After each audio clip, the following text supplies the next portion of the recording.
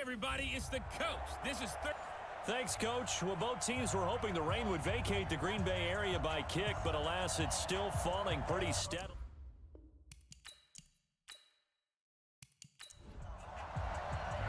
Set to go now on a wet and rainy night, and off we go from Lambeau. This will be fielded at the 6. Oh, and now he bowls him over. And he'll take it past the 25 and up to the 28-yard line. Deshaun Watson ready to lead the Texans offense, coming off a great turnaround season in 2018. Remember, 2 years ago, he missed much of his rookie campaign with a knee injury, but he led the Texans to an 11-5 record and an AFC South title last year.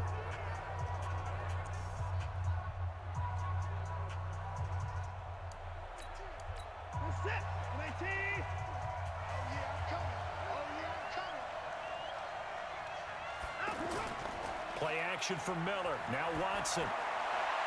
Man open. That's Kiki QT complete. And they're going to have this across midfield and inside the 45. A really good pickup of 28 yards. The goal for any offense versus a zone defense, find the holes where guys are available and put the ball on the receiver before any defender can step up and fill it. They did it well there. Perfectly executed crossing route. So into Packer territory now. Here's 1st and 10 at the 43. They'll fake the handoff. Now Watson. He'll take a shot for the end zone. That is caught. Hopkins for the Texans touchdown. DeAndre Hopkins, 43 yards. And they are able to strike first here on their opening drive. Well, if they didn't get the wake-up call before the game, they got it right now. 2 plays already in the end zone. I think of it in boxing terms because whether it's a big shot with your first one or a probing one, a little bit of a jab, the second one was the payoff. That was the big one that landed. 1-2, end zone. A good hold in these wet conditions. The point after is up and good, and it's now a 7-0 game. The long touchdown pass gets him 6 on a very, very tidy 2-play drive that time.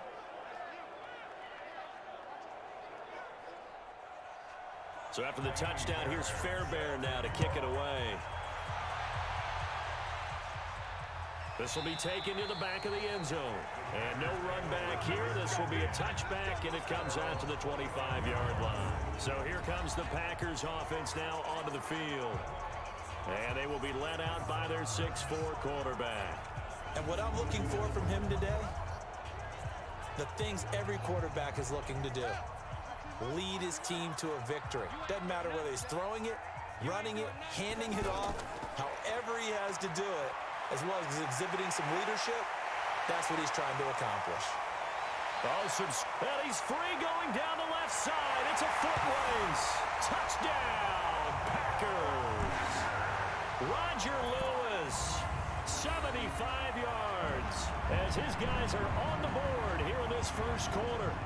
That's a great response. You give up the first score of the game, but you go right down yourselves and get the equalizer. I just had a flashback there. I remember playing in a game like that in college where one of my teammates had said in the media that week, the opposite team would be lucky to cross our goal line.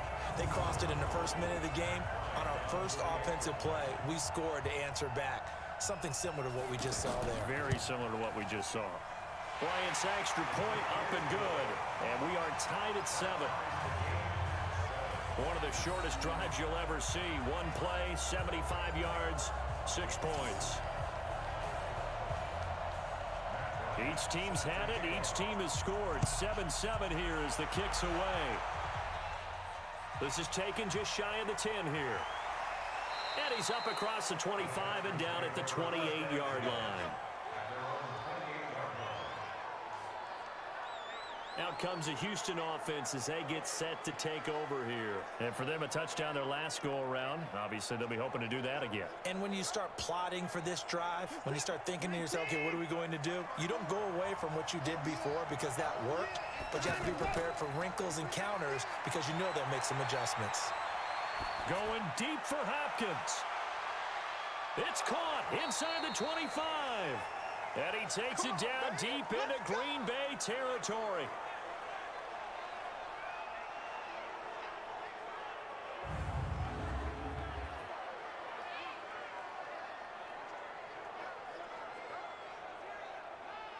If there was one area that the coach emphasized in our pregame meeting, it was red zone offense.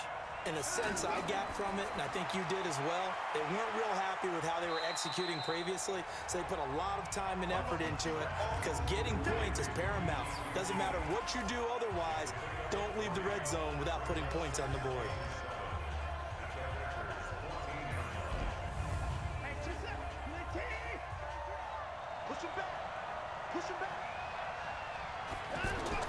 Now a first-time Pro Bowler from a year ago, Lamar Miller. And the big boys up front, they're going to stop him right at the line.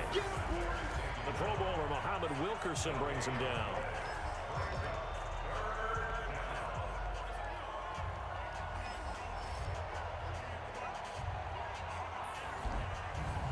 In need of a conversion on third down. They had the big play to start the drive. Not much sense. Out of the gun, Watson. And he's got Miller. And he gets the first down yardage he needs before he's brought down at the 6. They're able to convert on third down, and that sets up a 1st and goal. Well, they've had a great, impressive drive going here, and that pickup ensures the drive continues. And not only do you continue the drive, which is demoralizing for the guys on the defensive side of the ball right now, but you make your own defense happy. They're able to get a little more rest over on the sidelines while this one continues downfield.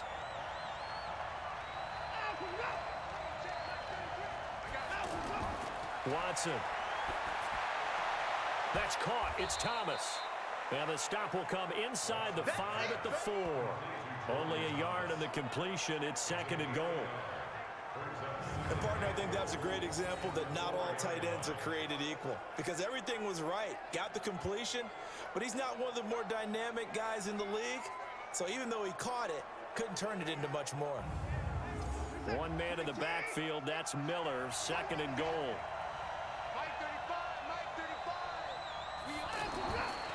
To throw is Watson. That is caught. Hopkins for the Texans touchdown. 2 first-quarter touchdown passes now for Deshaun Watson. And the Texans have taken the lead. Still first quarter, 2 receiving touchdowns for him. How are they going to slow him down? I think they're thinking about altering their game plan. Whatever they came in with, now maybe you switch a better cover guy to him. Or you make sure you have more people in his general area wherever he lines up to at least try and discourage them from throwing the ball to him. Extra point by Fairbairn, up and good. And that makes the score 14-7. So the drive there took 6 plays. And the result, a Houston touchdown.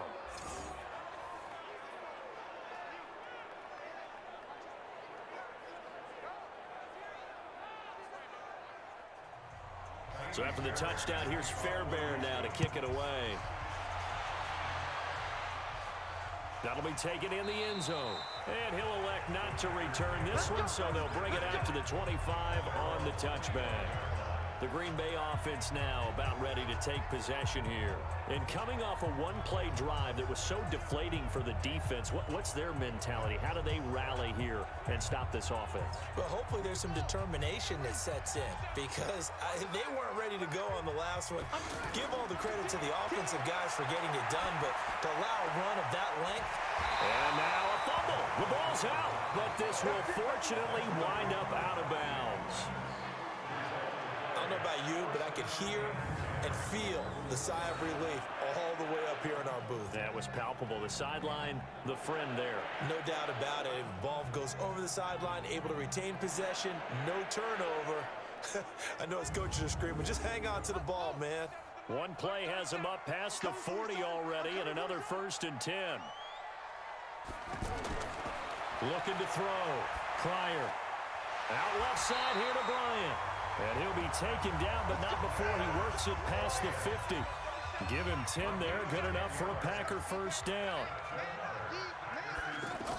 They sure put the coverage guys in a stress on that one. They thought they were going deep. Ends up curling inside for a nice chunk of yardage. Benardrick McKinney, a first-time Pro Bowler a season ago, in on the tackle there. Here's 2nd and 9, just a yard on that last run. Now a carry here for Orleans Darkwan. He'll get about 4 here, down to the 43-yard line. And a look now at the defense for Houston. Many times as we open a game, we talk about guys who are drafted in the first round, but how about the undrafted players? In this case, safety Tashawn Gibson, who's made the most of his time in the NFL, becoming a starter in the league, and since 2012 has 20 interceptions, the most for undrafted players in that time frame. Finds his target. It's Gates. And he's going to be taken down with another first down as the stop's made at the Texans' 25-yard line. Well, sometimes our pregame meetings do pay off, don't they? What do the guys in the locker room call him? Well, they said it with a chuckle. They called him Old Reliable. Yeah, that means he doesn't move quite as fast as he used to, but he still knows all the tricks, doesn't he? Even that little gentle push-off in order to get open, he finds a way to pick up a first down.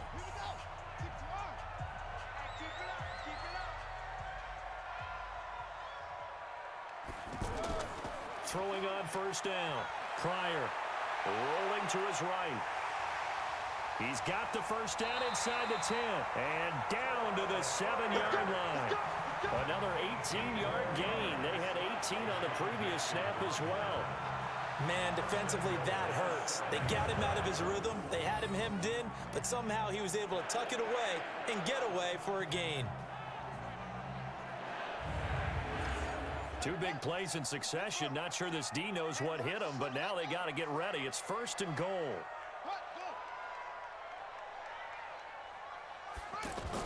Now a fake on the give here as they try the run-pass option. And he will get this into the end zone. Touchdown, Green Bay. A 7-yard touchdown grab. As they are an extra point away now from tying this football game. That's one of those long drives where not only do you score, but you really tire out the defense too. That's a great point because now they've been on the field for a long time. Them going to the bench, trying to make adjustments, trying to figure things out, but they'll do so fatigued.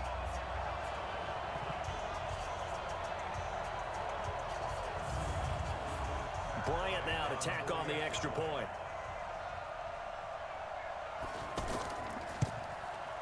Footing likely going to be an issue all night here on a rainy night, but this one is good. So the drive winds up going 75 yards in 7 plays. And the result, a Green Bay score.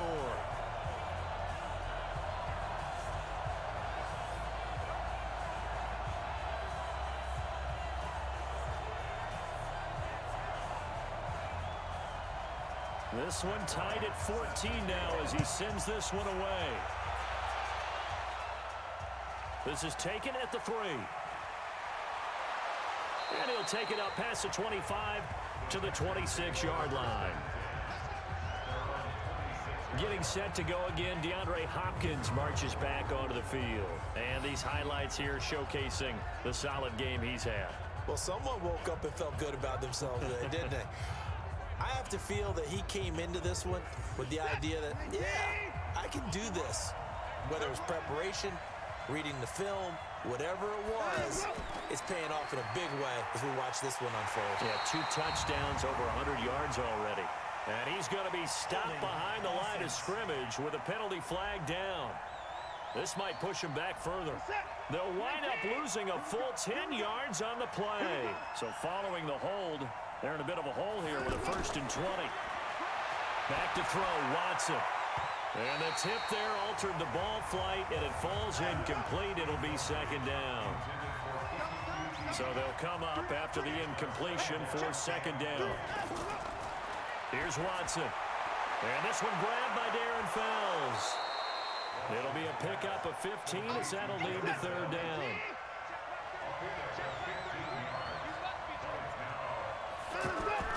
From the gun on 3rd, Watson. He's going to loft this one deep left sideline. This is caught at the 20. Watson hitting Fuller with a big one. 49 yards. Well, make that now 2 completions for him on this drive, and these aren't ordinary completions. They're big ones. Yeah, these are the types that make a secondary talk to each other and not in a good way. Oftentimes pointing fingers. Hey, who's got him? Someone cover it. That type of indecision can open it up to even more big plays. So a big play as it gets him all the way down to the 20 now for 1st and 10. Watson with a give to Miller. And he will be brought down at about the 6-yard line. Back-to-back nice gains. That one for 14 yards and another first. Tremendous blocking by the interior of the offensive line. They didn't just gash him there. They blasted a gaping hole for him to gallop through. I think if he comes back to the huddle, he better be giving them a whole lot of credit and thanking them for that much space to rumble.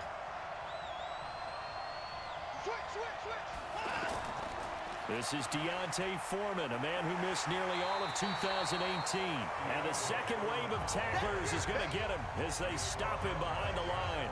This will be a 2-yard loss on the play. And that'll bring up a 2nd and goal. I know the scouting report on him is that he doesn't possess the eye discipline to be an elite linebacker. What that means is his ability to read, react, and make a play. But on that one, he looked like one of those guys. It's 2nd and goal, back to the 8-yard line now. Watson hands this to Foreman. And he's going to be hemmed in and brought down right at the line of scrimmage. It'll go as no gain on the play, and now they're looking at a 3rd and goal. Watson now to throw. This will be caught at about the 6. And he's going to be brought down just shy of the 5 at the 6. A great job to hold him to just a yard there. Now it's 4th and goal. One hallmark of good defenses is understanding the game, understanding positioning, and tackling immediately in the secondary after catches. I think we just saw that on display right there. Got to him before he ever had a chance to think about turning it upfield.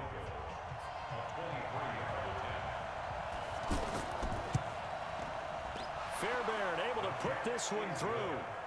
And they take a 17-14 lead. No one attempted or made more field goals than Fairbairn last year. He was 37 of 42. And they were grateful for every one of those that put 3 points on the board. I'll guarantee you Bill O'Brien, the head coach, is thinking to himself, we need to use him a lot less in 2019. Let's make sure we score some more touchdowns. This will be taken in at the 1. And a nice return sets him up pretty good here at the 30-yard line.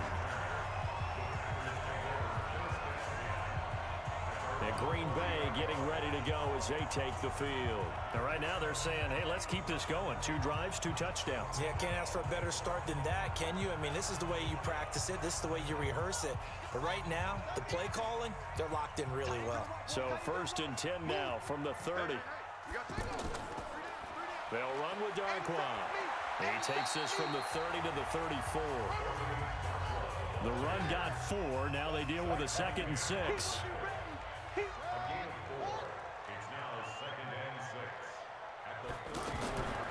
Here's Darquan. He'll get about 4 as he's past the 35 to the 38-yard line. Back-to-back 4-yard runs. Now, look, if they just do that all the way downfield, ball ends up in the end zone, but that's a little difficult to do. Yeah, I think now 3rd and 2, that defense ready to stiffen up and stop that run. He completes it to Bryant. And he's going to be taken down with another 1st down as the stop's made at the Texans' 36.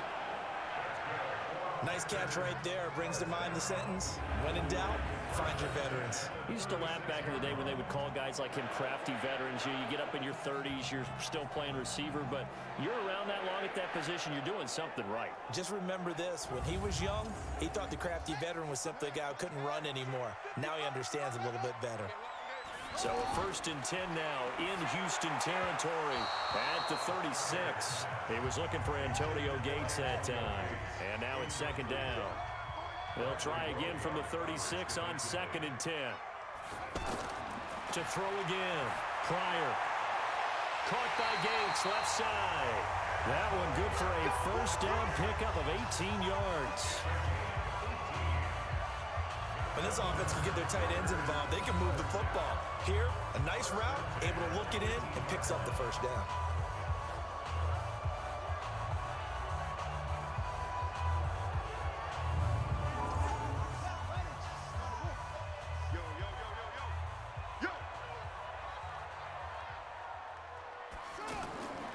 Inside the red zone here, they'll look to throw. Over the middle to Garcon. Down he goes at the 10 with a solid pickup of 8. A good pickup there. 8 yards on the first down completion. On the run, Darkwa. And they'll go backwards here, losing yardage to the 14. An interesting and intriguing decision there defensively because they kept extra DBs on the field despite seeing the multiple tight end look that came out for the offense. I thought they were going to switch out of it. I didn't know if they felt they didn't have time or what the case was. Well, in any event, the extra speed allowed for great penetration as they stuffed that one behind the line of scrimmage. Go. To throw on third down. Pryor. They'll roll him out right. He may try and run for this. The decision to tuck and run gets him 3, but that's not enough. Now it's 4th. Well, partner, nothing comes open here, so he decides to escape out of there, and he doesn't pick up a first down, but he does gain additional yardage to set up a possible field goal attempt if they decide to go that route. Now Matt Bryant on for the field goal.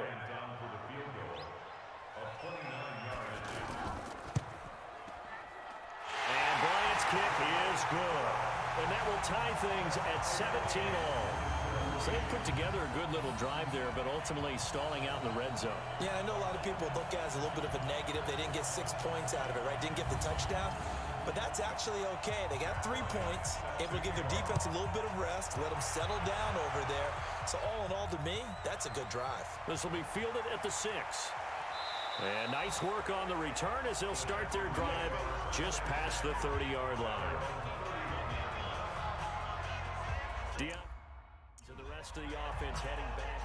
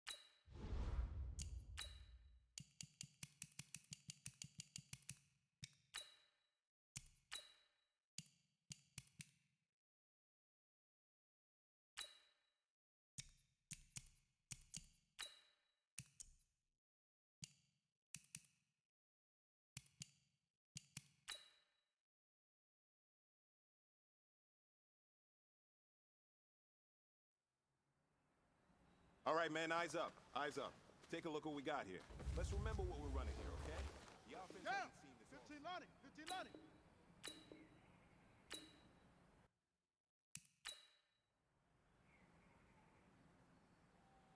Here we go. And read. Set hut. Hustle. Ready. Set hut.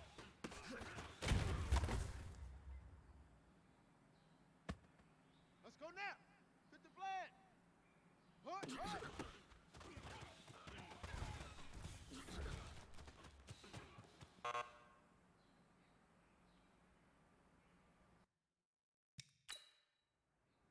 Ready. 18 Gator. We good. 132. Butter. Jack Rabbit. Here we go. 60 yards. Ready. Chin up. Set hut. 60 Pittsburgh. Set go.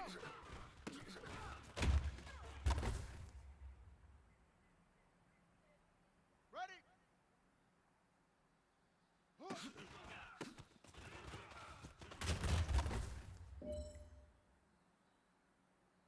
Got it.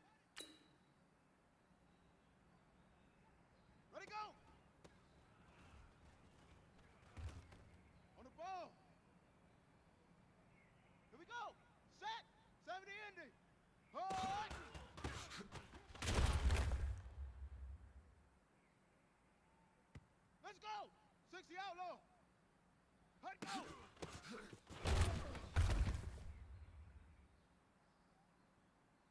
Set. 10, Lobo. Set up.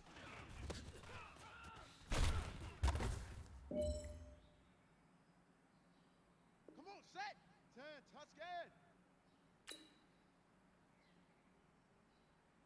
Ready, ready.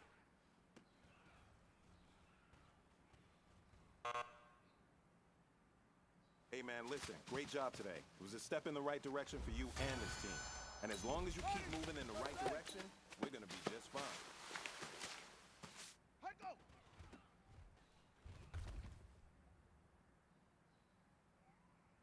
Set, ready. Now the wolf. Set, hut.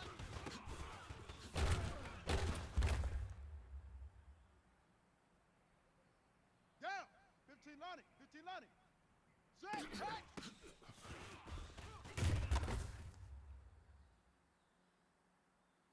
Here we go. And read. Hut, hut.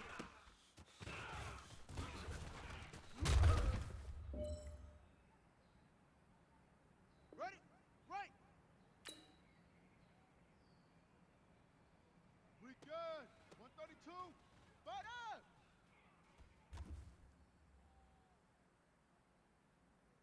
Okay. Right.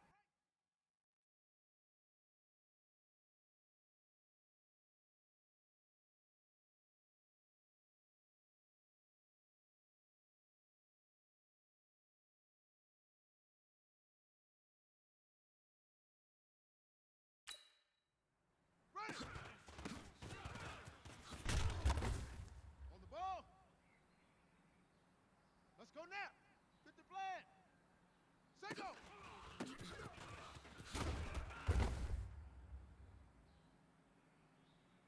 Ready, ready. 18 Gator, 18 Gator. Push.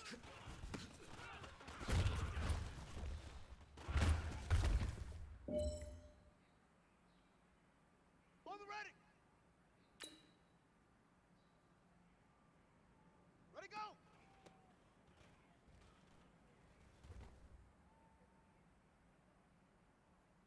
Here we go. Here we go. 60 yards. Hut. Rocket, rocket. Set, hut. 60 Pittsburgh. Hut, go.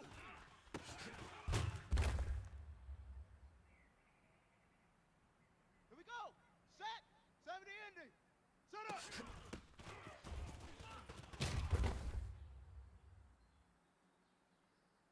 Let's go. 60 outlaw. Ready, ready.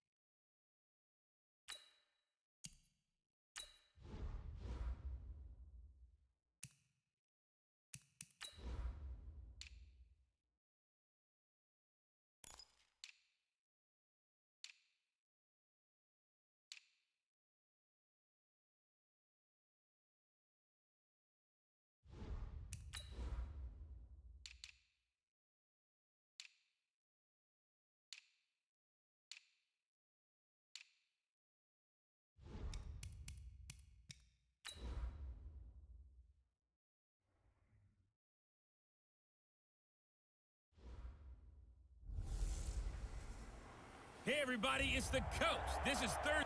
Coach, they love their crab cakes and they love their football. That's what Maryland does. And we are at M&T Bank Stadium down near the Inner Harbor of Baltimore. Tonight, it's a preseason matchup between the Green Bay Packers and the Baltimore Ravens. And he'll wind up getting an extra couple yards here for his trouble as he'll bring this one out to the 27.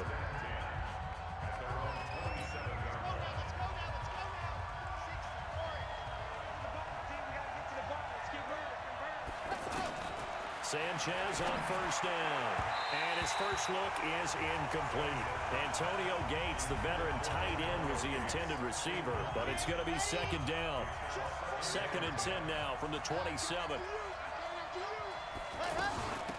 There's Chris Ivory with his first carry. And they get 6 here after the incompletion, and it'll leave them with a 3rd and 4.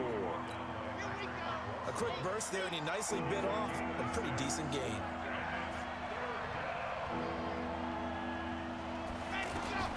From the gun on 3rd, Sanchez. And it's complete to Antonio Gates.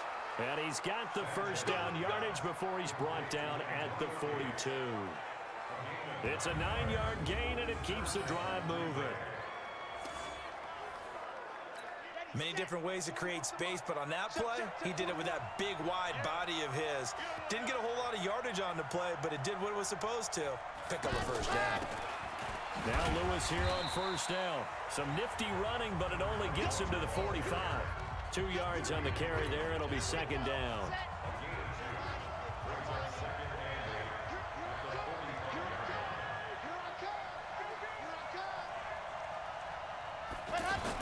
Another run. This time it's Ivory. Tackle made there by Tony Jefferson. Whenever we talk about the best strong safeties, one word constantly comes up, and that's instincts. Being able to diagnose run or pass and make the appropriate moves. He crashed down hard there. He was ready for that running play. And this one caught by Dez Bryant. And he's going to be taken down with the first down at the Ravens 30. So 1st and 10 now from the 30. They run the counter to Ivory. And inside the 20 before he's brought down. 11 more yards that go around, a first down as well. Quite the opening drive march they're on right now. It looks a lot like what we saw in practice prior to the game, doesn't it? You know, because on that last big practice beforehand, you go through your offensive script, you go through your play calling, you go through all the stuff and establish things, and it looks like it's going like clockwork right now for them. The tackle made by the corner, Jimmy Smith.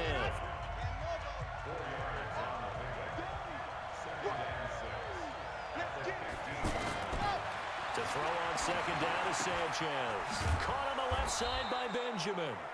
And he'll get it here to the 10-yard line.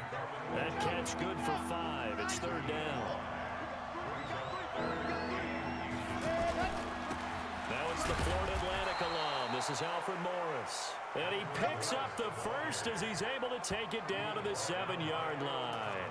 And they got 3 yards. That's enough. A conversion, and now it's 1st and goal. So another 3rd down conversion, and now they've got a 1st and goal. And they'll get this from the 8 to the 5. Pick up a 3. And the ball smack dab on the 5-yard line. Here's 2nd and goal. Now Sanchez. And he's got it. It's caught for a Packers touchdown. Pierre Garçon there to make the grab. And they are able to strike first here on their opening drive. A long opening drive, but a very successful opening drive. We call that methodical, I guess, when it takes that many plays. Methodical and almost like a boxing match where you're hitting them with body blows. They can withstand them here. Look, they gave up the touchdown, but you don't feel like a knockout. Now Matt Bryant on for the point after.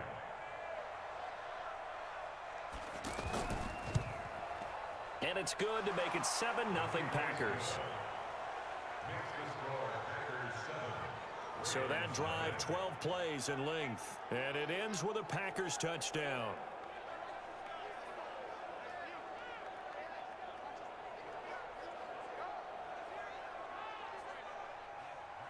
And after the touchdown, here's Bryant now to kick it away. This will be taken in at the 1. And a good return as he'll be stopped just shy of the 30-yard line. So here are the Ravens now under 12th-year coach John Harbaugh. Commanding the offense will be Lamar Jackson, the electric quarterback out of the University of Louisville.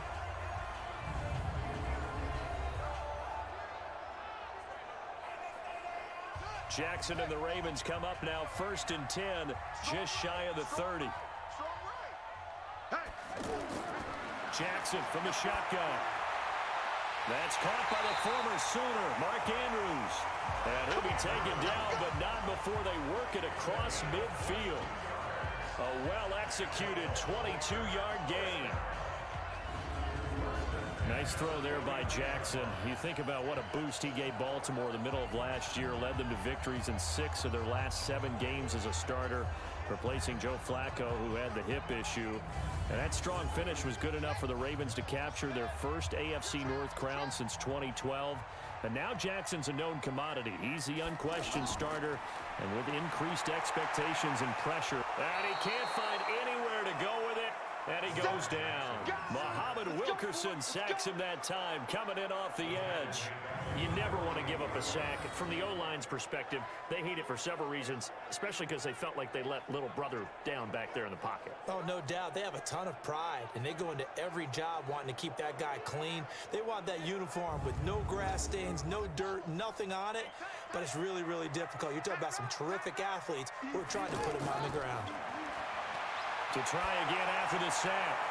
Jackson got his man complete over the middle. That's Andrews. And he'll get this one down near the 20-yard line, just shy of the 20.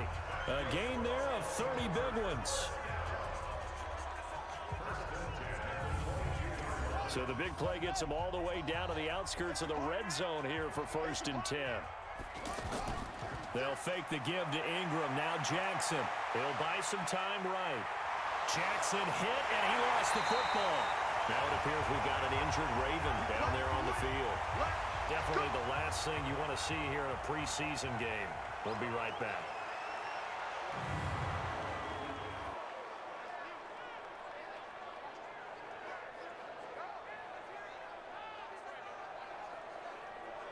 Set, ready. Not a wolf. Man left, man left. 40. They go to the former Saint, Mark Ingram.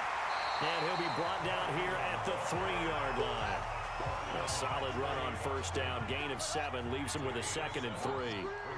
Pretty effective run there. Now they can start to smell that end zone. Pound the rock. Make sure you use your O-line to set the tone of dominance and physicality, and pound the rock. Now a 2nd down throw for the end zone, but it's incomplete. So the incomplete pass on the last play, and that leads us to a 3rd and 3. From the gun, Jackson. That's caught at the 3. And he'll take it into the end zone for a Ravens touchdown. From 3 yards out, as his guys are on the board here in this first quarter. Boy, it's nice to have that big, reliable target you can go to. Each and every time. A lot of people see that position as a fallback. Throw it to them when all else fails. Not at all. This guy can make plays, and that's exactly what he just did. Yeah, play here for a touchdown.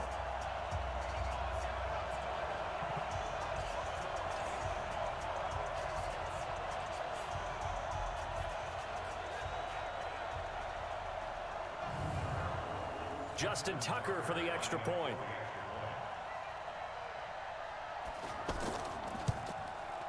It's good, and we're all tied at 7 apiece. So this drive spans 7 plays, and it ends with a 3-yard scoring run.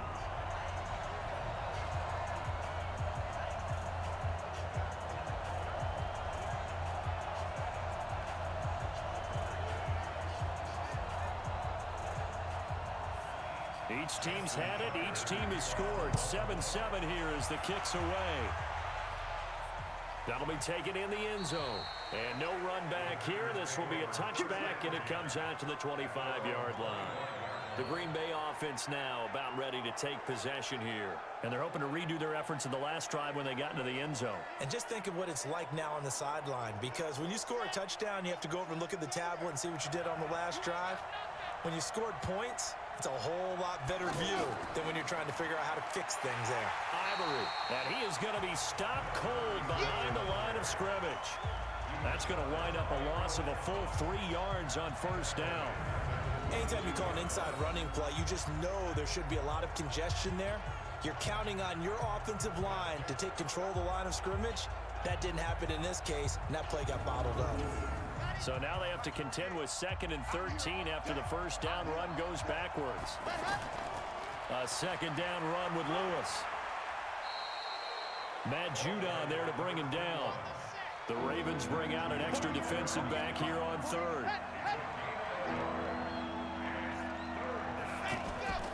From the gun, here's Sanchez. Now he'll dump it underneath to his running back, complete. And he'll go down just shy of the 25 at the 24-yard line. Partner, I think that completion takes the definition of dink and dunk to a different level, doesn't it? It does, and the defense was right there, kind of played into their hands.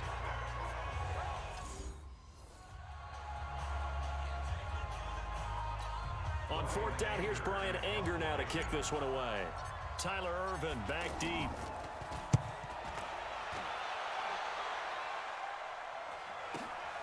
Fielded just inside the 20. And that's going to go in the books as a 55-yard punt. Well done. And the Ravens, they'll take over.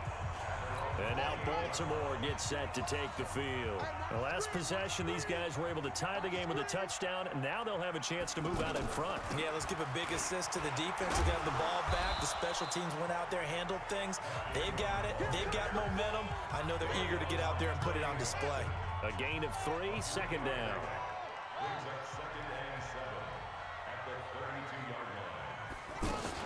On 2nd down, Ingram. Try to bounce it outside, but he's only able to get it back to the line of scrimmage. No gain on the play, and it's going to bring up a 3rd down. And when the defense wins and gets up no yardage on a running play, that's something they can build on and carry themselves forward throughout the game. Yeah, they get him down, but not before he takes it across the 40-yard line. His first catch there, good for 10 yards and a first down.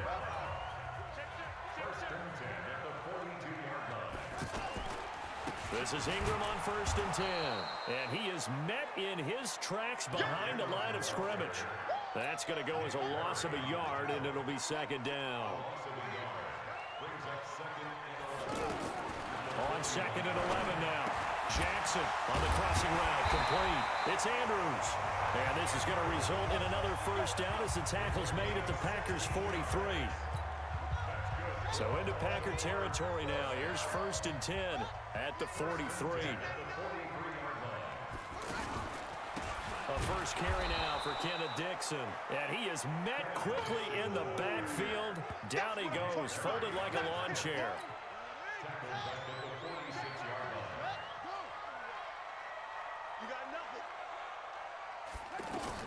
Now on 2nd and 13. Jackson looking left side. Andrews with it, complete. The catch and run pays off for 29 yards. On that catch, he's already eclipsed 100 yards here in the first quarter. Charles, he's on pace for over 400. And playing with great confidence, isn't he?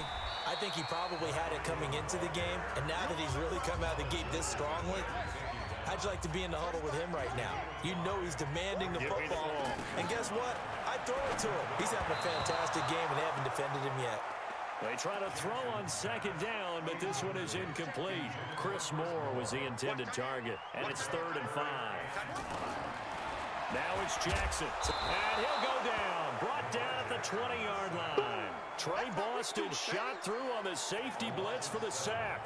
We're going to talk about how teams are so competitively matched, and you just want to make those plays that give you an advantage. How about right here? The difference between letting them score a touchdown versus holding them to a field goal, that's absolutely huge with the play he just made. Well, you know, he hated taking the loss there on 3rd down. Tucker named the league's all-pro kicker for the 3rd time in 2018. Go ahead and admit it. The only time that you get excited about Justin Tucker kicking is when he actually misses. It's and rare. excited is not the right word. Surprise is more what we're talking about. 90.1% coming into 2019. He's incredible. Now the Packers get set to go. And on the last go-around, they really couldn't get anything going. They had to punt from deep inside their own territory, which means you're going to lose the field position battle as a general rule. What they're looking for now is a little more consistency, move the ball at least a few times on offense, get a couple of first downs, and hopefully flip the field. Yeah, just something to build off of. That's what they're looking for here.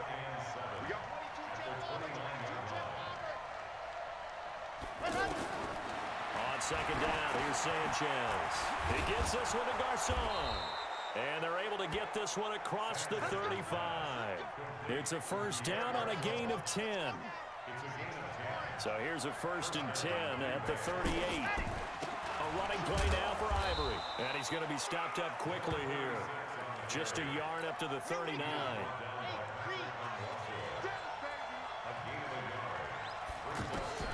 Here's Sanchez now on second down. And that is caught by Ardarius Stewart. 8 yards into completion, but now they face third down. Well, that's what you're looking for when you want to throw the ball downfield. You want one of those guys who can play out on the perimeter, can play out wide, who can not only get open, but when they're covered, can uncover themselves downfield and create catches. And he is tackled inside the 40, not quite to the 35. A good-looking drive for the Packers so far. It's a first down. So in Raven territory now. Here's a 1st and 10 at the 36. Here's Ivory. And down right around the 32-yard line. 4 yards on the pickup. I call that play a success. A nice inside run sets up a very manageable second down. A very solid gain on that play. Carry number 10 now for Ivory. And he's able to get it down to the 25-yard line. Well, they're making an effort to get the ground game going tonight. So far, it's working. I like what we're seeing from the offensive line. They seem to have the leverage going, and they're controlling things and reestablishing the line of scrimmage, moving that defensive front backwards. But also like what the runner's giving us, too. It appears that he's been waiting all day long to get out here and take off. Ready for the second quarter, and it's our visitors with the football as they've got it with a 1st and 10. The Packers with the football here to begin the second quarter as they've got it with a 1st and 10. Here's Sanchez, and this is incomplete. Dez Bryant, the intended receiver, and it's second down. After the incomplete pass, here now is 2nd and 10. Throwing again, Sanchez. Right side catch. This is Gates. And he'll get it here to the 10-yard line. That throw good for only a couple. It brings up third down. And they're left looking at 3rd and 8 after the second down pass play only went for 2.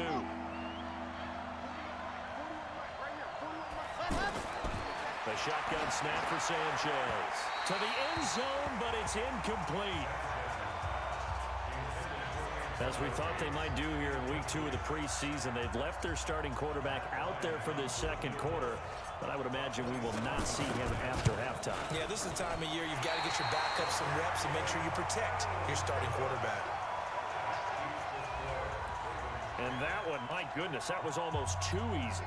Yeah, you're not going to have too many attempts shorter than that one, and I don't think this was blocked. That's about as bad a miss as you can have. Caught right side at Snead. And he'll go down at the 26 following a gain of 6. A gain of 6 there on 1st. From the 26, they'll line up on 2nd and 4. Play action. Now Jackson. Over the middle here to Brown. And they work this well upfield across the 45. Nice big gain there from Marquise Brown, first-round pick out of Oklahoma. Of course, his cousin knows a thing or two about big catches in the NFL. That's Antonio Brown. And now Hollywood hoping to carry on the family tradition of solid production at the wide receiver position. It'll be a loss of a yard, and that'll bring up a 2nd and 11. On second down now, it's Ingram, and this will be taken across midfield and into Green Bay territory. Trey Boston up to make the tackle.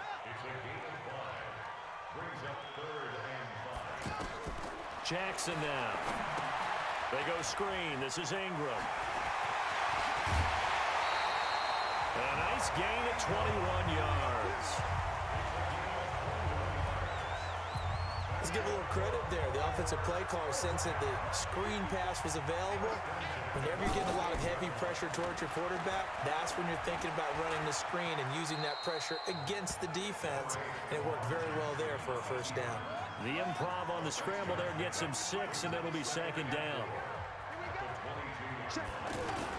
On second down, it's Ingram. And down inside the 15, shy of the 10. It's a first down on a gain of 10.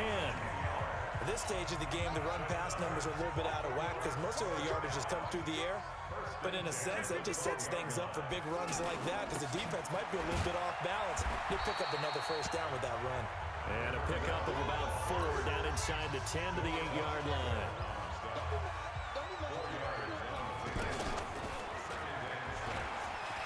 They'll take it into the end zone for a Ravens touchdown. Lamar Jackson ready for the regular season with his second touchdown of the game as the Ravens push further out in front. Tucker able to connect on the extra point. And maybe there that was just a case of completely overlooking the guy holding the football. It certainly felt like it, didn't it? Because on my checklist, okay, as a defender, QB's last. running back, fullback, heck, jet sweeps nowadays. Before you even get to thinking about the quarterback might actually keep it. Let's go. Do it.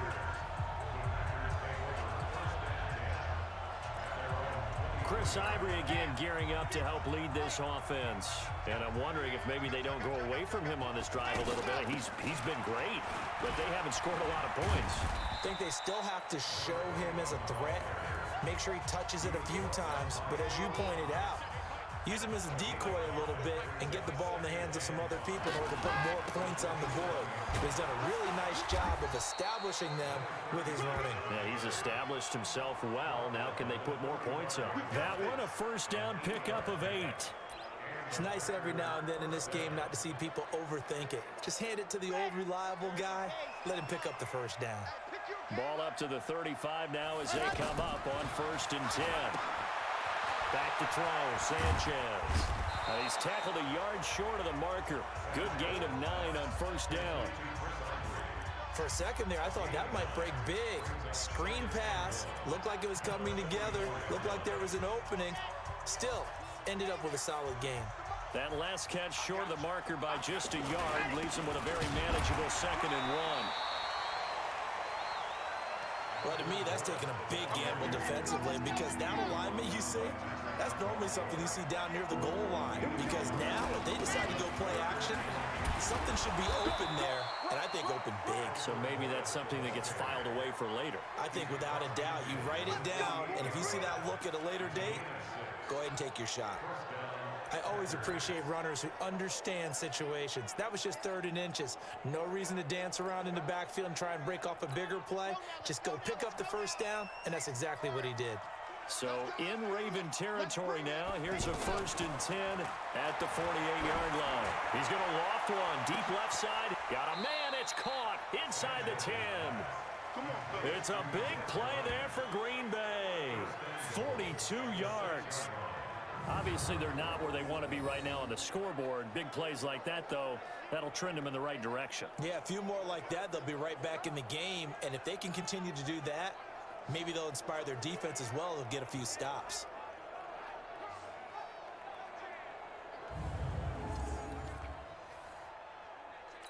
Now a chance to make that big play really hurt. It's 1st and goal just outside the 5. It's just me and you. They'll try to run with Ivory. And they'll be driven back here, losing yardage to the 9. Call it a full 3 yards in the wrong direction there. Brings up 2nd down. That's a tough one right there. He ran right into the teeth of the blitz as the linebacker was freed up in order to stuff that one for a loss. I think quarterbacks got to see that. Got to find a way to audible into something a little more advantageous. Touchdown, Packers. Antonio Gates there to make the grab, as they are now just an extra point away from making this a 3-point game. And he is a reliable target. They like to get him involved. They got him involved there for the score. And they should. He's a very good player. Remember, they can use him in certain positions, so many different spots, and he usually comes through for them. Here's Bryant for the extra point.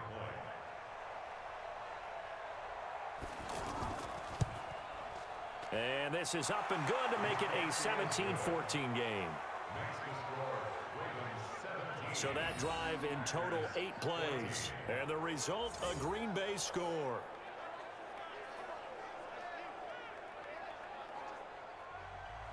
And after the touchdown, here's Bryant now to kick it away. This fielded at the 2. And he'll get it up past the 20 to the 22-yard line. Mark Ingram now gears up to help lead this offense back out there. We're in the second quarter. They've got the lead. The lead, though, not so much because of the ground game, because of their air attack, Charles. So what they're seeing so far is the possibility of things loosening up later in the ground game. Through the air first, maybe they have to start respecting that even more as the game goes on, and then there will be running lanes to find later. Yeah, try to get him more involved here on this drive, maybe. A nice run there, 9 yards, and it'll be second down. A 10th carry here for Mark Ingram. And he's able to take this one up to the 35-yard line. A gain of 5, good enough for the first down. Ball up to the 35 now as they come up on 1st and 10. They run from the pistol with Ingram. And this defense not giving him anything there. Maybe a yard up to the 36.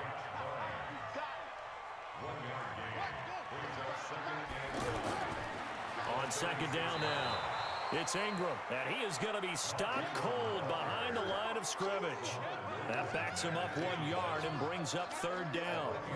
And the big fella stuffed that one up in a big way. I think doubling him has to be a priority because you can't move up to the next level if you don't take care of him first.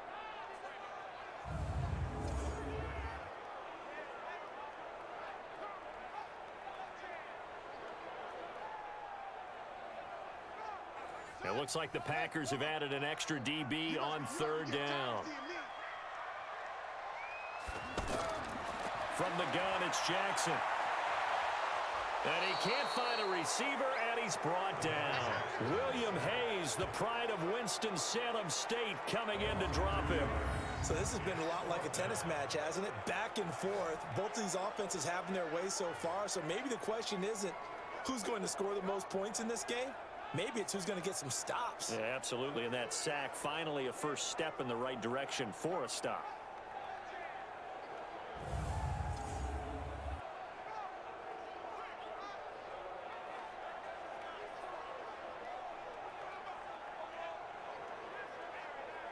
So on 4th down, here's Sam Cook to punt it away. Jamal Agnew is deep to return it.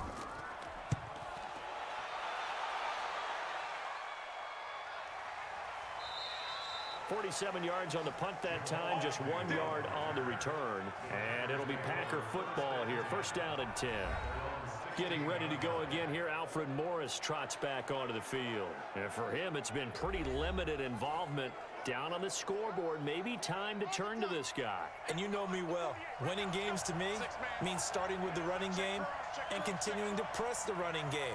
Maybe you go away from him a little bit now, but the bottom line is he hasn't touched it enough to make a difference. Well, they haven't established that running game yet. The question is, will they? Nice work to get 7 out of that, and it's 2nd down.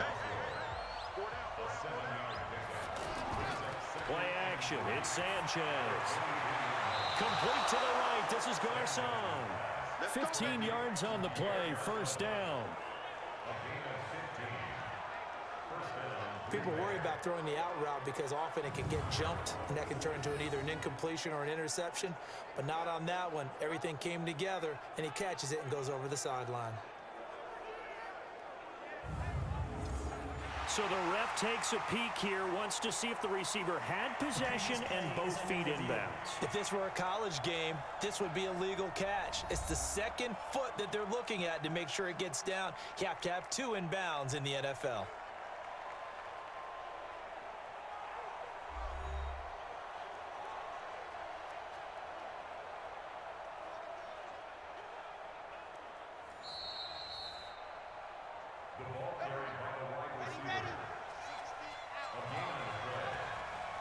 Well, he challenged the play. It did not pay off.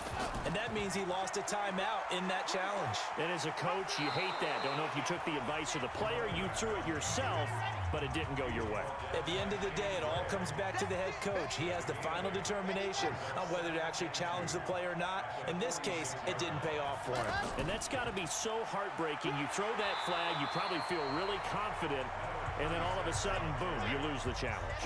Yeah, when you take a look at it, you're throwing that flag because you believe you're going to be right. And when it comes back the other way, you have to regroup. Caught left side, Garcon. And he'll maybe get back to the line of scrimmage, but no more than that.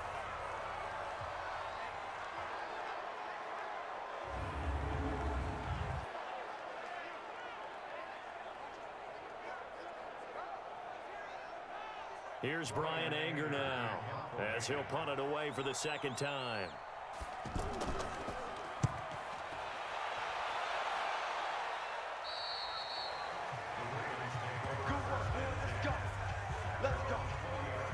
This Ravens offense heads back out there, led by Lamar Jackson. He's thrown for a touchdown. He also ran for a touchdown, so they have to count for a guy that can do a little bit of both. And because of that, that puts a defense back on its heels. Because normally you just think, okay, he's going to throw the ball. Let's tee off, put a little extra pressure on him. But when he's able to either escape or run with the ball and design plays, that really changes what you try and do on defense. Yeah, you certainly can't forget about the arm, that's for sure. On second down, it's Ingram. And he'll be corralled right around the 34. Give him 14 on that one and a first down. Baltimore was the most run-heavy team in the league last year after Lamar Jackson took over as a starter. And you think about Mark Ingram, he goes from a situation where he was sharing time with Kamara in New Orleans. Now he figures to be the top guy in the Baltimore backfield, although I guess you could say he's kind of splitting time with his quarterback, Lamar Jackson. But a great veteran presence, Mark Ingram is behind Jackson. Ingram now in his 9th NFL season. On second down now, it's Ingram. And he'll take this one for about 4 up to the 40. The Packers bringing in an extra member of the secondary here to try for the third down stop. From the gun, Jackson. Throw left side complete. It's Andrews. And this is going to result in another first down as the tackle's made at the Packers' 43. So in the second quarter, he's already up over 100 yards receiving now. And isn't 100 the magic number for a really good game for a receiver? So he got a chance to really shatter that and have a profound effect on this game. They don't need to run another play here before the 2-minute warning. Let's see if they do it anyway. On first down, they go with Dixon. And he's going to get this inside the 30. A good gain again. That's now 31 yards combined on those last 2 plays.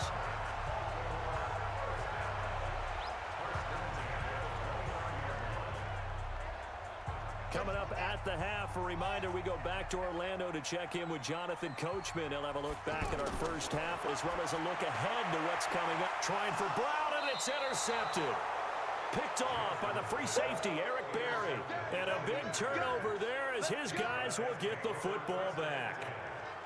And Brandon, this is a real nice job defensively of getting inside a quarterback's head and figuring out, okay, where's he going with the football?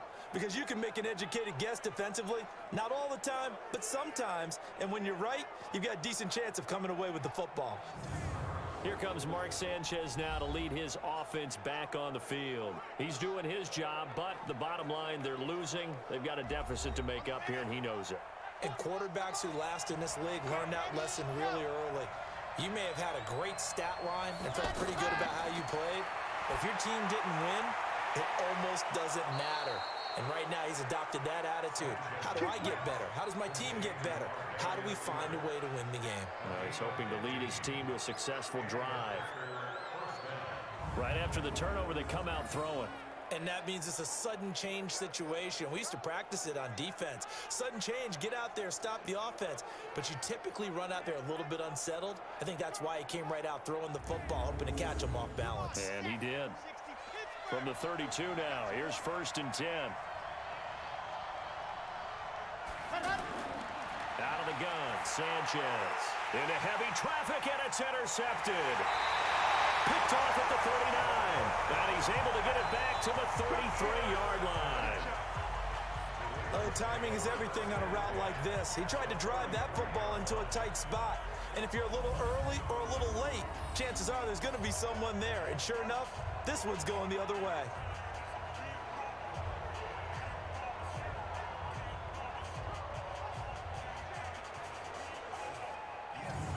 Lamar Jackson marching back onto the field. He's got the lead here in the second quarter. He's thrown the touchdown, but also an interception. As a quarterback, does that interception, even though you're playing while your team's got the lead, does that always stick in the back of your mind a little bit?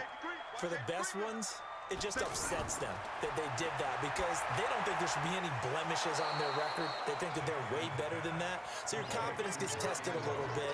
Being able to go back out there, maybe throw another touchdown, that'll tamp that down in a big way. Yeah, because he's looked pretty good to this point. You know what the key to a good screen pass is, don't you? Bet you're going to tell me. Good blocking? Well, good blocking eventually. But first is good acting. You want to let the defenders go past you, leak out to whichever side or even in the middle where you want to set up the screen, and then you do your blocking. How about the read, though, by the defensive guys? They weren't fooled at all and actually ran with the lineman to where the play was and smothered it for a loss of yardage. Give him 7 there on the tuck and run, and they're in better shape now for third. Partner, he was going through his progressions. Not there, not there. After about the third one, he decided he better pull it down and run for it. And he slides down and avoids the hit for good measure. And for the second time tonight, this field goal unit comes out here. He hit his first. Now this from 43. Oh, they flip it to the kicker. He looks like he's going to throw it. They're not going to get it. They try to move the chains with a surprise, but it's a turnover on downs. They pass up the 3, fake it. It doesn't work. And the Packers D comes up with a big stop. Here comes Mark Sanchez now to lead his offense back on the field. You know, normally he's probably pretty happy with his performance at this point. He's played pretty well. Bottom line, they're down on the scoreboard, so I'm guessing he's not that happy. No, the fantasy owners who have him for this week, oh, they're happy with what's going on. But for him leading a team, trying to win a ball game, I agree with you. Not happy at all. Trying to figure out how to up his game and inspire his teammates to do the same. That's a true leader. Now the first play of the drive there is incomplete. Here's Sanchez. And an alley to run. And the return will be stopped at the 34-yard line. He was going for Gates, his tight end that time. You're trailing, you're trying to get points late in half. I absolutely understand that. But remember, it's all about the ball. And without the ball, you can't get those points. They just turned it over. Now you got to be careful because that deficit can get a little bigger on the other side with that good field position they just took over with.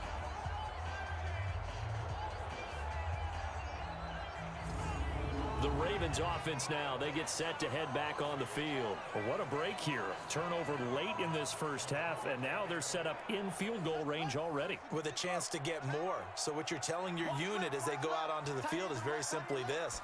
We've got 3 in our hip pocket. Don't jeopardize that. Let's attack and go for the big one here. Let's go get 6 and give ourselves a chance to really feel good going into the half. Throwing to start the drive, but that one incomplete.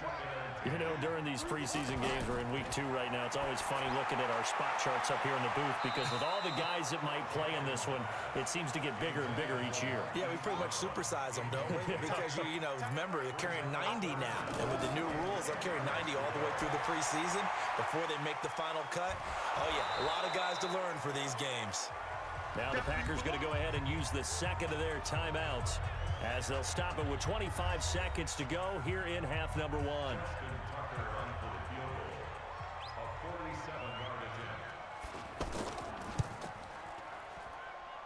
And this one is right down the middle. And they stretch the lead to 6. It's 20-14 now. Tucker now following the made field goal, set to kick it away. This one taken from the 7. And an excellent return there as he's up to the 35, but make it the 40-yard line. The Packer offense ready to get their next drive underway. And with time quickly fading here in the second quarter, not sure how aggressively, offensively they want to play this. This is caught inside the 15. Now a signal and a timeout call, as it comes with 9 seconds to go in this first half of play. So how about this for field position after the big play? Inside the 15 now as they come up on 1st and 10. And he's got it. It's caught for a Packers touchdown. Des Bryant in the final seconds of the first half. And now they can recapture the lead if they can make the PAT. These two teams in this first half, it's been fun. Back and forth, back and forth. Well, it's not fun for the defensive coordinators, but offensive coordinators are enjoying it. Yeah, they're having streaks here, aren't they? Being able to put scores together and really bunch them up, and we have a tight game here. You know, we often talk about having the right shoes for the right turf. Today... And after the touchdown, here's Bryant now to kick it away. This will be fielded at the 8. And not a bad return here. He gets it out to the 25-yard line. The offense back out there at the line, ready for their next drive. And now the clock reads precisely 1 minute to go in the half. You want to run the 1 minute offense? This is a good test right here. It certainly is, and definitely not a time to think about kneeling and going into the half. This is a chance to attack a little bit, but not having to get everything in one shot either. 10 yards here, 15 there. Work the sidelines, work the clock, give yourself a chance for at least a field goal going into the half. In our game, still a lot to keep an eye on. Guys battling, trying to make a ball club. We'll send it back to two guys already on our team. That's Brandon Godden and Charles Davis. All right, Coach, thank you, and we welcome everyone back for quarter number 3. And all that work, but he stopped where he ultimately would have been had he simply taken a knee, and that's the 25-yard line. Out come the Ravens now. They'll go on offense first here in this third quarter. They're down here, but very much in this game. What's the tonality of a coach's talk when a game is within striking distance like this at intermission? Typically, what they're doing is emphasizing the things that went well in the first half and wanting more of that. Sure, you've got to go over some of the errors and clean up some things because there's a reason you're down. But overall, I think they want to stay positive, stay up with this team. We're just starting the second half, and we've got the football. Let's go ahead and punch it in, and then we'll take it from there. See how that recipe works. There's a ball thrown right side and complete. And he'll be taken down, but not before he gets into enemy territory. 19 yards to pick up there. Move the chains. If you go back to OTAs in May, Chris Moore, he's a guy that a lot of people saw as a breakout candidate. 4th-round pick back in 2016 and hasn't really shown a whole lot in limited playing time so far in his career. 44 career catches in 3 seasons. So 2019 figures to be an important one if he wants to prove his wares in this league. They'll run on first down. Dixon. And that play will go nowhere. Losing yardage back near midfield at the 49. It's a loss of 2 there, bringing up second down. I like the strategy. Extra tight ends, extra beef. They want to run the football, but that means they probably want to run it inside. If you get strung out on the perimeter, you're in peril. Yeah, we saw the result, negative yardage.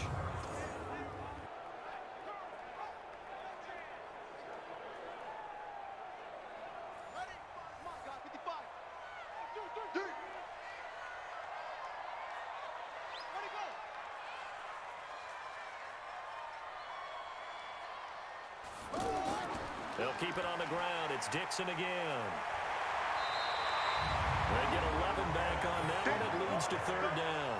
Despite the blitz, they're still able to pick up a nice solid gain. The disadvantage of blitzing often alters the normal spacing and run fits and leaves creases like they were able to exploit right there.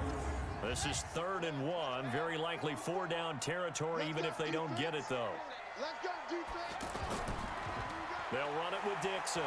And he will be very close to a first down, but I see the closed fist of the referee, and that means 4th down. Give him a yard on the play, and he's definitely short. It'll be 4th down and a few inches. They tried their best to pick up that 3rd and 1, but their surge wasn't enough to counteract what came back at them from the defensive side, was it? Offensive line, especially in the middle, looked like they were on skates a little bit when that one started. So now we bring up 4th and inches. This will be a critical call. And that is no good. He gave it a good run. That wasn't more than a foot or so wide to the left. Ready, ready. 8-3.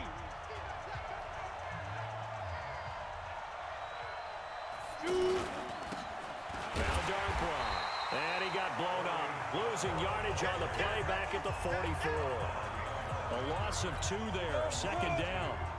So the opening play of the drive goes backwards. Now they'll come up on 2nd and 12.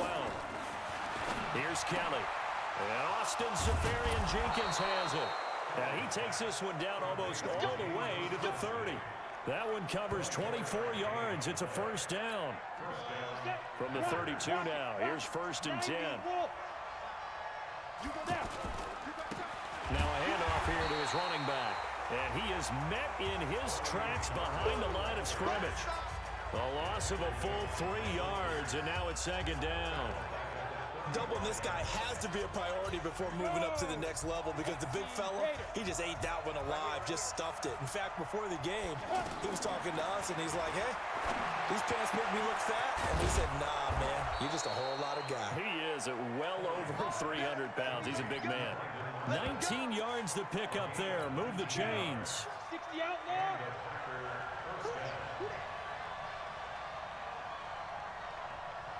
Hey, wahoo!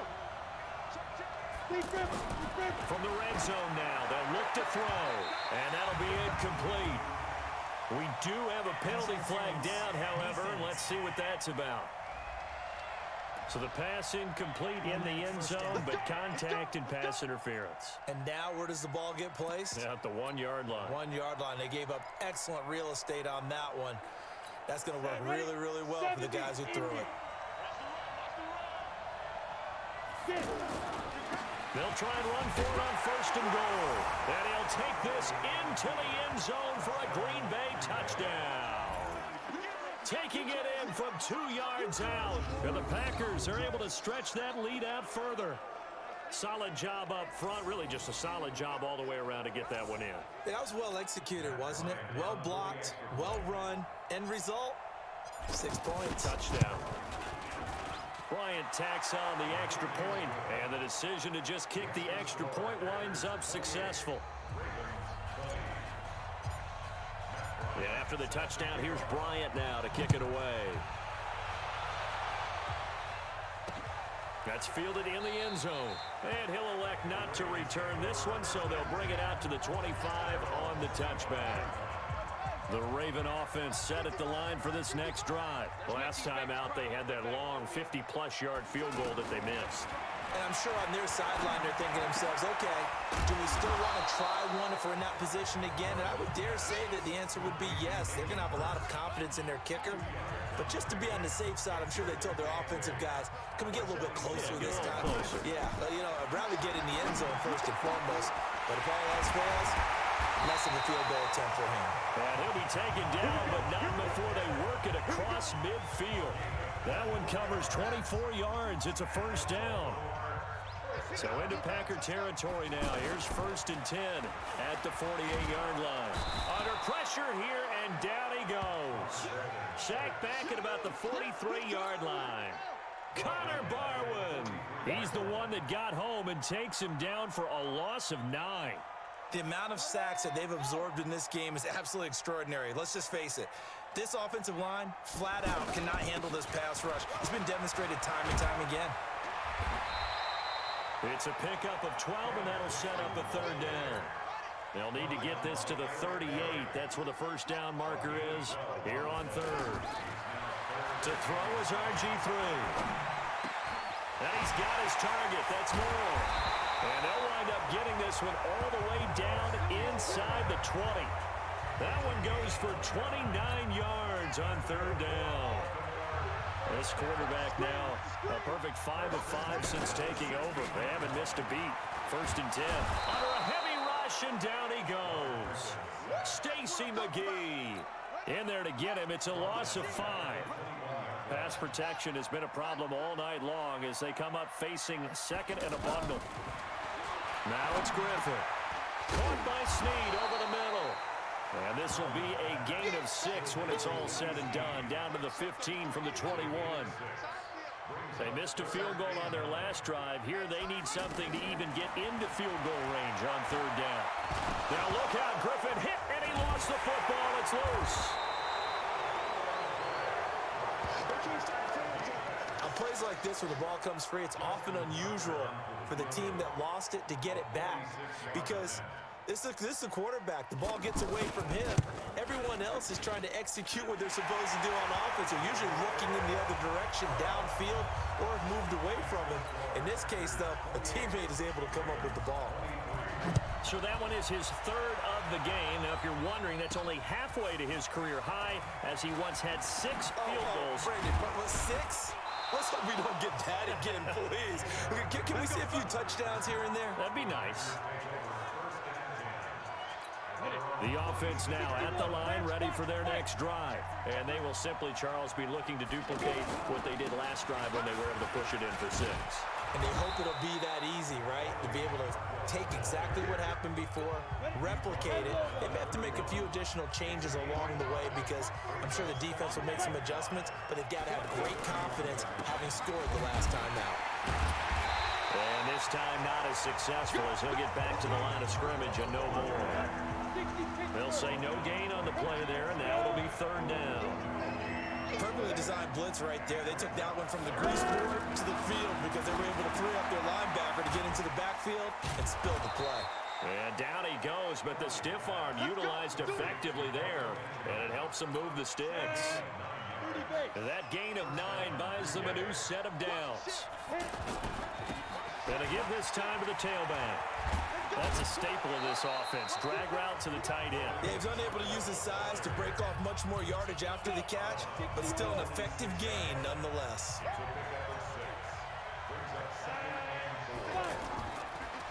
They'll run again now with Darkwan. And no room to maneuver there. Give him a yard up to the 47. Now, they struggled to get him rolling on the ground in the first half, and that's sort of continuing here in the 3rd quarter. Yeah, but I don't think it's time to abandon the running game. I would say keep feeding the horse, and I believe he'll eventually reward them, especially as we get deeper in the game. Looking for Marshall, but it's intercepted. Picked off by Tavon Young. And a big return will get him all the way down to the 35. They were looking for Marshall that time.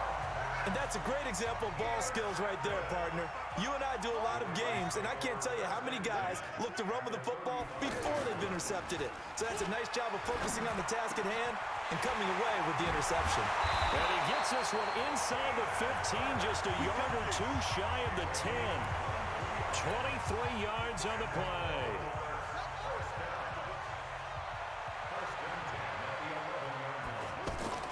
Now Griffin on 1st down. That's going to be caught at the 10-yard line. And he's able to work it here to the 8-yard line. The completion good for 3, and it's 2nd down. That 1st down completion only netted him 3. 2nd and 7. And it's caught. And he's able to get it down to the 2-yard line. A gain of 3 last play. This time they double it and pick up 6.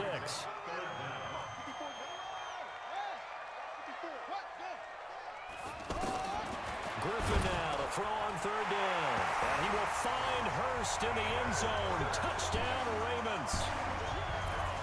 2 yards on the touchdown there. And the Ravens have retaken the lead. There was no going through the progressions on that touchdown pass. Yeah, nor was it necessary. His receiver won that route early, presented himself. No reason to wait. Go ahead and put it on. Feeling the pressure here and taken down. A sack back at the 7. And in the 3rd quarter here, they were trying to push that to a 3-point game, but instead it will stay at 1. And I'm a big proponent of not chasing points or going for 2 too early. But in this case, I understand why. You know, if you kick an extra point, you're just up 2, right? So a field goal still puts the other team ahead. So you go for 2 here and protect the field goal lead. They didn't get it done now. The Packer offense ready to get their next drive underway. And following the interception, just any interception, are you a little bit more cautious when you start that next drive, or no, you just throw that out the window? I think you are. I don't think that there's any way you can run back out there and go, totally didn't affect me. Let's just go ahead and be loose with the football again. You're going to take care of it, but you have to be careful about being too cautious because now you can't run any offense at all. Still want to attack. We'll see how they attack him here. Meanwhile, here, a run on 1st down really backfires as he's going to be brought down well behind the line of scrimmage.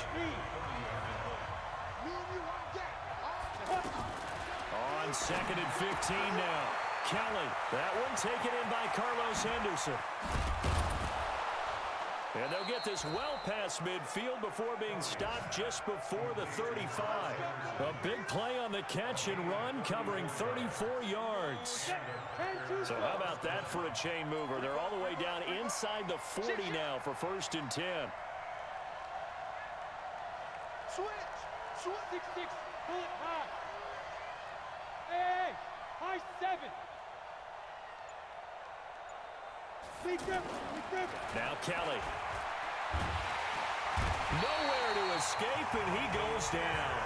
Michael Pierce, in all of his 340-pound glory, gets the sack. I know there'll be a little bit of criticism there because they went right back to the air after the huge pickup and end up getting sacked. That's often a play that you make. You feel like you've got momentum on your side. Unfortunately, the O-line failed to hold up to try to keep that momentum going.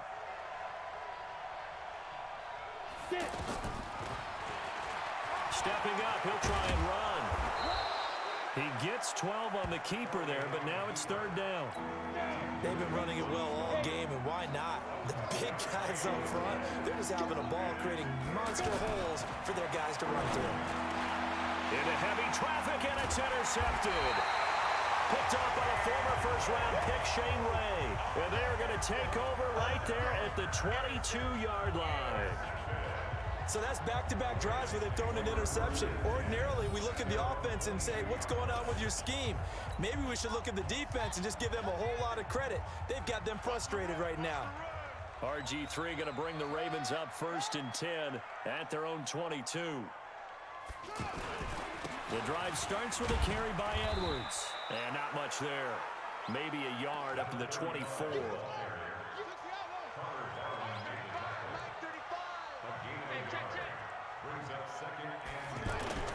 They go play action. Griffin. That's pulled in by the rookie from Notre Dame, Miles Boykin.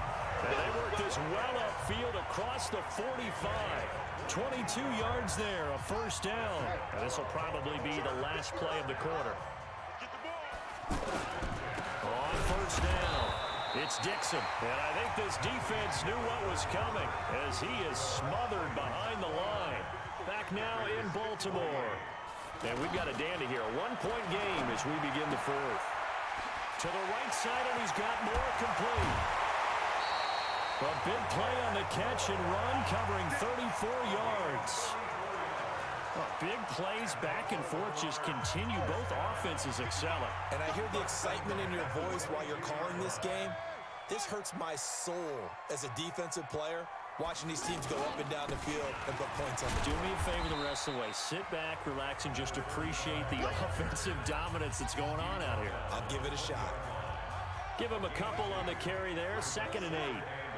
Well, that call makes sense because they've been throwing it well on this drive, and once again they show passing formation, showing the shotgun, and they ran out of it. That's a nice play by them defensively, though, to hold it to a short gain. 11 yards there, 1st down. On 1st and goal, Dixon trying to run inside, but nothing there. No gain on the play that time, but it sets up 2nd and goal.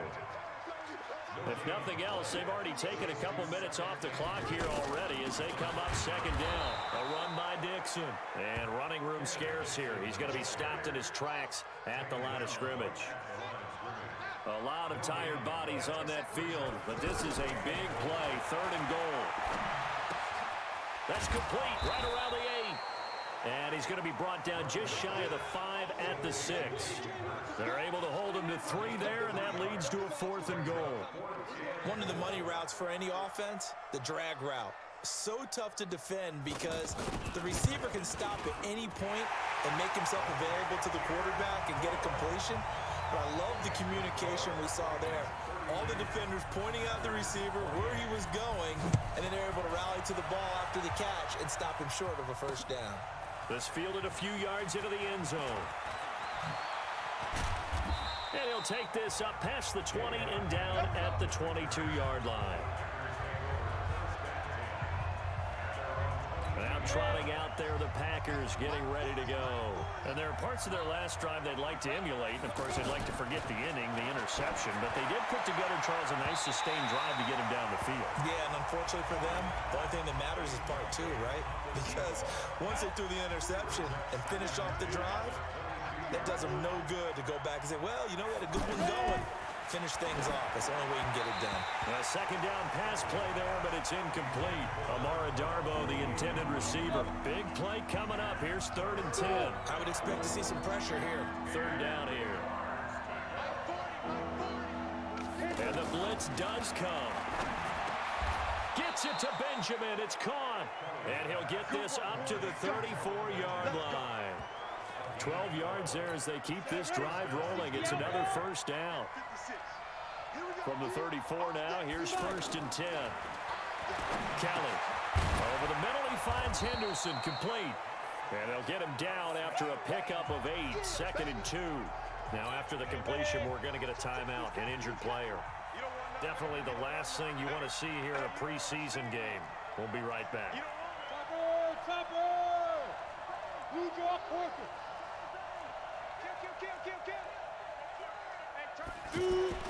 Throwing again on 2nd down. Kelly, Benjamin with it over the middle. And he'll get it out to midfield. Looks like, yeah, they'll spot it right at midfield at the 50. That one, a first down pickup of 8. From the midfield stripe, they'll look to throw. Wide open, it's Marshall, complete. And he'll go down, but not before getting this inside the 30. A really nice gain of 25 yards.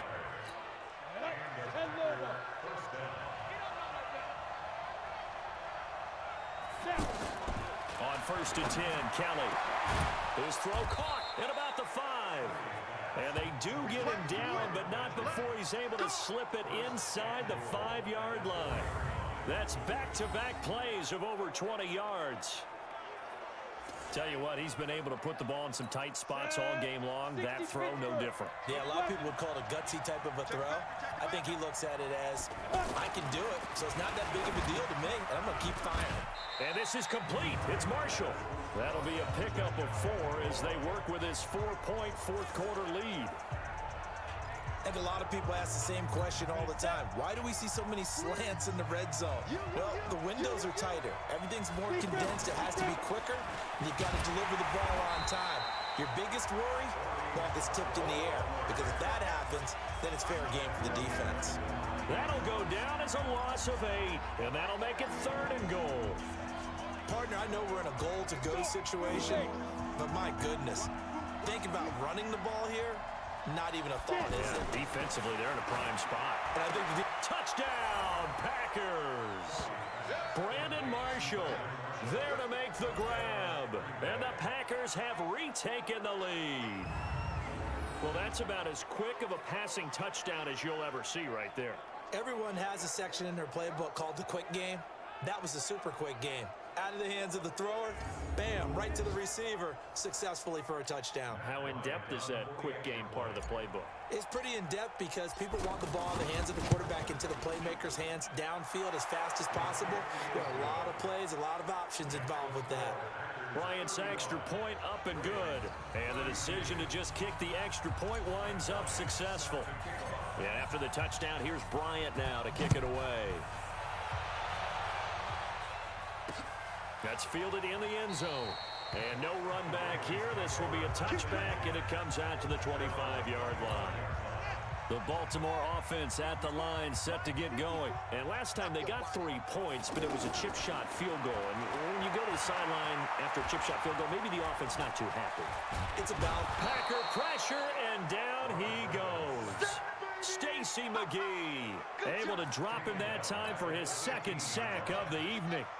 Pass protection has been a problem all night long as they come up facing 2nd and a bundle. He rifles one that's intercepted. Picked off by Trey Boston. And they have the football and will take over at the 24-yard line.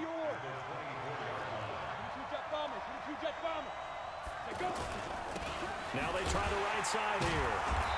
And this has been a recurring theme tonight for sure. Nowhere to run. Back to the line of scrimmage, that's all.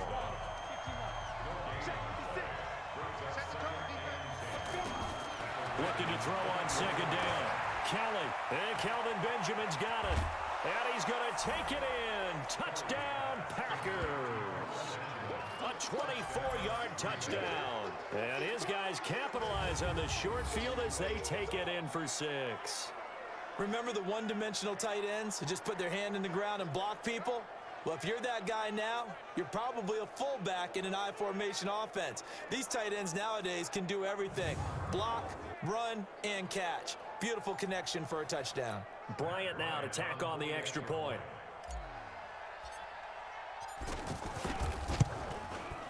And his guys will take a 10-point lead. Well, that drive started with not a whole lot of real estate in front of them. In plus territory, excellent field position. 2 plays later, pay dirt.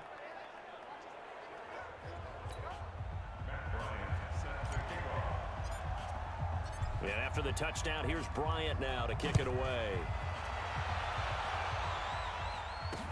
This will be taken to the back of the end zone.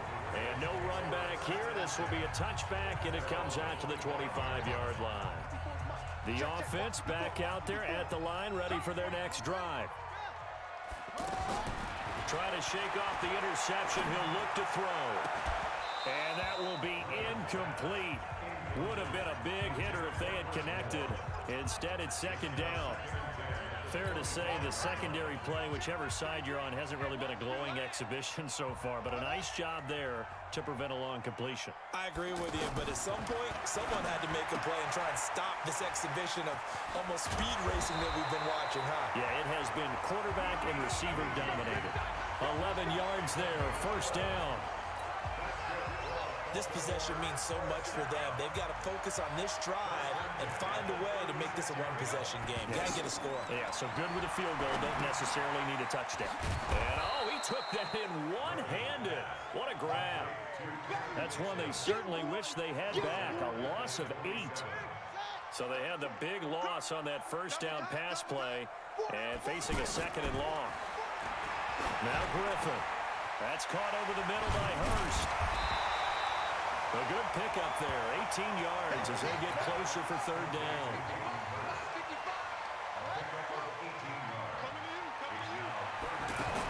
They go read option with Griffin. He can run for it, and he will.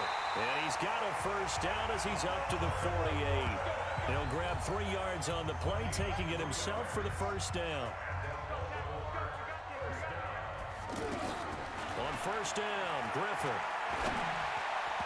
Over the middle, and it's incomplete. Kenneth Dixon, the running back, the intended target. And that'll bring up second down. An incomplete pass on first down. That leads to a 2nd and 10. Here's Griffin. He's going to find his tight end, Boyle. And he'll be brought down at the 45-yard line. That will go as a pickup of 7 on the 7th play of the drive. Brandon, perfect defense in this situation would have meant that there was an incompletion. They would have picked it off. Okay, so they gave up the completion. But I really enjoyed watching how the defense stayed in sync, stayed in great communication. And as he dragged across each zone, you see him pointing, communicating. Oh, no, he lost the football. And the Packers pick it up. And they will take over at the 26-yard line. You know, if this is the regular season, partner, we'd be talking about just how costly a mistake that was, but probably good for him to get it out of his system right now. Just hope for him and the team it's not a sign of things to come. Yeah, without a doubt. Plus, got to worry about making the team. Those types of errors don't help you. The offense now at the line, ready for their next drive. Now, there are 2 scores on the plus side. Still time here in this 4th quarter, but maybe you start thinking about playing keep away? Yeah, I think here's the situation. You're not thinking touchdowns anymore. You're just thinking first downs. To keep up with your theme there, playing keep away, first downs. Touchdown, Packers! Orleans Darkwa ready for the regular season with his 2nd touchdown of the game. And the Packers are able to stretch that lead out further. And he certainly played a pivotal role with those 2 TDs and why they're up on the scoreboard right now. Well, someone's all about winning, aren't they? Because he's not worried about the number. Sure, it's great to have 2 touchdowns. But the bottom line is what he's doing is contributing to their lead. He wants to continue to do so.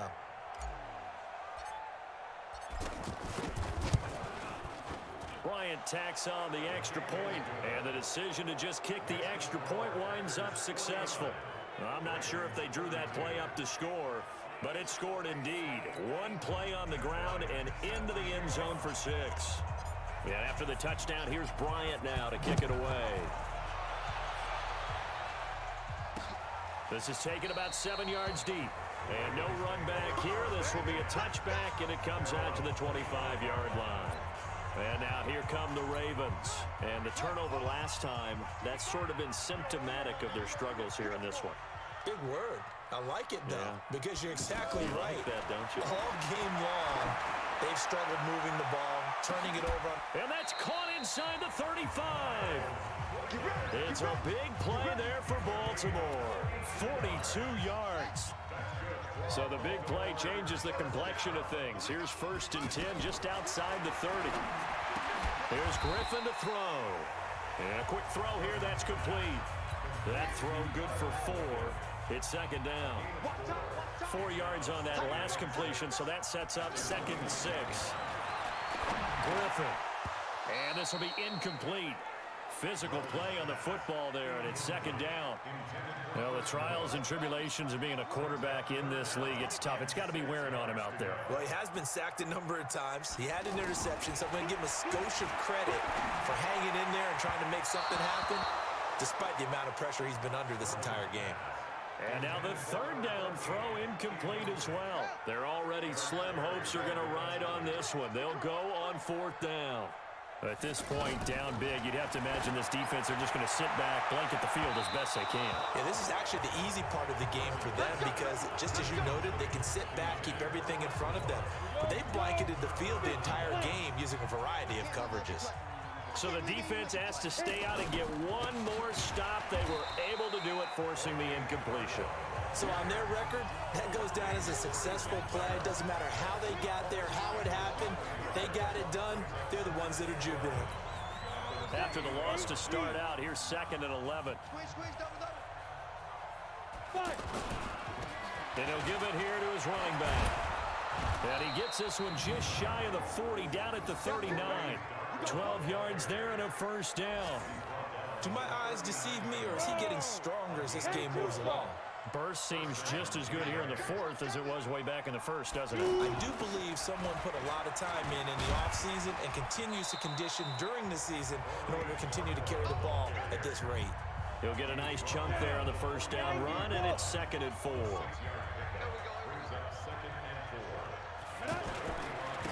Now a handoff here to his running back. And he'll get it into enemy territory just across midfield at the 49. A gain of 5, good enough for the 1st down.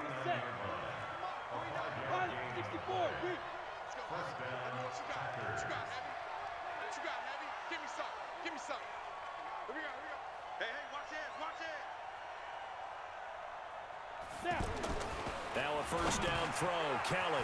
And he hits on the slant route to Marshall. And he is tackled inside the 40, not quite to the 35. 13 yards, 1st down, Packers. So from the 36 now, 1st and 10. X3, 218, chop it. And they give this time to the tailback. 11 more on that one, and another 1st down. Let's go. He's still rumbling, isn't he? Still looking fresh in this one despite the heavy workload. But you and I both know, well-conditioned, and he did tell us that he thrives on being at his peak late in ball games.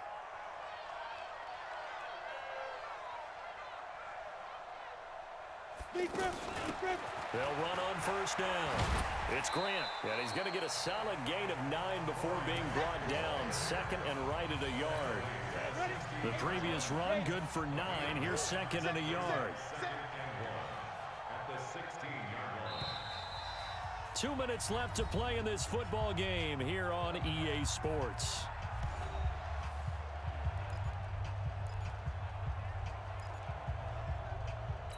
So it's Packer football here as we welcome you back.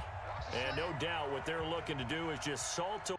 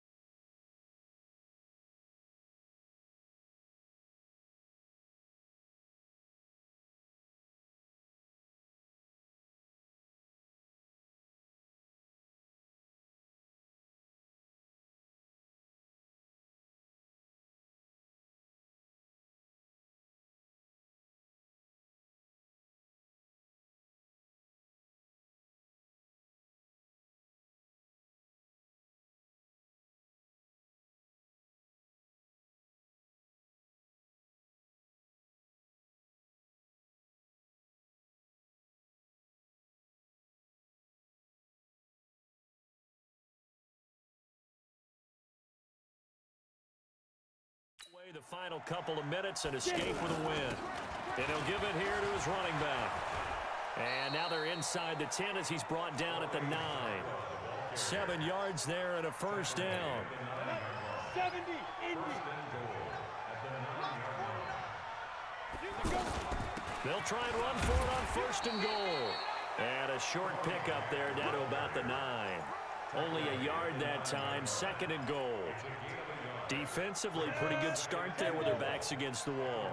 That's a win for the stop troops right there. And if I'm them, I get a little bolder now. They won the first battle. Keep coming after them. Put the pressure on them. And he's got it. It's caught for a Packers touchdown. A 9-yard touchdown grab. And the Packers are able to stretch that lead out further. Is it okay if I break one of our rules, partner, which is to... Here's Bryant for the extra point.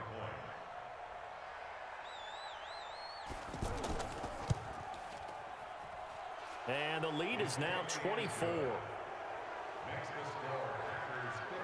So that one a pretty time-consuming 10-play drive. And it ends with a Packers touchdown.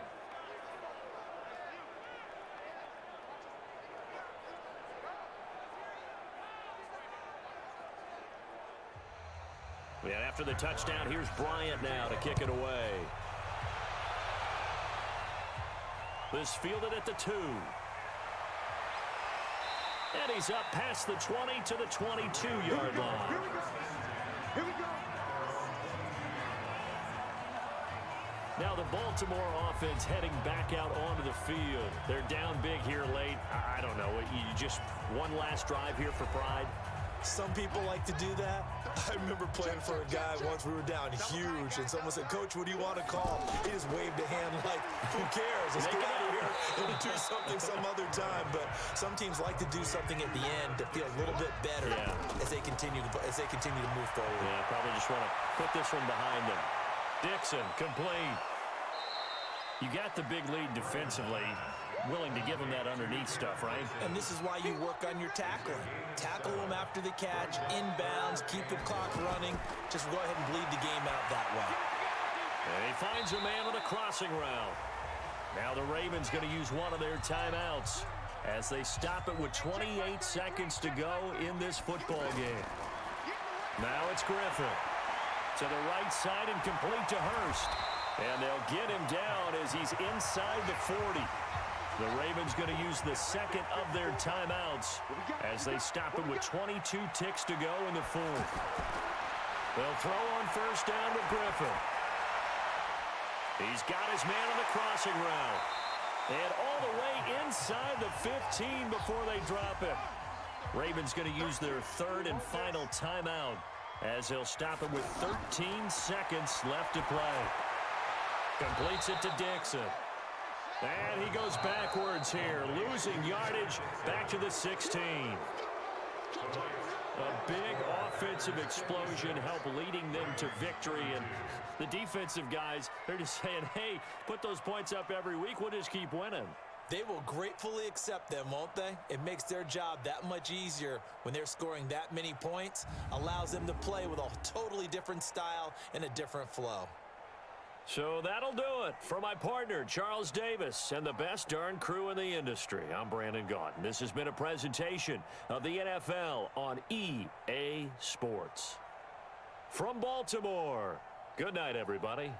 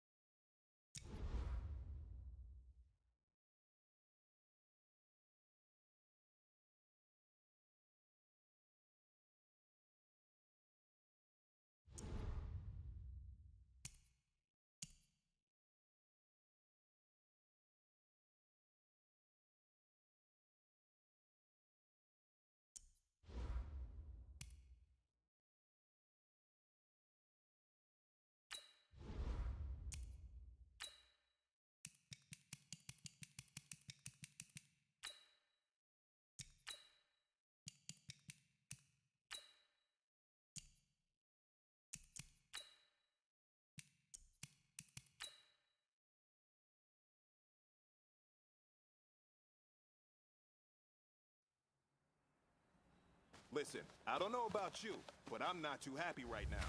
You know, their offense has been talking Let's smack go. about us. 60 Pittsburgh.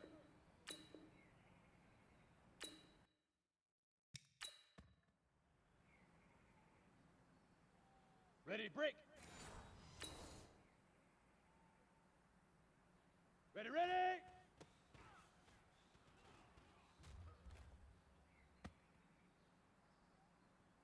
Come on, set. 30 base. Hit it.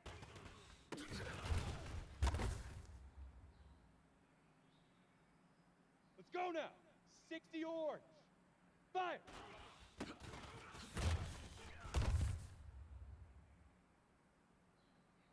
Ready, ready. 15 Lonnie. Shoot.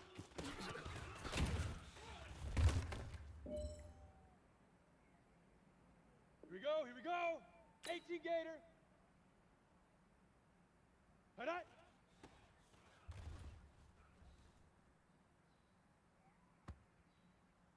On the ready.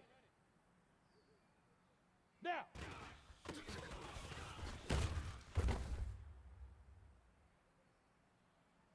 Here we go. Set. 50. Plant. Say hut.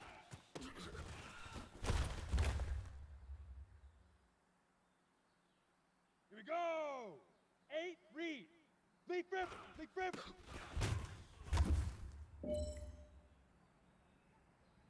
Down. 10 Tucson. Get it. Go. Hey, you know what, man? That was pretty dang good. And you know what's really scary? It gets me even more excited. We're only scratching the surface of our potential. This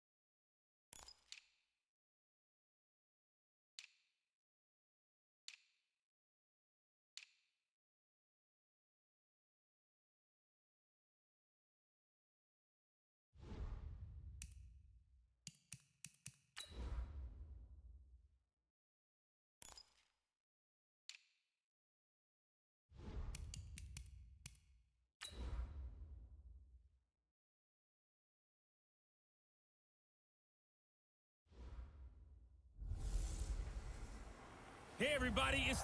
Thank you, Coach. EA Sports coverage of the NFL brings us to Oakland, California.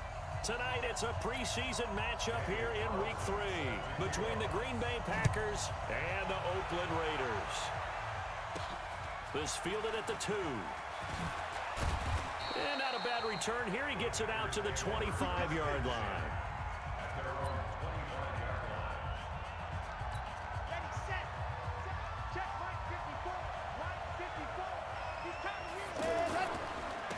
Now a first carry for LeGarrette Blount. Only a couple there as he'll be brought down about the 28. Well, we saw him there trying to get it to the outside, trying to get to the perimeter, but not a whole lot of room there. But there's got to be one positive to that. If you keep moving laterally, creases tend to develop as the game moves on, and they can run it back inside later. Now this one complete downfield on the left side. And oh, so close as he takes it all the way to the 2-yard line. A big play there on the catch and run, and even 70 yards. Excellent execution, and now they're set up nicely. Are they ever? Red zone? I wonder what the next play call is going to be, because after a big play like that, a lot of teams like to use the momentum to launch another one. After the big play, a chance to finish now on 1st and goal. They'll go to Blount, try and pound it in. And he pushes forward but comes up short of the goal line as he'll get a yard down to about the 1. He gets it halfway there with that run. I think you play up-tempo, get right back on the line of scrimmage, and hammer at him again. And he will get this into the end zone. Touchdown, Green Bay. From a yard out. And the Packers take it right down the field and score on the opening drive. Well, that's how they envisioned it. Get the football to start the game and score it. And I don't know if that was scripted. Was it an audible? Or was it just a play? Now Matt Bryant on for the point after.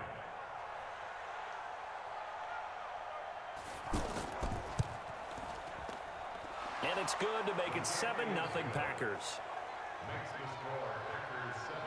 Just a 4-play drive that time. And the result, a Green Bay score.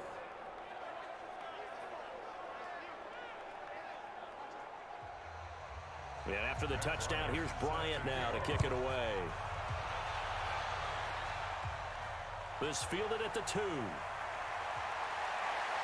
And he'll make it across the 20 as his guys will set up shop at the 23-yard line. So now it's the Raiders' turn to go on offense for the first time. They're led out by their quarterback out of Fresno State, Derek Carr. The thing I like most about Derek Carr's game is not just the right arm and his touch and his ability to find receivers. I think it's his calmness, and I think that transmits itself very well to the rest of the team. They feed off of that, and they go out and play with confidence. Carr now on 1st down. Griffin's got it, middle of the field. And the ball is knocked out, and the Packers pick it up. And some space here. And he will bring this one back. A fumble return for a Green Bay touchdown. Huge play by the defense, not only to force the fumble, obviously, but to return it for a touchdown. And I know it's no fun for anyone who plays offense, but isn't it fun to see how a defense rallies when there's a fumble return and everyone tries to find someone to block and bring it all the way home? I always like their celebrations because they don't get there that often. No, they're not choreographed very well usually.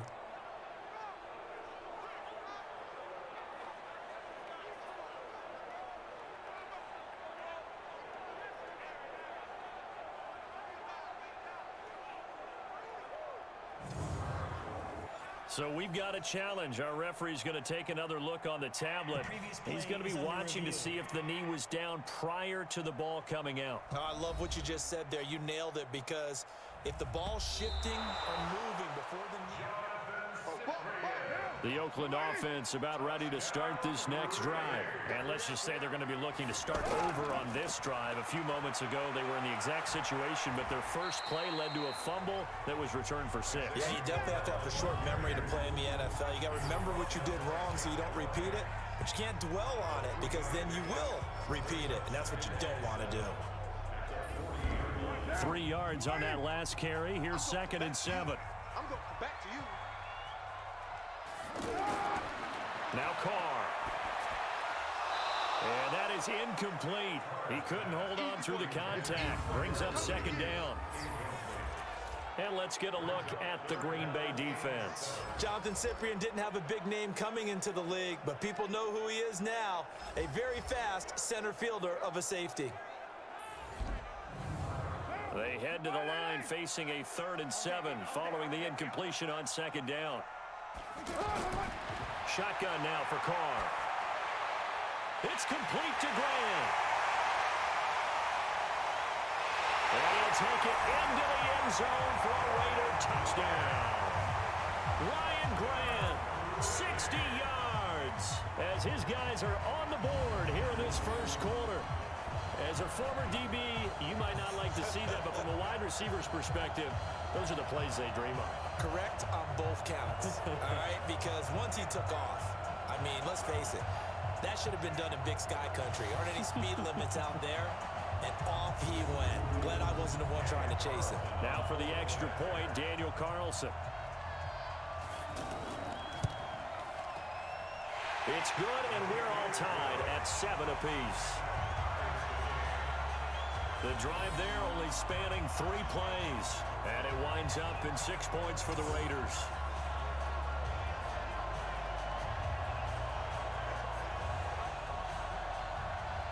So all even at 7 now as they kick it away. This one fielded at the 5. And he'll take it past the 25 and up to the 28-yard line. And Green Bay getting ready to go as they take the field. And they'll just simply be looking to build off the confidence of the last time out where they scored a touchdown. And confidence is powerful, isn't it? When you've scored once, you feel like you can go back out there and get it done again. Doesn't matter what the defense throws at them. They feel like they're in a groove right now, and they want to get out there and show it. Yeah, hoping to stay in that groove here this go-around. Now a play fake here on 1st down. And he will avoid the contact as he slides to a stop. He'll wind up getting 9 after tucking it and running, so it'll leave him with 2nd and a yard. Now, that was not a bad scramble there on 1st down. He didn't force it, nor did he throw it away. He was able to take off, and now he made it a very manageable 2nd and short. And he'll be out of bounds after getting this one across the 40. A gain of 5, good enough for the 1st down. Sanchez on 1st down. Left side complete, Safarian Jenkins. That throw good for 4. It's 2nd down. 4 yards on that last completion, so that sets up 2nd and 6. Now Sanchez.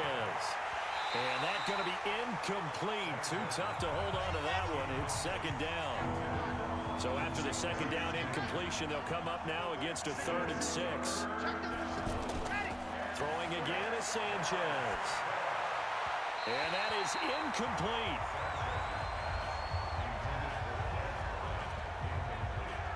You know, last week I remember asking you, what would an offensive coordinator be looking for week 2 of the preseason? Now we're in week 3. Defensive coordinator-wise, what's he looking at? For the most part in preseason, you're playing pretty basic stuff, pretty vanilla defenses. You're looking for guys that play with abandon, that just go out and make plays. You kind of let their athletic ability take over in order for you to notice them.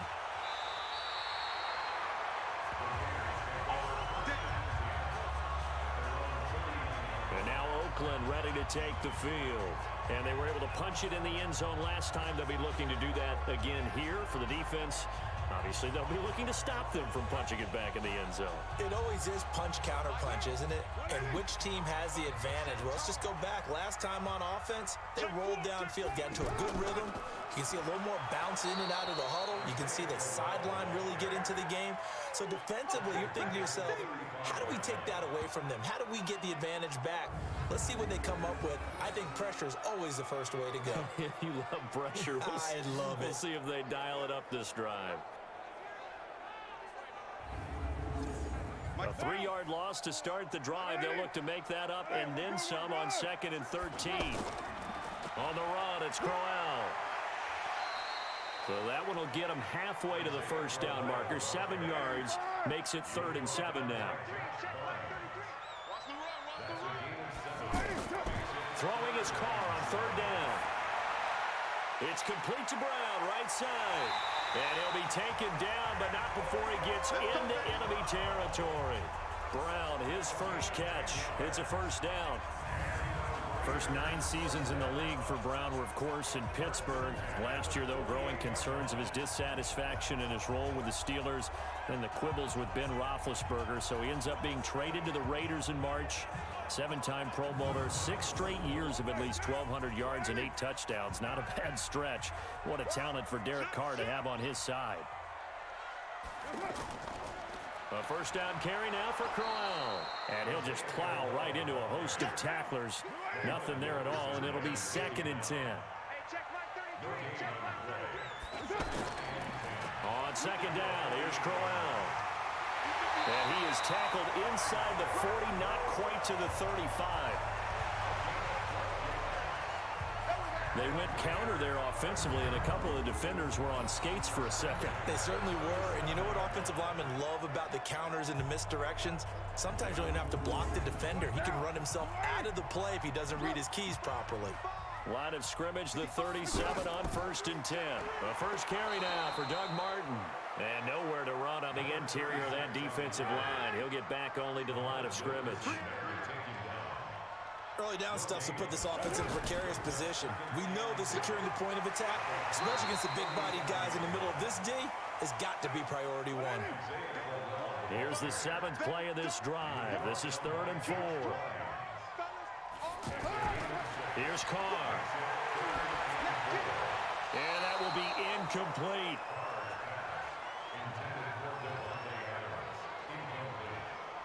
It's a great job by this secondary. When I watch them, they remind me of elite defenders on a basketball court, right? They want to contest each and every pass. Great contest on 3rd down to bring up 4th. 4th down, and on comes the Raider kicker, Daniel Carlson. On the left hash, this from 48 yards. And this is right down the middle as he puts it through. And they take the lead here now at 10-7. Last season for Carlson, bit of a strange rookie year. Won the Vikings job, then was let go week 2 after going 0 for 3, but he picked things back up. Remember, he was drafted to cure their kicking woes, and he ends up going 0 for 3 against Green Bay, including the potential game winner. Gets cut, picked up by the Raiders, 16 for 17 the rest of the season. I'd say at the end of the year, a pretty good success story. The Packers offense now heading back out onto the field and hoping to do better than they did their last possession when they punted the football. Appeal to the vanity of your offensive line. Tell them that they control your fate. Leverage guys. Win the line of scrimmage. If you do that, you start to win first down. You win 2nd down. And guess what? You start accumulating first down. And that's what they need in order to not punt the ball again. They're going to be stopped up on this first down run. He might have gotten back to the line of scrimmage, but that's it. It was Maurice Hurst who got him down. Being strong up the middle is imperative. I don't care what your sport, but in football, when you got a D tackle who can contribute not only to occupying bodies, but also making plays on the ball carrier, that's when you have the cornerstone of a solid run defense. Up front, the struggles continue for this offense among the line. What can they do? Change the play calling? What? I think part of that, yes, changing some of the play calls, some screens, some draws, some misdirection. You want to run any type of a play that will influence these guys to continue to get upfield and find a way to use that against them and slip things in behind them. So some quick passes could work as well. Catch here, left side, Thomas. It's a gain of 7, and that's going to make it 4th down. And we see another pitch and catch there to the running back. This position just continues to evolve. They become just as critical to the passing attack as a lot of receivers, tight ends, because their ability to make people miss in the open field can really generate big plays for an offense. Here's Brian Anger now as he'll kick it away for the 2nd time.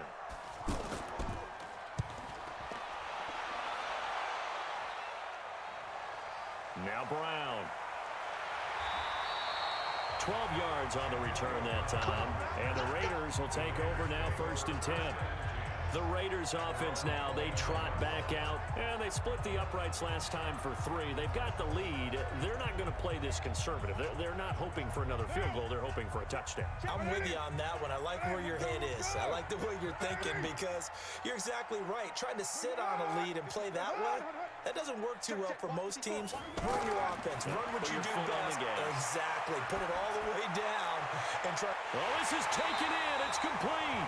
And they'll get this well past midfield before being stopped just before the 35. It's a gain of 34. We always talk about the guy who paid off the play, don't we? A guy who caught it or ran it. But how about the elements that go into making a big play? This one in particular, able to scan the field, pocket held up nicely. What a terrific job by the offensive line. The route, well run, and the football, right on the money. So how about that for a chain mover? They're all the way down inside the 40 now for 1st and 10. Boy, nowhere to go at all on that first down run as they will get to him behind the line of scrimmage. He'll wind up losing a yard on the play, and it'll be 2nd and 11.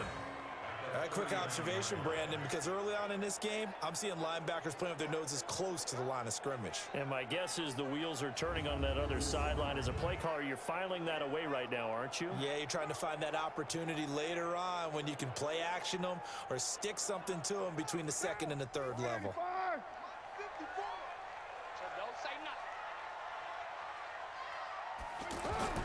On 2nd and 11 now. Carr. Looking left side, and he's got a man. That's Griffin. Only 3 yards on the catch. It's 3rd down. One thing you're hoping for when you run drag routes, you're able to hit a receiver in stride, and he can pick up a lot of yardage after the catch. But in this situation, the defense was effective, able to stop him before he could get a good head of steam going. In need of a conversion on 3rd down. They had the big play to start the drive. Not much sense. From the gun, it's Carr. Oh, he's got a man wide open, complete. And this is going to result in another 1st down as the tackle's made at the Packers' 12-yard line. So there on that play, offensively, they were in the crossing route. Defense was in zone coverage. So as a former DB, how tough is it to defend that? It's really difficult because your natural inclination is to chase the receiver and maybe leave your zone. So you have to have discipline in order to talk to your other coverage guys and let him know that that receiver's crossing from your zone to the next zone. He's coming your way. Make sure you have him. And then when the ball is actually thrown, secure the tackle. When they're moving on crossing routes, if you miss a tackle, it usually results in a big play. And he's going to work this one down to about the 5. It's a 7-yard carry to set them up with a 2nd and 3. They keep it on the ground. This time it's Crowell. And not a whole lot there. He does get a couple, taking it from the 5 down to the 3.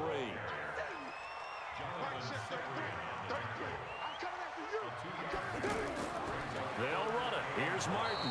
And that one going nowhere from the start as he's met in the backfield and goes backwards. A loss of a yard, and it brings up 4th. That's a really alert defense there because they saw the heavy look come in from the offense, countered it with extra linebackers who brought a little bit of speed and heft, and able to really make a big-time play for their defense. And for the 2nd time tonight, this field goal unit comes out here. From the left hash, a chip shot here. The kick by Carlson is good, and the lead stretches to 6 here. It's 13-7. So 2 first-quarter field goal attempts for him, and he's converted on both. I like the positive right there. 2 for 2, got the points on the board. The negative side is they didn't score touchdowns. And, of course, going forward in this game, that's going to be the aim, and hopefully he'll be kicking extra points instead. This is taken at the 3. And not a bad return. Here he gets it out to the 25-yard line. The Packers offense now. They get ready to head back onto the... Come on, set. 60 Pittsburgh. You better bring. They'll begin here with Blunt. And he's upended after a gain of 2 out to the 27. One thing to keep in mind, partner, especially in the second half, when you've got a running back of this size, of these dimensions, I can just tell you, attrition does set in for a defense because you're excited about hitting him in the first half. Maybe not so much in the second half, and some of these shorter gains turn into bigger runs later. And they nearly get this all the way to midfield. Mark him down at the 49. 22 yards there, a first down. Sanchez now already over 100 yards passing in this first quarter. It's 1st and 10. Now Blunt. And the reinforcements come in as they're going to stop him behind the line. It's a loss of 4 there, bringing up 2nd down. Here we go, D, get off the field.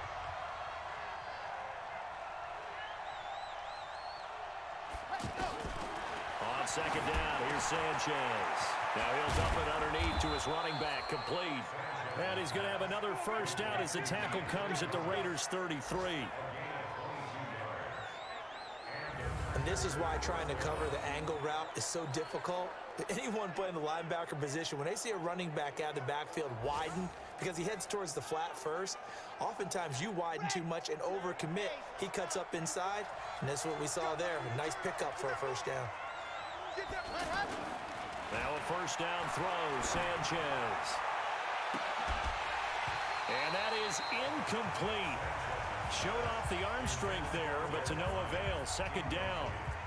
Those passes out that far wide always make you hold your breath a little bit. Felt like it was in the air for a while. What it does is allows a defender to gain some ground, come from a long distance, and have a chance to affect the pass.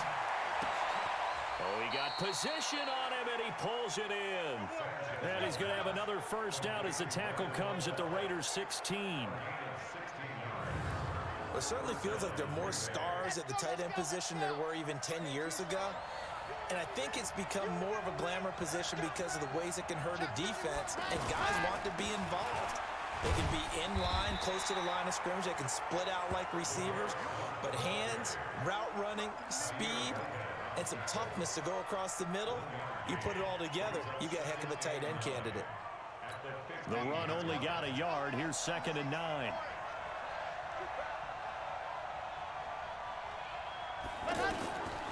The shotgun snap for Sanchez. This will be caught just inside the 10. And he'll get it here to the 10-yard line. 6 yards is the pickup, and that'll lead to a 3rd down.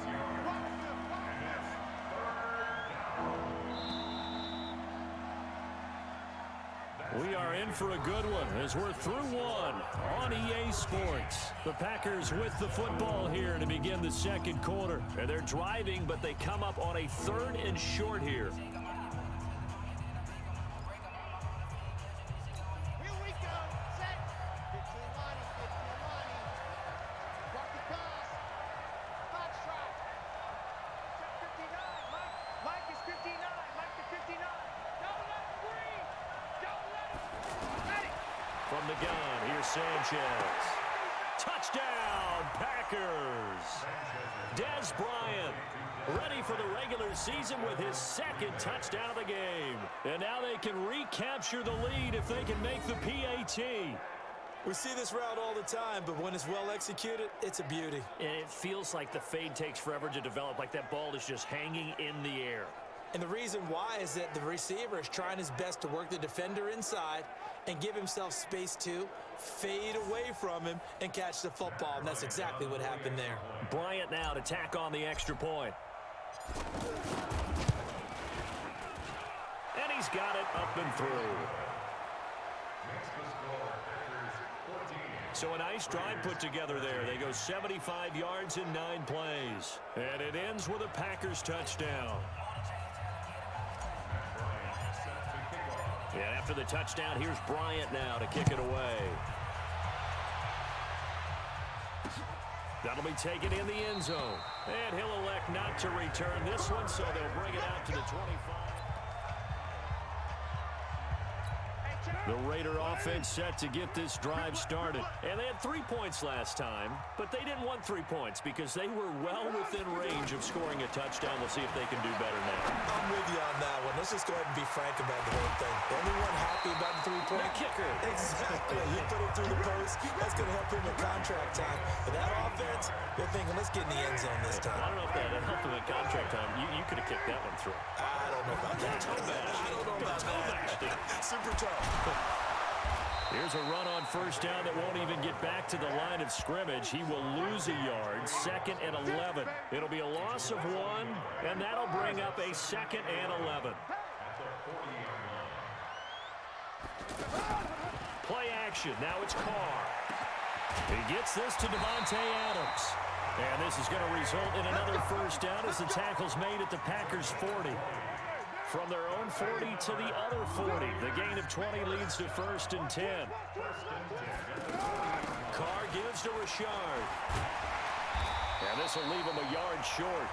Nice pickup of 9 yards on first down. On 2nd down, Crowell.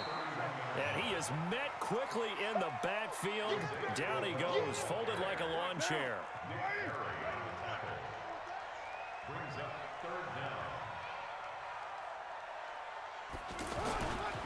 They'll try to run for it with Crowell. He's not going to get there. That won't even be close. It was blown up in the backfield. Nothing doing on 2nd and 3rd down after that 9-yard gain on 1st. I know when I was a kid, I always got real excited when I saw those lateral-type runs.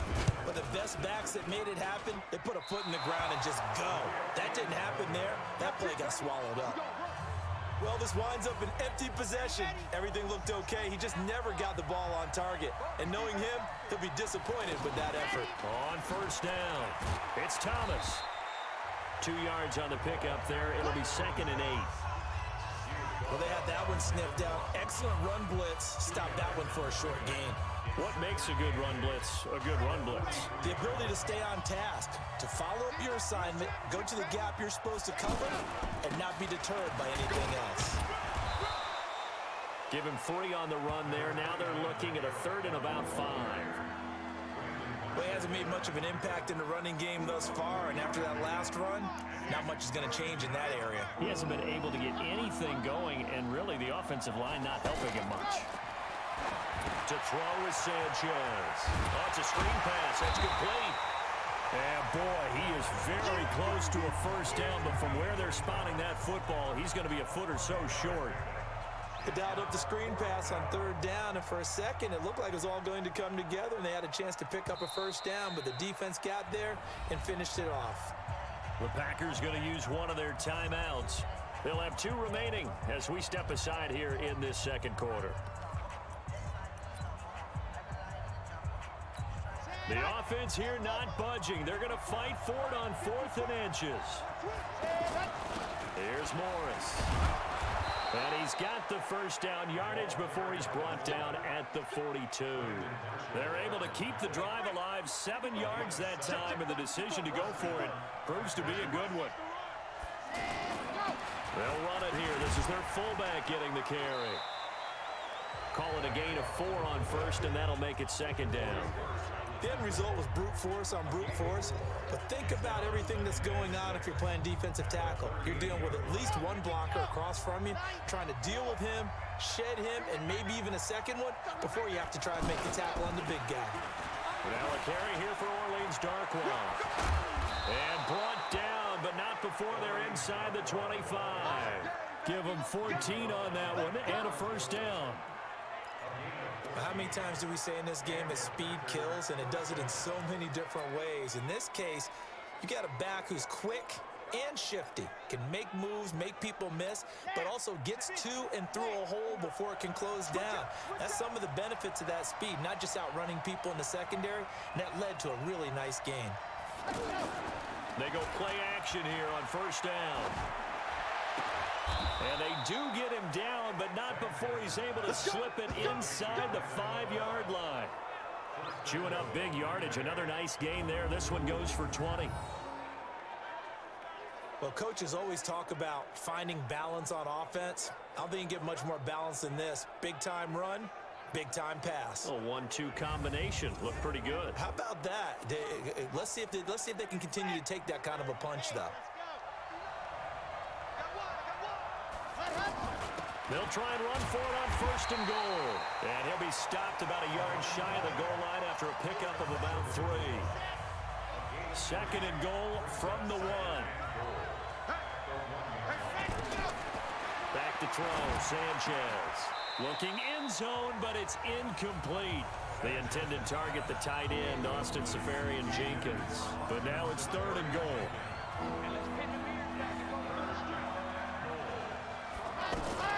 Now Sanchez on 3rd and goal. And he's got it. It's caught for a Packers touchdown. Brandon LaFell there to make the grab. And the Packers are able to stretch that lead out further. No surprise there, 3rd and goal down here. That's where they're going to look for their tight end. Yeah, you want that big guy running his routes because it doesn't matter who they cover him with. If it's another big guy, he might use his... Here's Bryant for the extra point.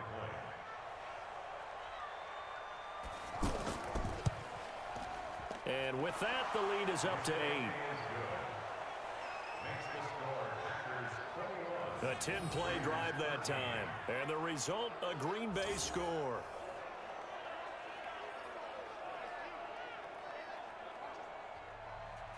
And after the touchdown, here's Bryant now to kick it away. This fielded at the 2. And he'll take this one near the 25, call it the 26-yard line. Derek Carr getting ready to go again on offense. Been a decent start for him here in this first half, but they're losing. And I think as the captain of the offense, you probably always feel like you need to do more in that situation. The best have always felt that way, and they won't settle for anything less. So right now, his goal is to increase what he's doing on the field, try to make sure his teammates come along with him, and he feels like if I do better, everyone will do better. And that's what we're seeing from him right now. Got to have a little extra determination. Yeah, a little extra determination. He has thrown the touchdown pass, no interceptions for him personally to this point. First play of the drive, a first down run. Well, that sets you up for whichever way you want to go. Do you come right back and run the football again because you've got them on their heels? Or do you play chess match with them, break tendency, and go play action and go for the big shot? So here's a 1st and 10 at the 38. Now Carr. Got a man. It's Brown. And he'll be stopped right at midfield. That's a 12-yard gain now on back-to-back plays. Carr now 9 of 11 passing in this first half. He's got his guys a 1st and 10. They run the counter with Martin. And he'll lose yardage here, back at the 47. Now that sends him 2 yards in the wrong direction and leads to 2nd down. He came out ready to play. That's 3 tackles for a loss, Charles. We're only in the 2nd quarter. And that's problematic for the guys trying to run offense because that means he's got a pretty good idea of what they're doing and is actually beating them to the point of attack and making those plays. Might have to think about some misdirection or something to try and get him away from the ball. On 2nd down now, Richard. And he was able to shed the tackle, but the reserves come in for the stop. The all-pro safety Eric Berry in on the stop. Frustrating for a defense, energizing for an offense. Finding a way to create that type of yardage in your running game, that'll make the guys carrying the ball very, very happy. And this is going to result in another 1st down as the tackle's made at the Packers 36. That right there is what Jalen Richard can bring to this offense. I mean, last year, yes, he had 55 carries, but they used him more as a receiver. He had 68 catches in 2018, which was tied for the team lead. Really adds a nice element to the backfield for Derek Carr and company. They'll run on 1st down. Crowell. Oh, he sheds himself free.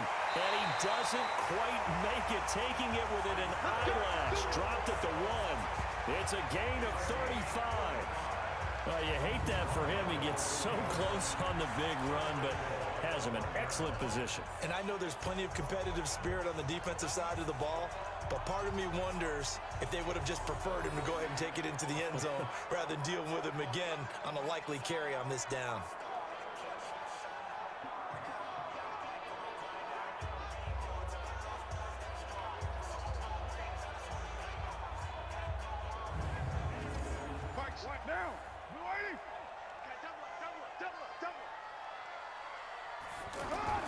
They'll run for it with Martin. And he is in. Touchdown, Raiders. Take from a yard out. Carl Carlson now to add the extra point.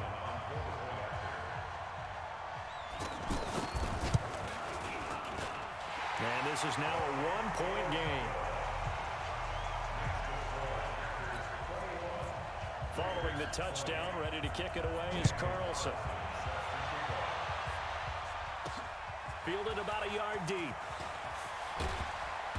And he'll get across the 20 before he's brought down at about the 23-yard line. The Packer offense ready to get their next drive underway. And Charles, the way touchdowns have come so fast and furious for both sides in this thing, it's starting to feel a little bit more like maybe a tennis match in a football game. Yeah, I like your description there. Maybe we're sitting in a nice royal box watching this type of a game. But let's face it, right now, the way it's going back and forth, it's going to come down to who can get a stop.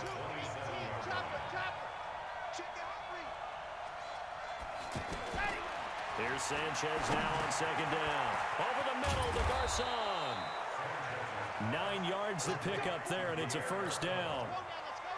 Sanchez now closing in on a 200-yard first half through the air. It's 1st and 10. They run with Thomas. And he slips up past the 45 before being tackled. Now it looks like we've got a Raider here, slow to get up. Definitely the last thing you want to see here in a preseason game. We'll be right back. On first down, here's Sanchez. He's going to float this one. And this is caught at the 20. And he's going to have this down deep into Oakland territory. It's a big play there for Green Bay. 45 yards. What a first half this has been offensively. I mean, defensively, what do you do when you're getting torched like this? Now, these receivers are absolutely wearing them out. So 2 thoughts come to mind. 1, get some oxygen to fill up your lungs a little bit. And number 2, talk to your guys up front. You need a pass rush to help slow them down. Only a yard on the pickup there. 2nd and goal. The 6-yard line, the line of scrimmage on 2nd and goal. Sanchez, the quick slant caught. And he'll be brought down right on the edge of the goal line at about the 1-yard line. 5 yards that time on the completion. And now it's 3rd and goal. What terrifies defenses when they see slant routes thrown is that the receiver is on the move, and oftentimes he catches it and gets upfield. Does a really nice job rallying to him and stopping him for a minimal gain. Touchdown, Packers! Pierre Garcon there to make the grab. And the Packers are able to stretch that lead out further. Well, it was 3rd and 1. I was expecting run, so much for that. They pass it, they score it. That had the feel of the head coach telling the offensive coordinator, you've got 4 downs here. We're going to go for it on 4th down unless there's a disaster on 3rd. Go ahead and take a shot if you want to. And he gratefully accepted the opportunity and did exactly that. If they didn't get it there, that had the feel that they would come back and try it on 4th down. Bryant's extra point up and good. And the decision to just kick the extra point winds up successful. And after the touchdown, here's Bryant now to kick it away. This is fielded a couple yards deep. And he'll bring it a few past the 20 to the 23-yard line.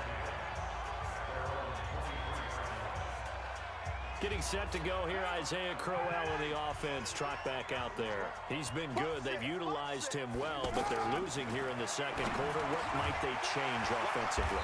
I think that what you try and do is expand how you get the ball to him a little bit.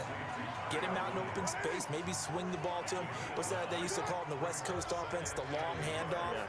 Serve as your running play that way, as well as continue to feed him the football. Some of these runs now may pop bigger later in the game because of the effects of running it. Sometimes people, after a while, they don't want to tackle him anymore, or they get tired, or they get out of position, or he runs through tackles. Continue to feed him the ball. He's having that kind of game. Yeah, might they get him the ball in some space in some different ways here.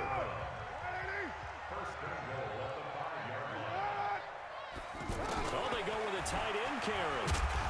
And he's going to press this one forward as they stop it right around the 1. It'll be a pickup of 4, and it brings up 2nd and goal. 2nd and goal, 1 man in the backfield, that's Crowell. They're going to run this with a tight end. And he's over the line and in for a Raider touchdown. punching it in from a yard away as his guys have cut the lead down to 2. Brandon, they just got the ball, and already they're in the end zone, and you're getting ready to talk about the PAT. That was fast. Extra point by Carlson, up and good. And this is now a 1-point game. A drive there of just 4 plays. And it ends with a 1-yard touchdown run. This is fielded at the goal line. And all that work, but he stopped where he ultimately would have been had he simply taken a knee, and that's the 25-yard line.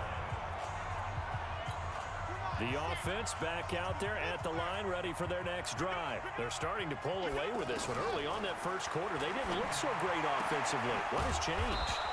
Sometimes it's just a matter of doing what you plan to do better. Sometimes you just put that all together and you execute. Other times it's just a simple adjustment in your game plan, finding a spot that maybe was a little weaker than maybe you thought, and going to that. So many different things, so many different ways, but right now, you got to like what they're doing. They have put distance between themselves and their opponent. Looking to add on here in the second quarter. Back-to-back good plays have them on the move on first down. Out of the gun, Sanchez. And that is incomplete. Took a shot there on first down, but he couldn't reel it in. Well, the incompletion, yes, but maybe here not the worst thing in the world? No, not on 1st and 10. Actually gives them a chance to regroup, relax just a little bit. They huddle up, talk it over. Then they get a chance to continue their drive. Another throw on second down, and this one incomplete as well.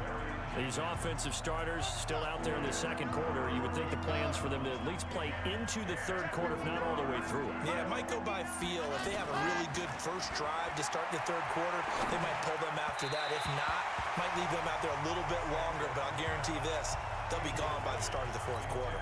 Now yet another incompletion here as they fail to connect on third. I know coaches tell us all the time that having a powerful arm isn't the #1 thing they look for in a quarterback. But when you're trying to throw inside routes and you need to put some heat on it, it helps to have the big gun. In this case, just a little bit too much. These kickers now, it's like we take them for granted. Kicks like that used to be such a big deal, and now you just expect them to make it. Yeah, you're exactly right, and we shouldn't take them for granted, but I have a theory about it. You want to hear it? Yep. They are more athletic now than ever before. Talk about kickers. Trace their backgrounds, trace their histories. You'll find that they were big-time athletes all along, but their kicking was so prevalent that we made them specialists. Well, and now those 50-plus yarders seem easy for some reason. The throw complete here to Williams. And he'll be taken down, but not before they work it across midfield. The catch and run pays off for 29 yards. And the Packers give him nowhere to go, and they bring him down. The Raiders going to use one of their timeouts as they'll stop it with just over 40 seconds to go in the first half. Another try after the first down sack. Carr over the middle into traffic, and that's complete. Now the Raiders going to go ahead and use the second of their timeouts as the clock will stop with 37 seconds to play in this first half. And Adams has it complete. And all the way in. Touchdown, Oakland. Devontae Adams, 43 yards. And once again, the Raiders are back out in front. And while that touchdown does not give them an insurmountable lead, it's still a lead, and that always feels good to a team. They'd love to take that into the lockers, but a little time left on that clock, so some work to do. I like that. I like how you're guarding against a letdown there. Marty looking forward. Coaching them up from right up here in the booth. And he'll get it up to about the 26-yard line, just across the 25. The offense now at the line, ready for their next drive. You've got less than 30 seconds left here in the half. You're well on your own side of the field. What are we doing here, Coach Davis? Well, I'm trying something on first down, and it's something that's safe. It's something that's been done many times before. A lot of people say it's not even worth trying, but I'm running a draw. I'm running a screen. I'm seeing if something pops. And if it does, that can alter my strategy and potentially get me some points. And if it doesn't work, well, then you just run the clock out and go to the locker room. Sanchez. Now they go screen. It's complete. And he gets this up to the 34 out of bounds there. They get 7 there on the screen. It'll set up a third down. And at his size, he's a smaller back. You can get him to football. He can kind of get lost, make someone miss. It's good for him. Yeah, it's great for him. I like what you said there. Sometimes he gets lost in the traffic a little bit, but get him out in the open field into some space. That plays to his strengths the best and keeps him out of it where all the big boys are, you know, make someone miss in the open field.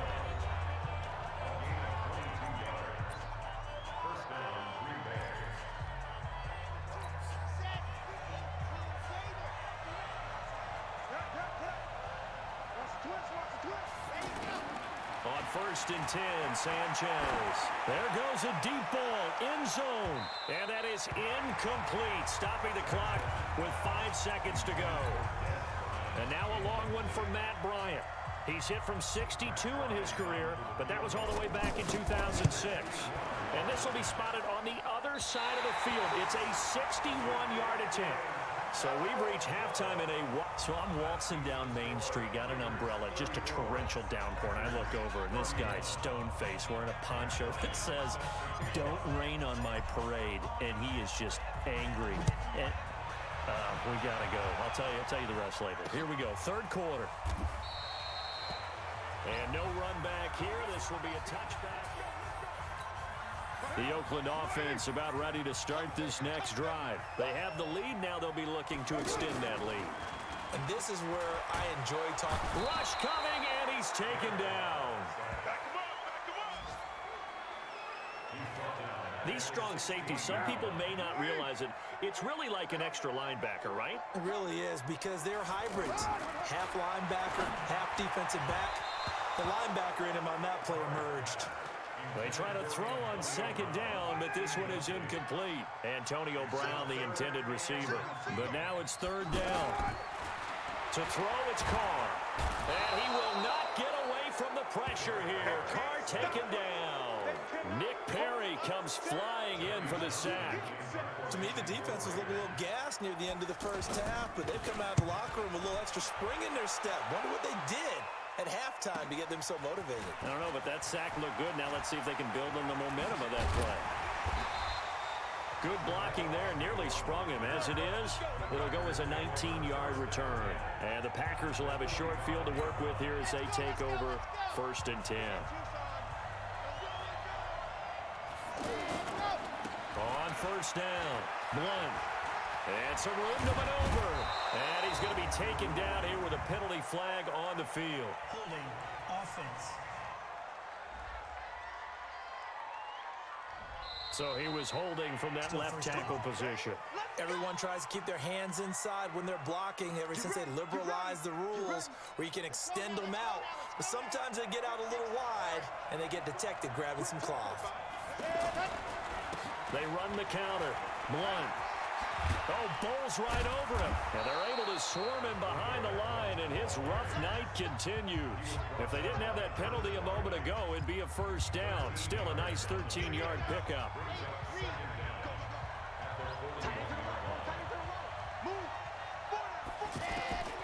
To throw on second down is Sanchez. He's going to loft one deep left side here. And this is going to wind up incomplete. The coverage there too strong on the deep ball, and now they face a third down. So after the second down incompletion, they'll come up now against a 3rd and 6. Now it's Sanchez. He completes it to Bryant. Let's go, baby. Let's go. I think it all came together there. In-breaking route, drove it with excellent pace. Money throw right there to move the sticks.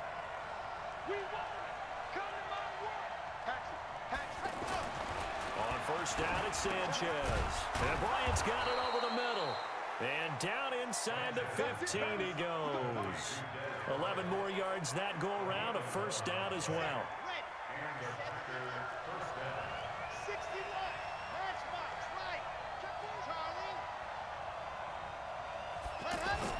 Sanchez from the red zone now. And he's got it. It's caught for a Packers touchdown. Austin Safarian-Jenkins there to make the grab. And the Packers have retaken the lead. It's almost just not right. You cover everybody, but those tight ends, they can be awfully reliable. Very reliable. The defense just has to hate those guys. Just drives them crazy because oftentimes you can't match up with them. They have you either with size, speed, or maybe even just strength. And after the touchdown, here's Bryant now to kick it away. That's fielded in the end zone. And no run back here. This will be a touchback, and it comes out to the 25-yard line. The Raider offense set to get this drive started. And a tight game after punting last time. See if they can get something going on this drive. As they head to the field now, with the game this close, you got to feel there's a sense of urgency for them going on offense right now. But they have to do it without letting panic creep in and affect their play. From the 29, Carr throwing the out route incomplete. That's Brown. 6 yards is the pickup, and that'll lead to a third down.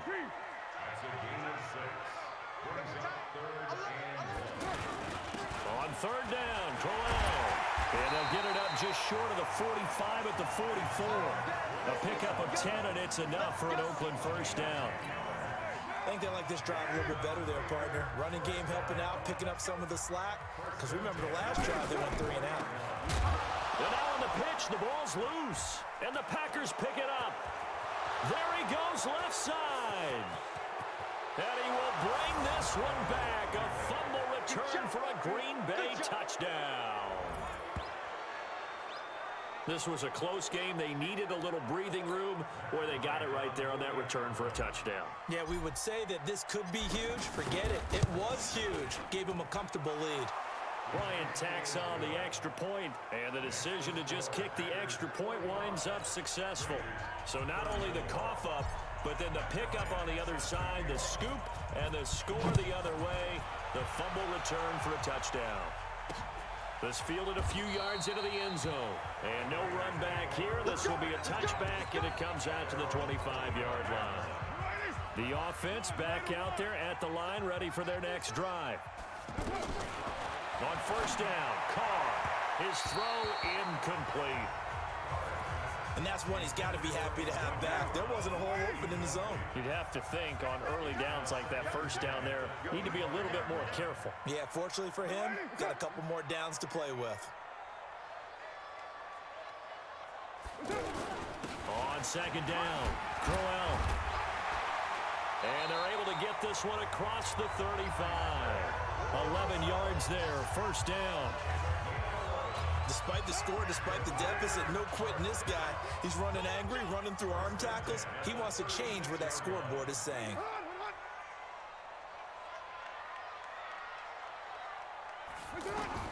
Carr now on first down. Over the middle, that's caught by Adams. A gain of 6 there on first. They'll bring out 4 receivers. 3 of them being sent to the left, 1 to the right, 2nd and 4. To throw his Carr. And this will be incomplete. Physical play on the football there, and it's 2nd down. This offense in desperate need of a conversion as they come up on 3rd down. From the gun, it's Carr. And the throw there going to be incomplete. You can tell they were hoping for a flag there offensively. Several on the sideline motioning. Hey, why not a penalty? Why not a penalty? What did you see? Yeah, I think you got to let them play, and the officials are instructed. If there's contact coming from both sides, no flag. Let them fight it out. And forces 4th down. Here we go. Here comes Mark Sanchez now to lead his offense back on the field. Really solid effort for him right now. 3rd quarter, already 4 touchdown passes. How many can he get here? That remains to be seen, but I know one thing. You and I will be here to watch. And I'm not going anywhere. With what he's doing in this contest, I'm not missing a minute of it. This guy's been spectacular. Yeah, I mean, it's a team game, but sometimes these individual performances are fun to watch. Yeah, sometimes they just kind of come to the front, despite the fact, as you said, we know it's all about the team, but the way he's playing, he's trying to make his team win on his back. Yeah, it's been exciting. Sanchez now to throw. It's caught by Garcon. And he's got it past the 30 before he's hit and dropped. 12 yards there and a first down. Sanchez now 5 straight completions here in this second half. 1st and 10. Here's Blunt. And he'll get this only up to about the 35. Give him 3 on first down. It'll set up a 2nd and 7. They'll run again with Blunt. And this has been a recurring theme tonight for sure. Nowhere to run. Back to the line of scrimmage, that's all. No gain on the play there, so they're left with a 3rd down and 6.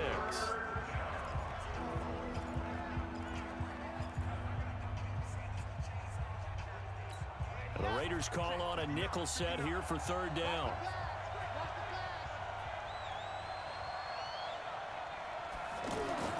Here's Sanchez. He's got a first down and then some at midfield. And brought down across the 50 to the 49-yard line. It's a gain of 16 and a first down for the green and gold. So here's a 1st and 10 now in Raider territory at the 49-yard line.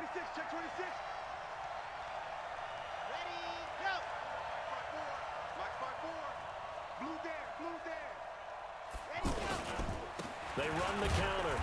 Blunt. This will be stopped about 2 yards shy of the marker. 8-yard gain, 2nd and 2. As we surmise, Charles, most of the starting units still out there for this 3rd quarter. First time this preseason that they played into the second half. And that's by design. Most of the time by this point of the preseason, you want them to go into the half, cool down, and then come back out and warm up to start the 3rd quarter like you would a regular season game. That's exactly what they wanted to get done. That'll be a loss of a yard, and it leads to a 3rd down. Sometimes with the running game, you've just got to stick with it. Look, it's the 3rd quarter, no time to panic. But that also doesn't mean you just do it the same way you've been doing it the entire ball game. Maybe change up some blocking assignments or run a few different plays, but stay with the overall essence of the running game. And he's going to have another first down as the tackle comes at the Raiders' 31-yard line. They ran that one well, and not only did they pick up a nice chunk of yardage on the screen, they sent a message to the defense. Rush the passer all you want, but you better be careful. Under pressure, and he will go down. Sent back at the 38. Cleveland Farrell brings him down, and that's a play he's going to remember. The first sack of his NFL career. So 2nd and long, and got to be careful not to fall out of field goal range. Now Sanchez. And over the middle, it's LaFell. And finally, down he goes as they work it inside the 10 to the 7. It'll go as an impressive 31-yard gain. Now a chance to make that big play really hurt. It's 1st and goal just outside the 5.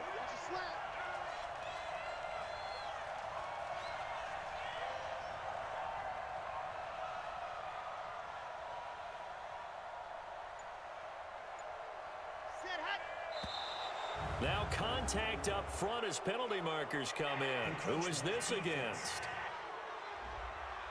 So a jump there defensively. And it's a killer. Watch the football. Don't move across the line of scrimmage until the ball moves. So now from half the distance closer, here's 1st and goal. Now a carry for Blunt. And he'll get blown up behind the line of scrimmage. Back at the 6. That's going to go as a loss of 2, and it'll be 2nd down. Well, it's been the air game that's taken them down on this drive before they finally turned around and handed it off on the last play. And now they're looking for the big boys to get him in the end zone. Couldn't do it there. It'll be interesting to see. Offensive lines had to pass block a lot on this drive. Will they be able to revert and fire out and create some space in the run game? Touchdown, Packers. Dez Bryant there to make the grab. And the Packers are able to stretch that lead out further. That drive that really increased their cushion felt very military to me. Very precise, methodical. That's one of the words you've taught me. And they just got it done. And slowly but surely now starting to pull away a little bit. Things looking good for them here in the 3rd quarter. Not only pulling away, but you mentioned that slowly but surely. You also drain clock, too, with a drive like that. So you really give yourself an advantage.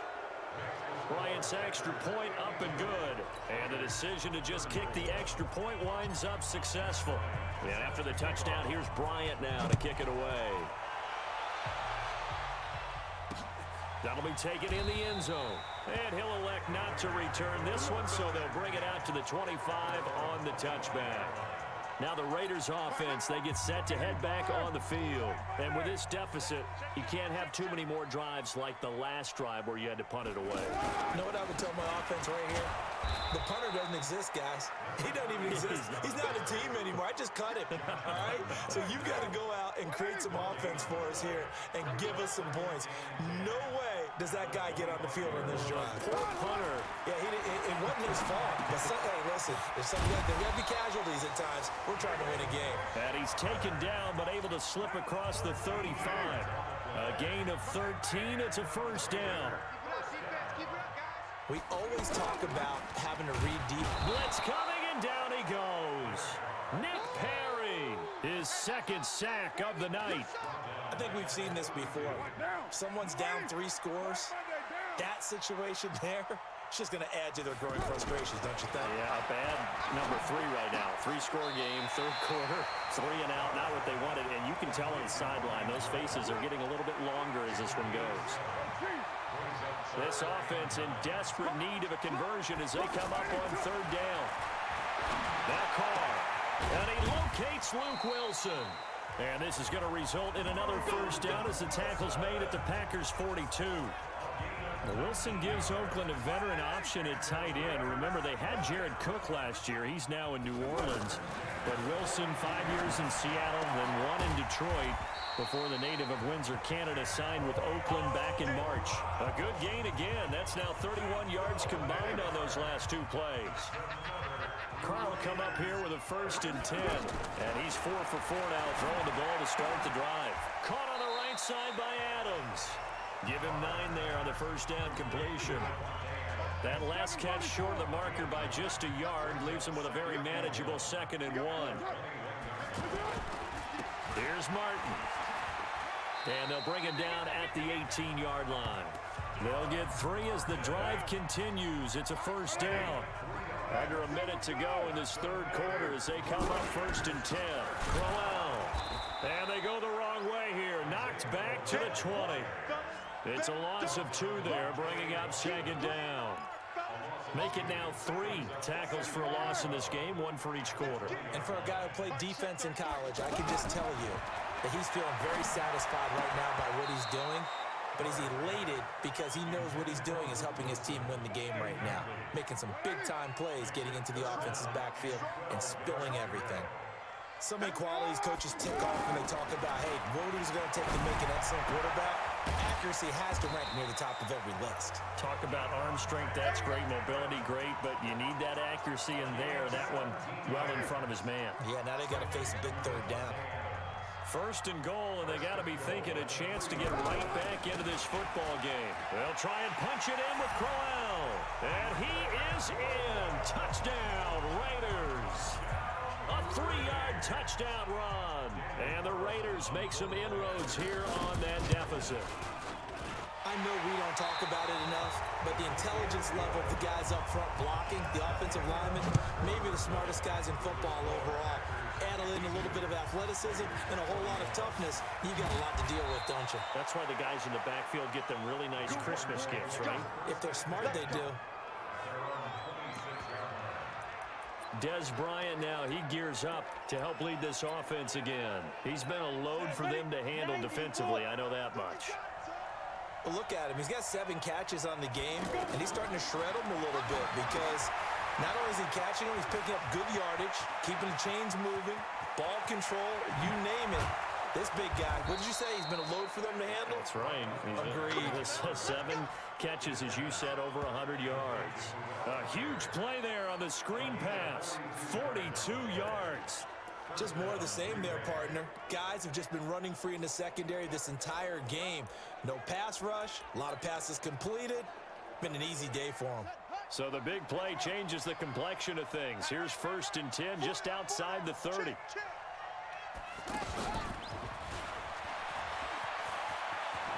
He'll get the first down and more inside the 20. And he will get this into the end zone.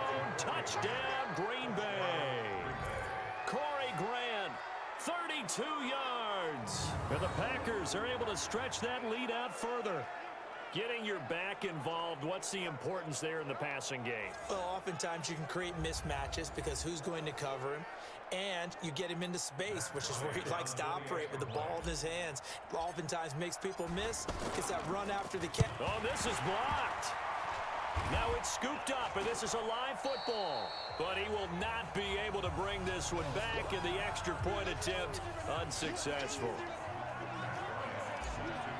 Well, times have definitely changed on the PAT, on the extra point, haven't they? A lot more effort goes into this play from both sides. Yeah, because let's face it, a lot of time on extra points, the effort is not what it is when you're trying to block a field goal. No doubt about it. Before, when the ball was snapped on the 2-yard line, it was really a virtual chip shot.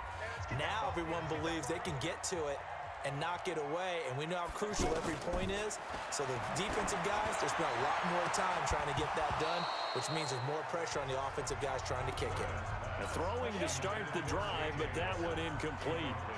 An incomplete pass leads to 2nd and 10 from the 25. Glennon. And this is caught. A spectacular one-handed grab there. That one good for 26 and a first down. So into Packer territory now. Here's 1st and 10 at the 49-yard line. Now Glennon. And a scary incompletion, almost picked off. It would have been their first INT of the game. Instead, 2nd down. To throw once more on 2nd and 10. Glennon. And that is incomplete. He couldn't hold on through the contact. Brings up 2nd down. So back-to-back incompletions, and that has him staring at a 3rd and 10. Draw play, Washington. And he's not going to get anywhere close to the marker as they'll stop him well short of the yellow line. A critical one here if they're going to have any shot at this thing. So they'll go for it on 4th down. As expected, they're going for it to keep the drive alive. And it is incomplete. The Raiders try it on 4th down, but to no avail. And the Packers D comes up with a big stop.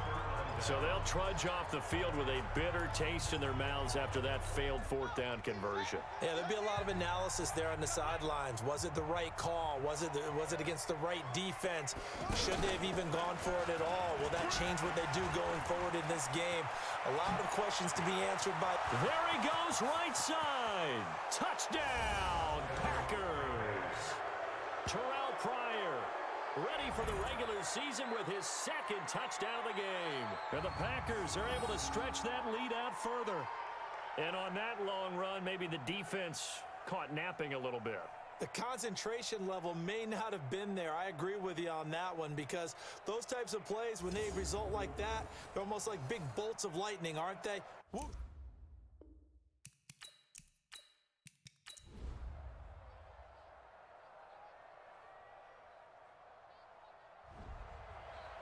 Well, Charles, it's one thing to win. It's another thing to win and put up the amount of points that they did.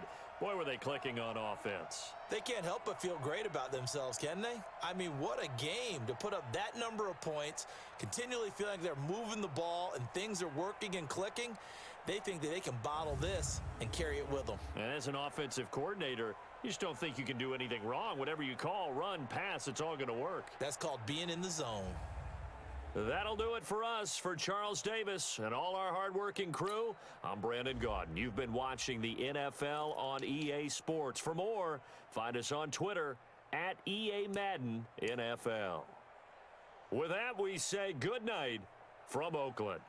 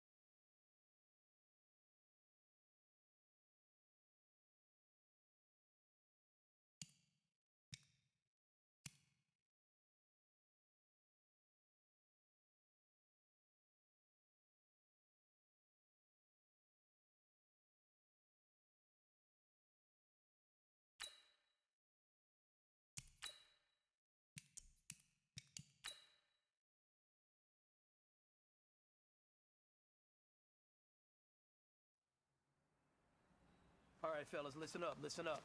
We talked about this all week. Let's take what we learned in the film room. Let's put it out Ready, here on set. the field.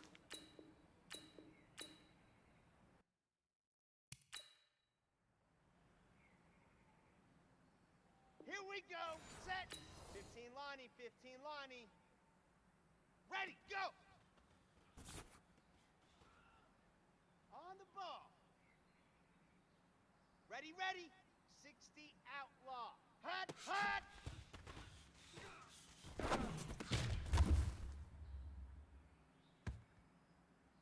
Set, ready.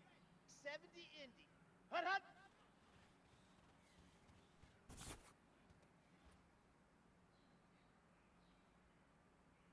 Got it.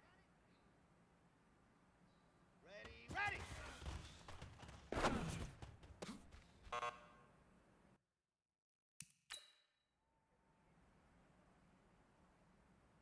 On the set. Ready, ready.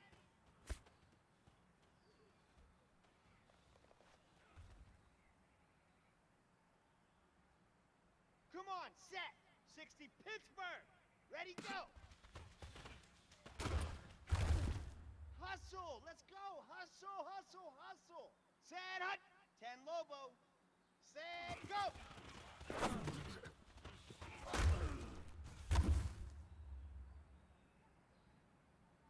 Here we go. Here we go. 90. Set, hut.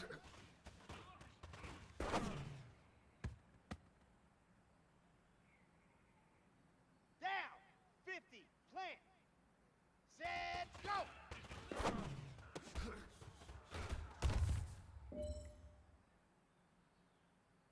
Ready. 30 base. Let's go. Go.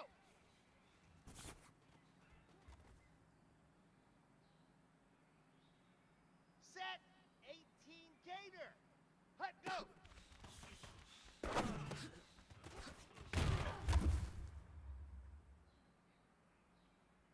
Let's go, let's go, let's go.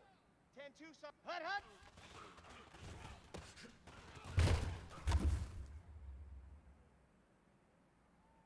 Let's go now, let's go now, let's go now. 60, ready, go.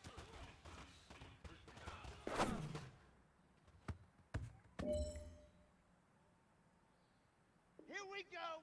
8, read. Hut, hut.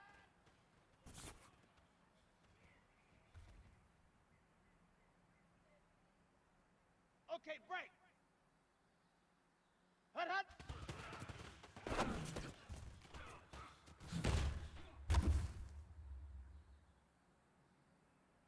Here we go. Set. 15 Lonnie. Ready, ready.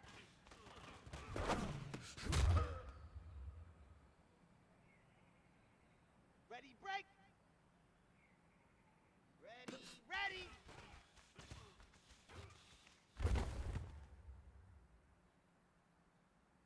Ready, ready. 60 outlaw. Ready, go.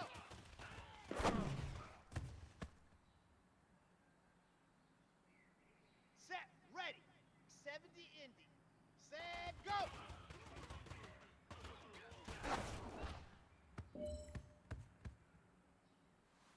Hey, big fella, swing over here.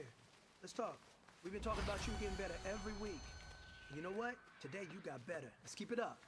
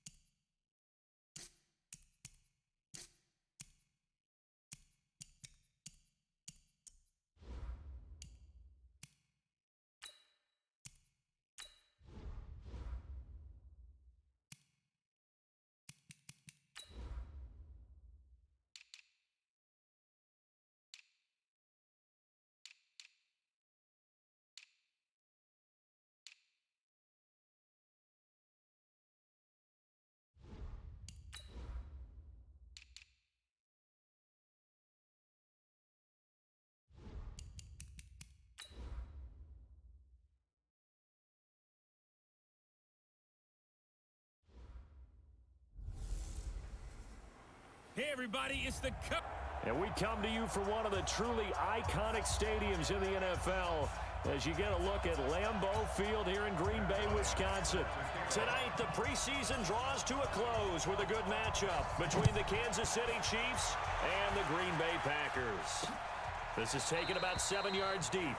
And no run back here. This will be a touchback, and it comes out to the 25-yard line.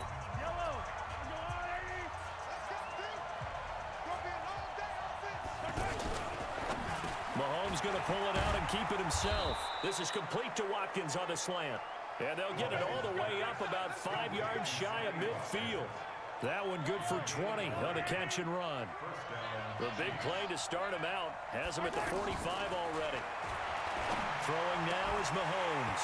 And that's going to be incomplete. Too tough to hold on to that one. It's second down.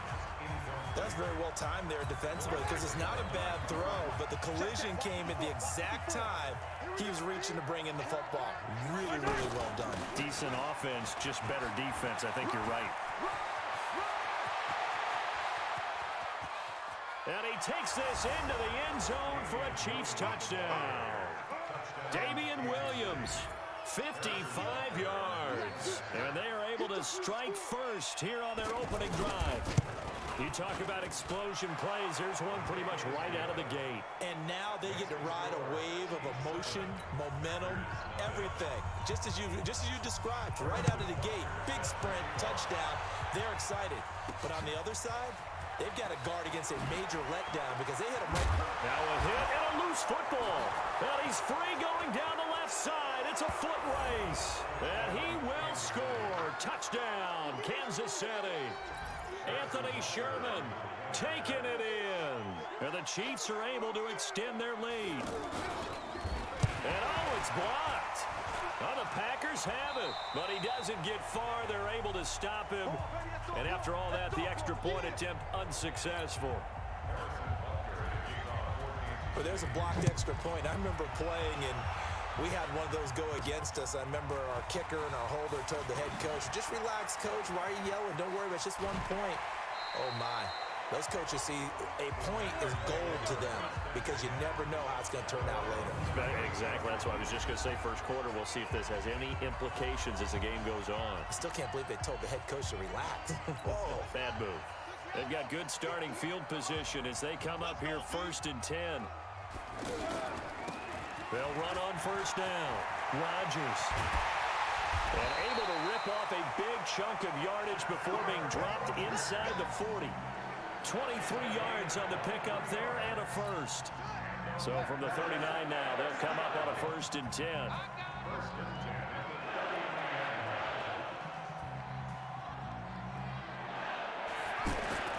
On the ground, Rodgers. And he's tackled a yard short of the marker. Good gain of 9 on first down.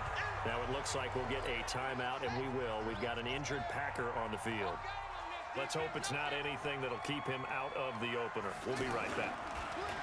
From the 30 on second down, Dobbs. And that one almost intercepted. Call it a 50-50 ball. It falls incomplete, and now 3rd down. Well, that certainly looked like something that they discussed all week in practice getting ready for this one. Take the big shot right out of the gate. At worst, you'll open up the defense a little bit, loosen them up, have them back on their heels. Now Dobbs finds his target. It's Gates. Defense was thinking run, and they're dealt a pass of just under 20 yards.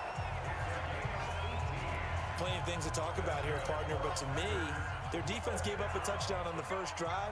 How about how they're responding, coming back? That's a big 3rd down pickup to keep their drive alive.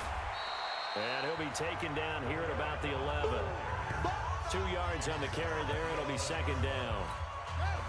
Well, if the coaching staff's doing a good job upstairs, they'll file away what they just saw from the defense right there. They sold out to stop that running play.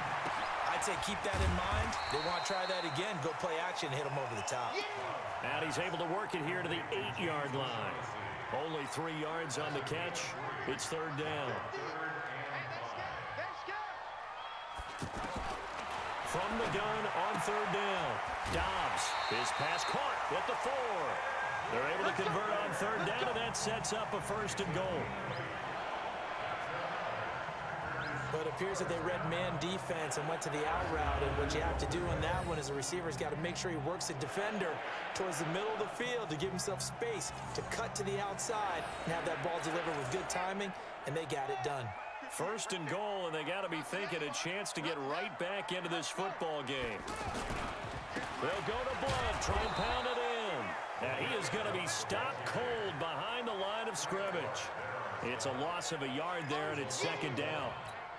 Moving backwards on first down, never a good thing. What does that do for the mindset on second down? Well, it changes your play call, definitely, because as a play call, you're advancing yourself thinking, okay, we're going to get a gain here. Now you've got to go back in reverse, come up with something to pick up not just the yardage lost, but gain a few extra.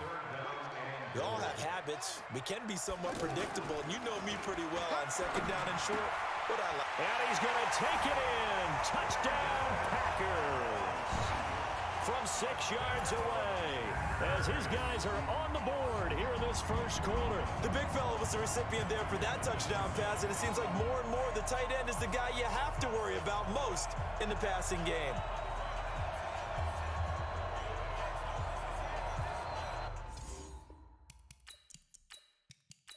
Now Matt Bryant on for the point after.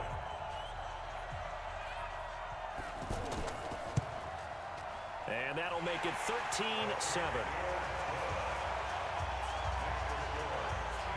So that one a pretty time-consuming 10-play drive. And it ends with a Packers touchdown.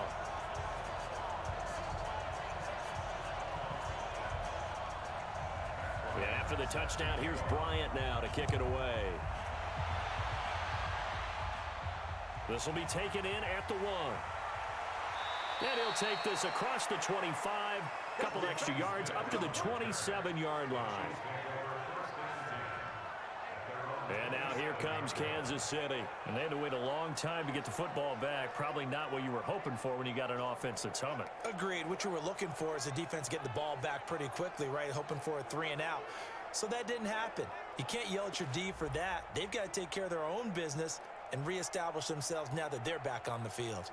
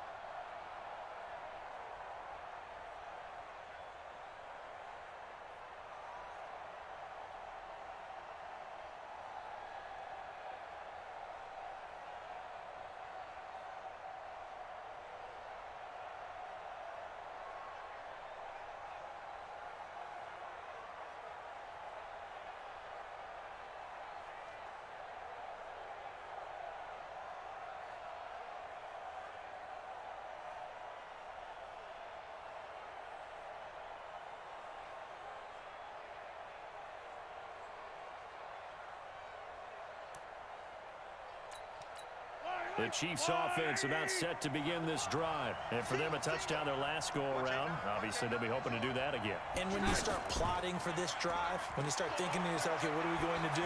You don't go away from what you did before because that worked, but you have to be prepared for wrinkles and counters because you know they'll make some adjustments. That goes for a gain of 31.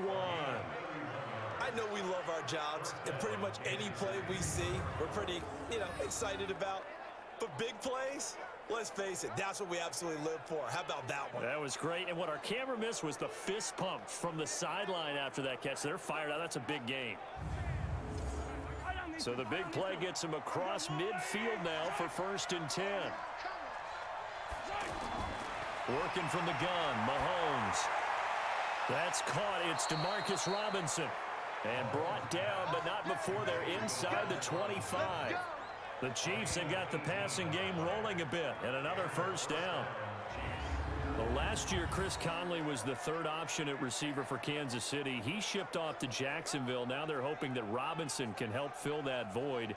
And Andy Reid has said that he and Mahomes are developing a great rapport, hoping to improve upon the 22 times they connected last season.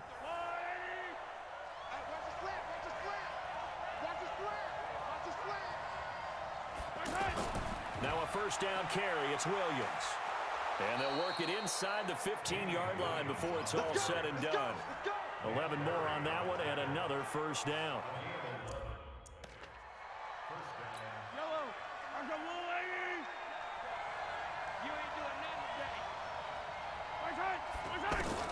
Operating from the red zone now, Mahomes. That is caught at the 7-yard line.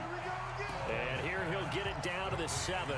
A gain of 6 there on 1st. 6 yards was the pickup on the last completion, so here's 2nd and 4. They'll run out of the gun here, Williams. And that'll hurt the average a bit as this time they're able to get him behind the line. The 2nd down play results in a loss of 2 yards.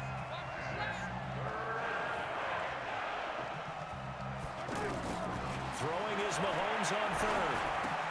Toward the pylon, caught. And he takes this into the end zone for a Chiefs touchdown. A 9-yard touchdown grab. And the Chiefs are able to extend their lead. The tight end position has always been dangerous, especially in the red zone, short field. But now even more so because these tight ends aren't necessarily the tight ends of old. They're the rocked-up wide receivers who have a little bit more speed. Way harder to cover than before. This will be fielded at the 6. And he'll take it up past the 25 to the 26-yard line. The Packers offense now, they get ready to head back on the field. I guess they have to feel a little gratified to at least get on the board last time, but still work to do. No doubt about it. I wonder now if they're going to try to increase the urgency a little bit, maybe pump up the pace, maybe go 2-minute. Who knows? Let's see what they decide to do. Just a yard on the pickup there, and it'll bring up a 2nd and 9. On 2nd and 9, Dobbs. It's brought in right side by Ginn. They'll get 9 there as that sets him up better for 3rd down. The last catch nearly got him a 1st, but it did not, and they'll try to convert on 3rd and inches. And he will have 1st down yardage as he's brought down at the 41. 3rd down turns to 1st with that 5-yard pickup. Well, they came into this game saying it was important that they set the tone and show that they can run the football. And I believe that they've done that here in the 1st quarter. On 1st down, Dobbs to throw. They'll try and set up the screen. It's complete. And the result here, a pickup of 8. Leaves them with 2 to go on 2nd down. I know most of the time when the ball's in the air, you're thinking wide receiver, tight end, but running backs, they can be a big part of any passing offense nowadays. Caught on the left side by Ginn. Brandon, just mark that under the category of just not successful. Trying to throw the ball, just didn't work on that one. Completed it. No yardage. On 3rd down, Pryor, and he has the 1st down yardage before they bring him down right at the 45. Able to get what they need to keep the drive going with a 6-yard pickup on 3rd down. I'm okay with the call there. In fact, I actually like it. I know they're down a couple of scores, but the running game worked in that situation. I would continue to go in that direction. Now a loose football. The ball comes out, and it's picked up by the Chiefs. And his guys will take over at their own 44-yard line. The Chiefs in good position to start out as they come up 1st and 10. They start the drive on the ground. It's Williams. And he's got room.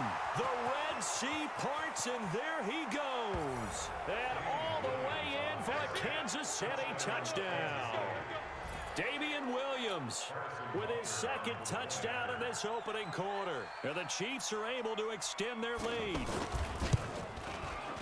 Now, 1st quarter, and this lead is already getting into dangerous territory. They better be careful on the other sideline. Yeah, it feels a little bit more like a basketball game where one team is pressing and that team can't get the ball over half court. I mean, it is stealing it and scoring it, layups, the whole deal. That's what it feels like right now. They are all over them. And he's up across the 25 and down at the 28-yard line. The Packer offense now ready to get back onto the field. And last time the turnover on the fumble, and they were in enemy territory, so that had to be very frustrating. Down on the scoreboard here, can't do it again. You nailed every part of what was frustrating. Down on the scoreboard, had a drive going, had pushed it past the 50-yard line so they thought they were in striking distance, and to come away with nothing, not a good... And he's taken down, a Chiefs sack. The Mississippi State man, Chris Jones, with a sack there. 3 scores down, not even a halftime yet. They are not getting much generated offensively. They've got to figure it out. It's tough because this defense just seems to be playing with so much confidence right now. They really are. They are on their toes, and they're getting at them. Now throwing on 3rd down there, but he cannot connect. Hey, a sidebar worth noting is that preseason cuts have changed. So week 3 that we're in right now, the preseason, I think what'd you say, the roster's going to stay at 90 instead of going down to 75 this year? That's exactly right, Brandon, because in the past, just what you said, this game here, at the end of week 3, or game 3, you would cut the roster down to 75 and play game 4 just like that. In this case now, though,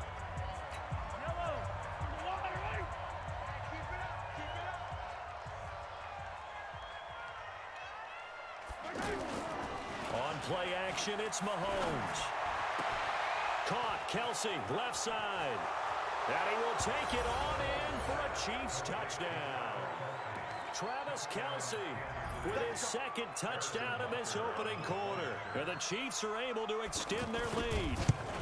That's a heck of a start to this one for him here in the 1st quarter. 2 receiving touchdowns, just getting the game underway, essentially. I mean, there's a long way to go. If I'm on defense, I've got to figure out how to slow this guy down. Because when one guy shreds your team, that's demoralizing. Make him spread it around at least. But right now, he's showing no signs of slowing down. We got this.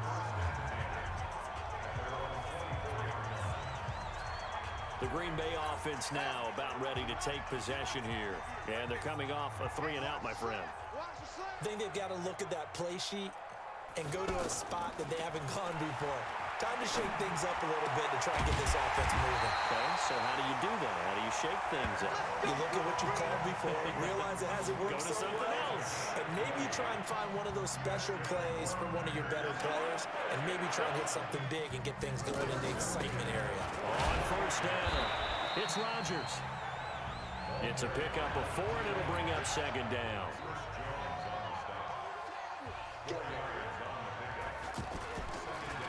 On 2nd down now, it's Rodgers. And he'll be brought down at the 45-yard line. 7 yards there and a 1st down. Now that's the way to do it. Hand it to someone with vision and good footwork, and add in a little bit of power, and you find a way to pick up 1st downs. So now 1st and 10 in Chiefs territory at the 45-yard line. Now he's going to swing this one out to his running back. And this one goes nowhere. Losing yardage on the play back at the 46. It'll be a loss of a yard, and it'll be 2nd and 11. That pass play wound up for negative yardage, so here's 2nd and 11. Here's Dobbs to throw. And his throw's going to be incomplete. He was trying to get it that time to Ted Ginn. But now it'll be 3rd down. An incomplete pass on that last play, and that means they'll need to come up with something here on third down. Back to throw Dobbs. And nothing but daylight ahead. And he will score. Touchdown, Kansas City. That pick six extending this lead even further. And, boy, it's been a while since I've seen a team struggle this badly in the first half. I think all they want to do is get to the locker room, try and regroup, and come out to start the third quarter. But if things don't improve fast then, I think the backups get a lot of play in the second half. Point after, right down the middle. And that will get him one closer. This is taken at his 4. And he'll take this one near the 25, call it the 26-yard line. About set to get this drive started, the Green Bay offense at the line. And last time, decent field position through the pick 6. Obviously costly. But they can't afford to just bunker in now. All right? Good field position means go ahead and attack on offense. Try and press the advantage a little bit.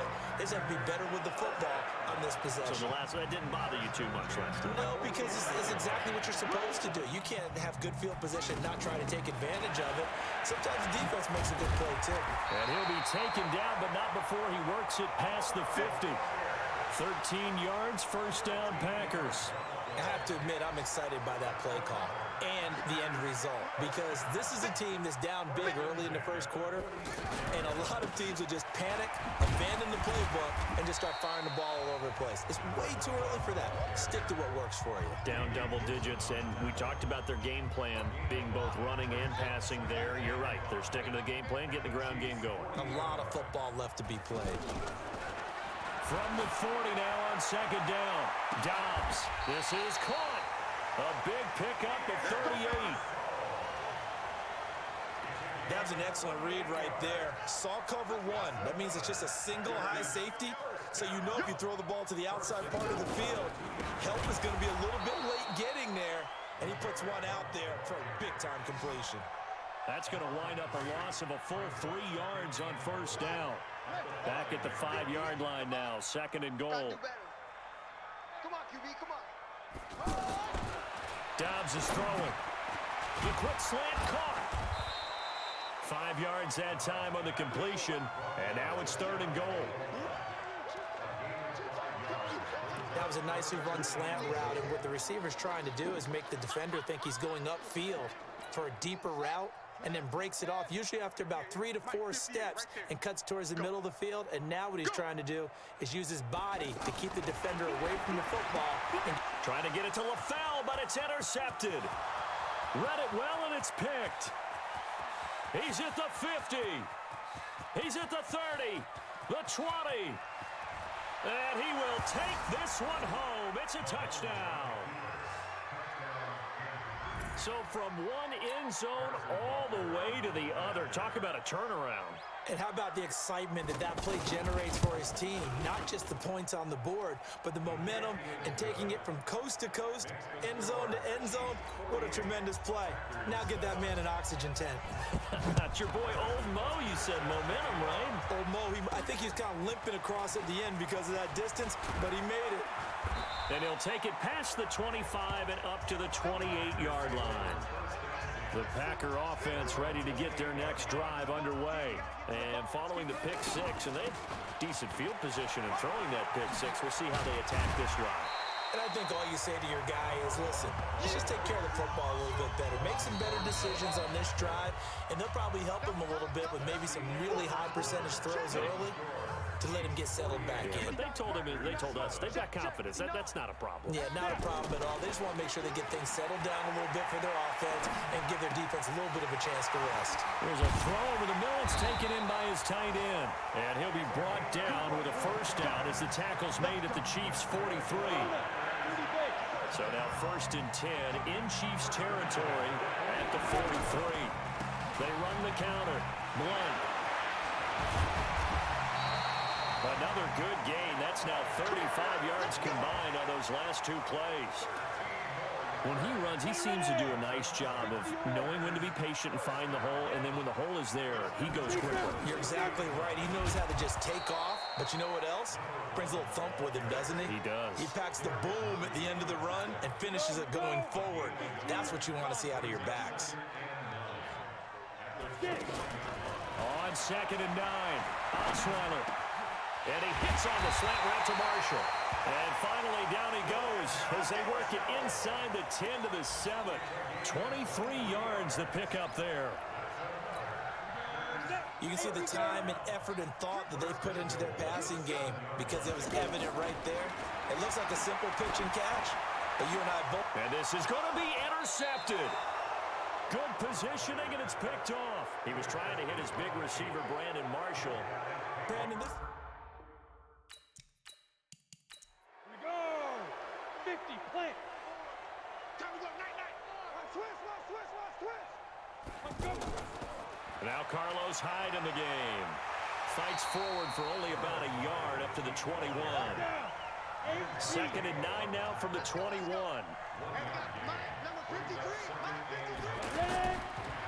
Again, running right, it's Hyde. Up past the 25 to the 26, a gain of 5. Ready? 10-2 stop. A first throw for Henney, the veteran backup. Now he'll dump it underneath to his running back, complete. And he's able to get it to the 33, good enough for a first down. It's a 7-yard gain there, and it's good enough to move the chains. Everyone's got to be able to catch the football. Doesn't matter what position you play, but if you're on offense, be aware a ball may come your way.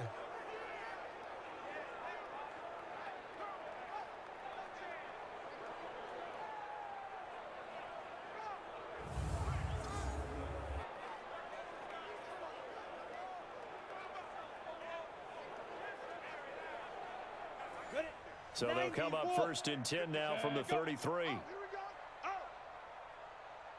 On the counter, this is Hyde. And he'll lose yardage. Brought down at the 32. A loss of 2 there, 2nd down. Hey, a lot of points have been scored in this game against them, but tally that one on the side of the defense. Do you think maybe, possibly, it can be a little bit of a changer for them? Maybe not a game changer, but a little bit of a momentum one that maybe they can string together some pretty good plays and slow them down. On 2nd and 12, Henney. That's complete to Sterling. And able to get this one across the 45 before he's brought down. Give him 14 on that one and a first down. Now Henney. And his throw is incomplete. So now 2nd and 10 after the incompletion on first down. And back to the ground. Hyde. And that play going absolutely nowhere as he's belted before he could get out of the backfield. They'll wind up losing 3. And now it's 3rd down. This offense has had a lot to like in this game. I don't know that last play, though, is going to make the highlight reel. It's not going to make the highlight reel, but it will be the focus of the film session that the team has to sit through. I've sat through those before. Never any fun. You're always excited about your good plays, and they actually fast forward through those. All right, that was good. All right, great. They get to the bad ones and really illuminate them. Not cool. Henney. Wide open receiver complete. And he takes this one down almost all the way to the 30. Now after the completion, we're going to get a timeout, an injured player. Well, he gets attended to. We'll step aside.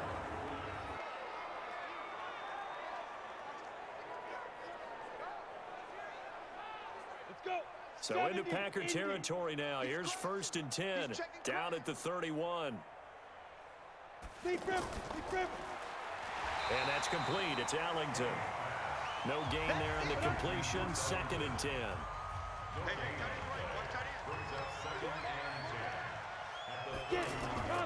Throwing on 2nd down. Henney to Valdez-Scantling over the middle. That throw good for only a couple. It brings up 3rd down. And they're left looking at 3rd and 8 after the 2nd down pass play only went for 2. Throw left side complete. It's Wells. And he will have the first before he's brought down right on the chalk of the 20. His first catch, good for 9 and a first down. I got a kick out of that one, partner.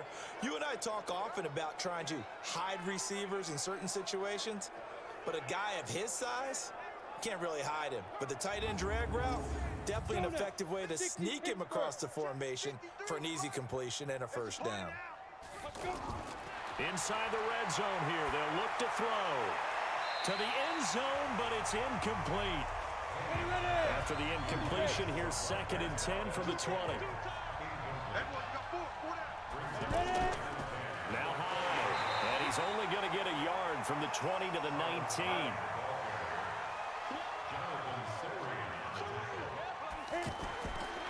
They'll look to throw here. And this is going to be incomplete.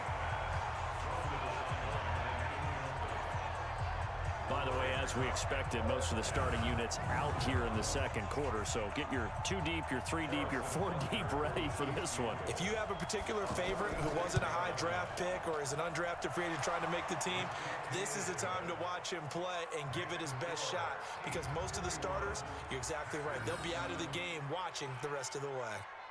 Butker, what a pickup he's been for Kansas City the last 2 years. Remember, he was drafted by Carolina to be the eventual successor to Graham Gano. That didn't pan out. Casey got him as a free agent. He's been really good. Yeah, Gano said, oh no, I'm keeping my job. But Butker found his home in Kansas City, a franchise record for points scored in his first 2 seasons. Here's Brock Osweiler and the Texan offense getting set to go. In second quarter, they're down big already. He's struggling as well. They've got to find something here. He's got to find something on this drive. And sometimes you take on all that extra pressure on yourself, and maybe you have to disperse it a little bit. Lean on some other people, lean on your teammates. Find someone who can take the pressure off and get the ball in their hands for a while. Or this, if he doesn't, this is getting out of hand, or it could get worse. Just a yard on the catch there. It'll be 2nd and 9. Now a toss play to Blunt. Well, they were unable to make anything really big out of that, but it's not a bad idea to find your tight end and give him an easy completion and keep moving things forward. Almost his bread and butter. That's a good running back dive play. Throwing, Osweiler, and that's complete to LaFell. And they get him down, but not before he takes it across the 40-yard line. Give him 10 there, good enough for a Packer first down. When an offense reads blitz, doesn't matter where it's coming from, tight ends know that they become a big part of the passing game because they should be an easy outlet when all those extra bodies are trying to get to the quarterback. A hot route, so to speak. Osweiler now 4 of 5 since coming on. It's 1st and 10.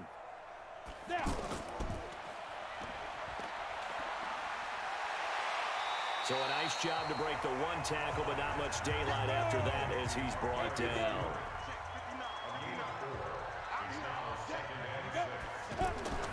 To throw on 2nd and 6. Osweiler is going to fire one deep over the middle.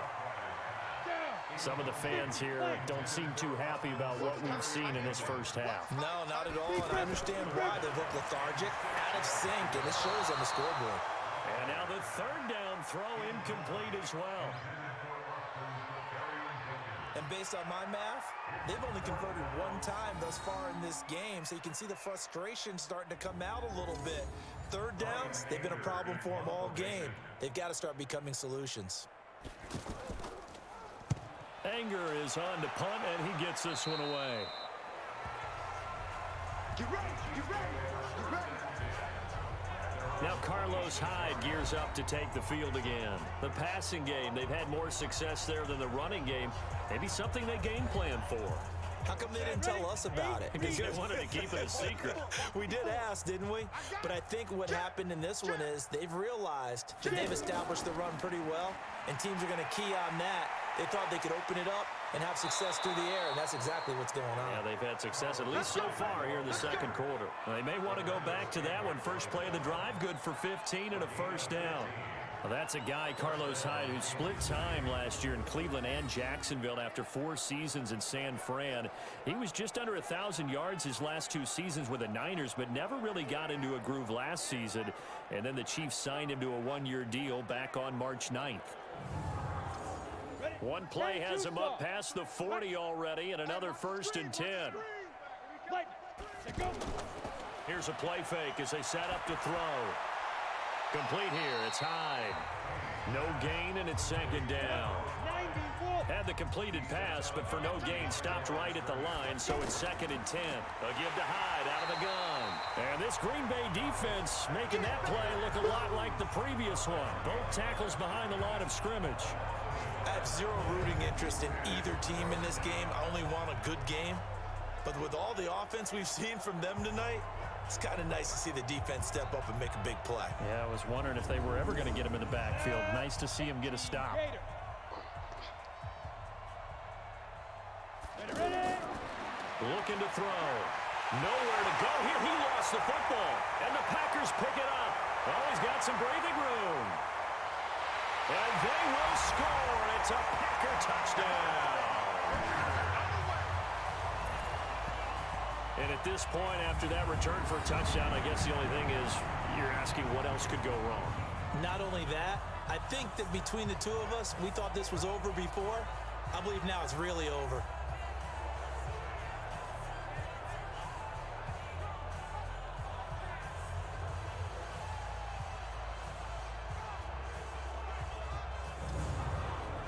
Bryant now to tack on the extra point.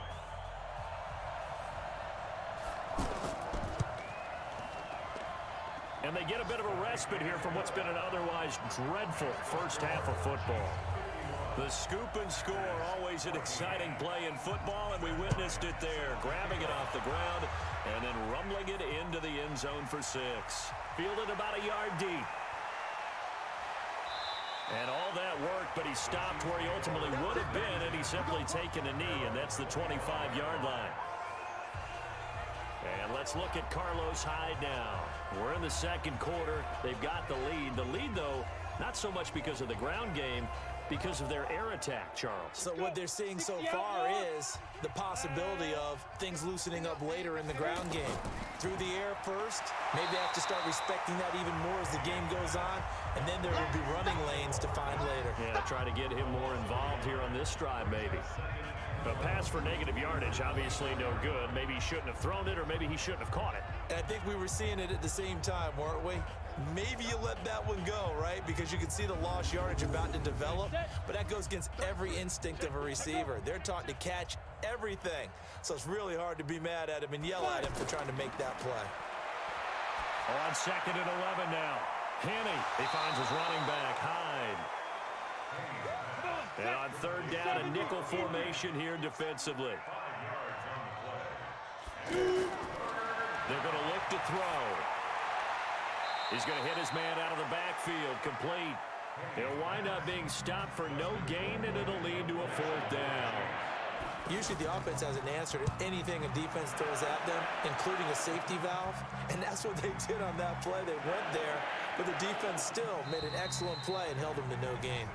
Well, someone's going to be happy with that effort. You know who else is going to be happy? His defense. Absolutely. He's created a very long field for that offense to try to traverse. And he got some help from Mr. Football there, checking up nicely. Good English on that punt. Here comes Brandon Marshall and the rest of the offense as they gear up to go again. With them losing here in the 2nd quarter and his limited productivity so far, you'd have to think they're going to try to look to him. All right? I would guess you would say. Go now. 10 Lobo. 59. Let's go. Now a play fake here on 1st down. Now a right side completion here by LaFell. And he works it across the 25 before being tackled. First play of the drive, a success, 19 yards. And the game just keeps evolving. Big guys running those corner routes, so difficult to cover.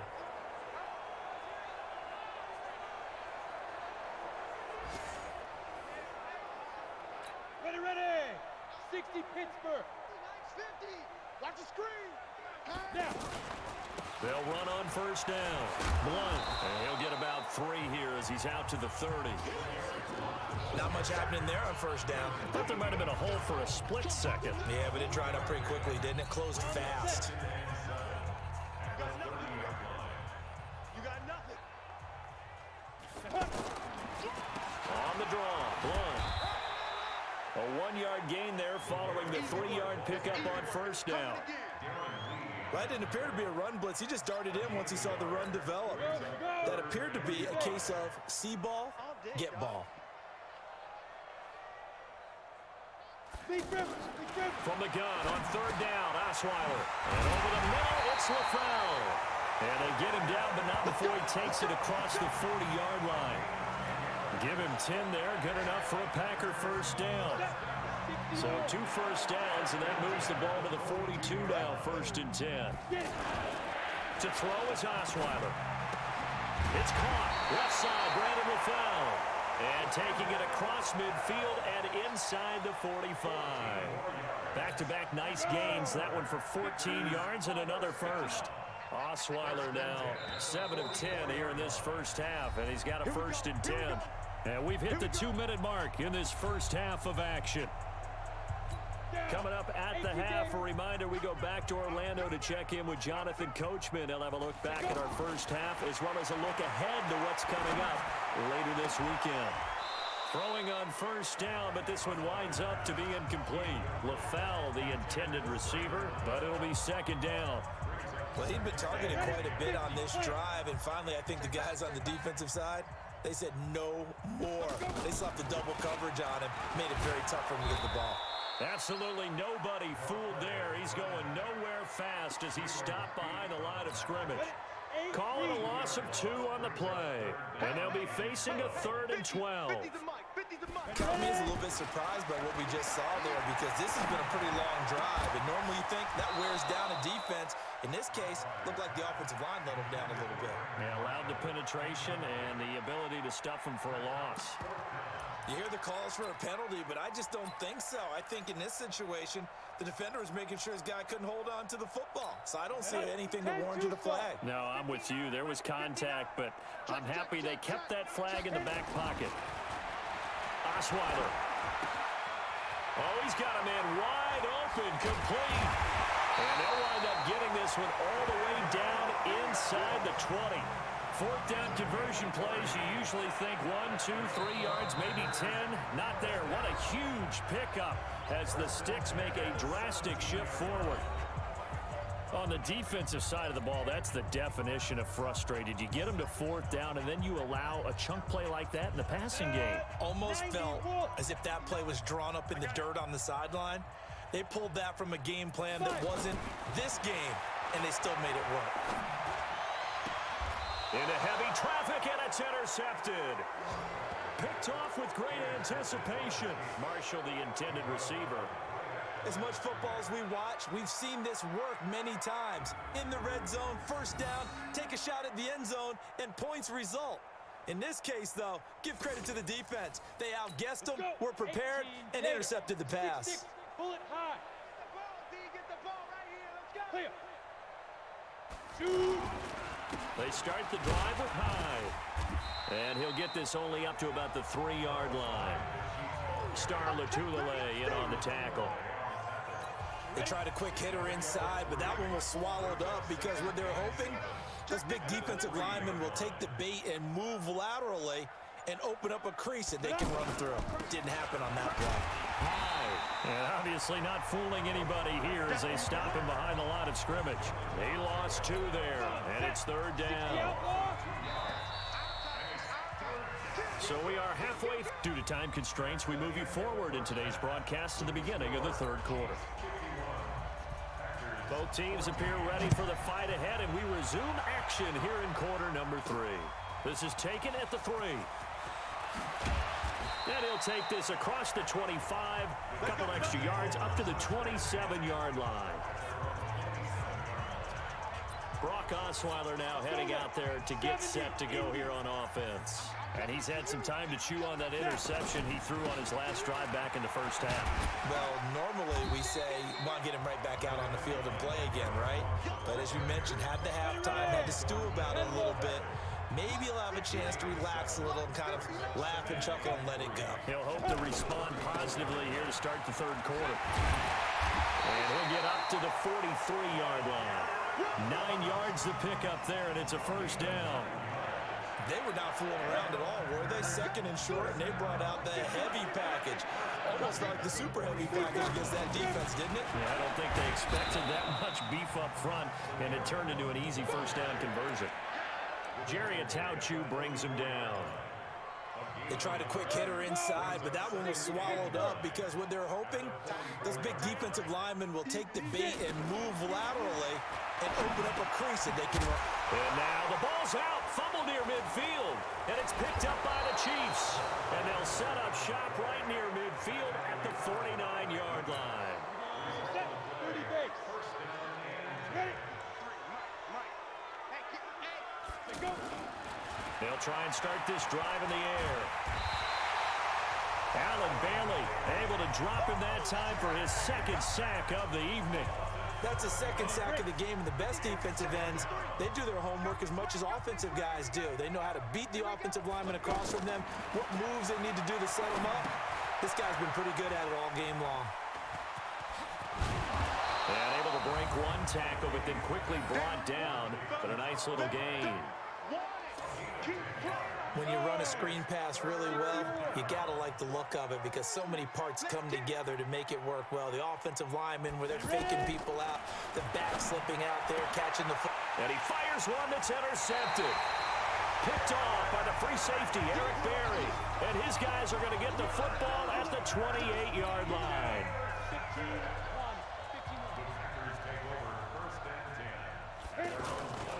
The drive starts with a handoff to Blunt. They'll only get a couple up to about the 30. You know that old expression, it's not my night? It hasn't been his so far. I don't know if the legs are a little bit heavy. Sometimes having to hang out all day and play doesn't exactly play to your advantage, but it's been a tough go for him. Every time he looks up, somebody's there defensively. That was the same case on that play. 19 yards to pick up there. Move the chains. Osweiler now 10 of 16 throwing the football. It's 1st and 10. Pretty good results here on the first down run as he takes us forward for about 6. It's a 6-yard gain on the ground, and that'll make it 2nd and 4. On 2nd down, Pryor. And the stop here will come at the 38-yard line. 7 yards there and a first down. So many teams want to throw the ball in this situation nowadays, but I love watching a team that has enough confidence to go ahead and run the football. In that situation, that's almost a tendency breaker. And he is met in his tracks behind the line of scrimmage. He'll wind up losing a yard on the play, and that'll bring up a 2nd and 11. At the Chiefs' 38-yard line. Now they'll throw it with Osweiler. And a little floater there is incomplete. I know our vantage point might be a little bit better way up here, but that looked like an ill-advised throw to me. I didn't see anything open, and this play just didn't look right from the beginning. It did not. I thought he might get outside and just chuck it away. Dangerous pass, incomplete. Meanwhile, on 3rd down, they take a shot at the end zone, but it's incomplete. This defense is continuing to contest every deep ball that is thrown downfield. And look, it doesn't matter whether you're playing man or zone. Eventually, that becomes man on man, and you got to trust yourself and go up at that moment of truth and make a play on the football. I'm kind of surprised by that they kicked a field goal. I guess you get some points, but this deficit 3rd quarter, I don't know. Yeah, I don't either. Yeah, I'm with you on that one. When you're down that much, kicking a field goal, does it feel a little bit maybe waving the white flag and just want to get out of here? Yeah, I think you got to go ahead and try and get some bigger points on the board. The offense now at the line, ready for their next drive. Here we go. Here we go. Here we go. Get it. Here's Hyde as they begin on the ground. And he will lose yardage and be backed up to the 24. It's a loss of a yard there, and now 2nd down. A loss of a yard there to start out. That leads to a 2nd and 11. 2nd and 11. Got an open man. It's Valdez-Scantling. And I think he's going to go. They're not going to get him. Past the 20.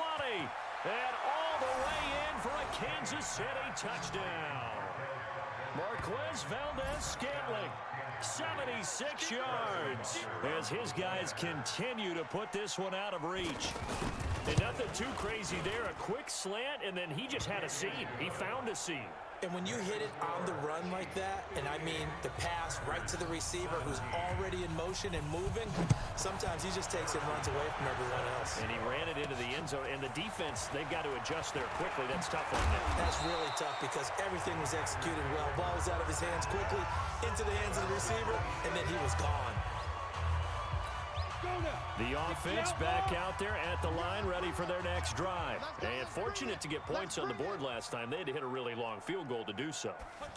The kickers in today's game are so good and so skilled and hit from distances that we almost start to take them for granted. And we can't do that. That's a long field goal that they got 3 points out of. They've got to feel good about that. And they better make sure they love him up because he's helped them out. Yeah, now we'll see if that offense can put 6 on the board here. We'll see. A gain of 5, good enough for the first down. And there we saw one of the downsides of blitzing during a rundown because sometimes you get out of your gaps. You don't fit the run quite as well because you're headed towards the ball carrier with abandon. On first down, Pryor. The tackle made by Xavier Williams. Some of the most unselfish players on any football team, defensive tackles, because we ask them to just eat up blocks, allow other people to make tackles. And when he can make a play himself, as we just saw there, that's a big day. They'll get this one down near the 20-yard line, just shy of the 20. The big gainer there on the catch and run, 37 yards. So the big play gets them all the way down to the outskirts of the red zone here for 1st and 10. Now it's Osweiler. And this will be incomplete. Physical play on the football there, and it's 2nd down. So after the incompletion, 2nd and 10 from the 22.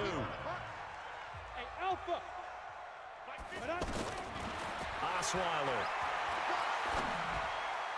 And his throw's going to be incomplete. So back-to-back incompletions. 3rd down here in 10, but you're still in field goal range. And that's the thing to keep in mind. They're in field goal range. So now you don't take any unnecessary risks, but you try. Nowhere to escape, and he goes down. Darren Lee with a big-time sack on 3rd down. It's a loss of 7.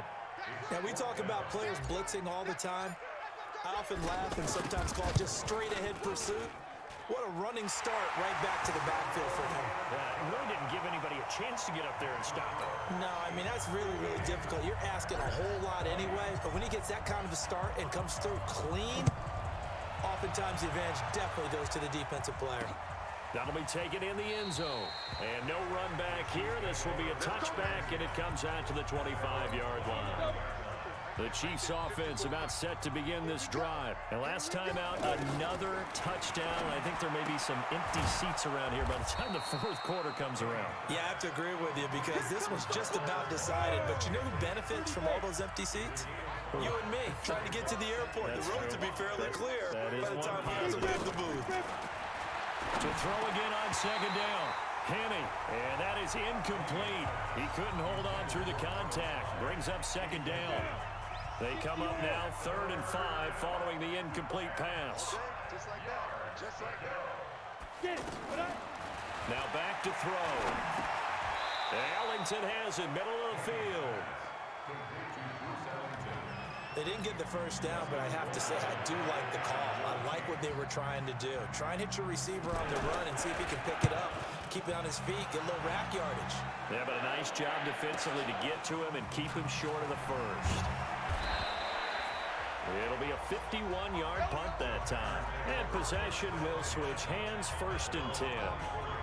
And Green Bay getting ready to go as they take the field. They've got to dig down deep. I mean, they need something right now, really anything to cling on to. This offense has struggled. Partner, join me in a walk to their locker room at the half, okay? Because I think what we would have seen is an offensive coordinator and his assistant coaches getting together all their positions, then coming together as a group, going over a adjustments, and then the head coach coming in and just screaming, "Wake up! Let's get moving, guys." I'm kind of glad we weren't in there halftime, actually. You think you might have turned it on us, too? Yeah, but right now, whatever was said hasn't been working. They'll get 3 as the drive continues. It's a first down. Second and inches is oftentimes an invitation for an offense coordinator to take a big shot downfield because he feels like he can come back on third down and pick up the first down. But sometimes you just don't want to break tendency. Stay with what you are, stay with who you know, and go get the first down. That's exactly what they did. On 2nd and 9, Osweiler, left side complete, Safarian Jenkins. And he'll be brought down with a first down as the tackle's made at the Chiefs' 43. But when you hit him on the move like that, he's able to get into open field with a full head of steam. Oh, boy, it's going to be tough to get him down. Yeah, there was a big window. They're lucky they did get him down.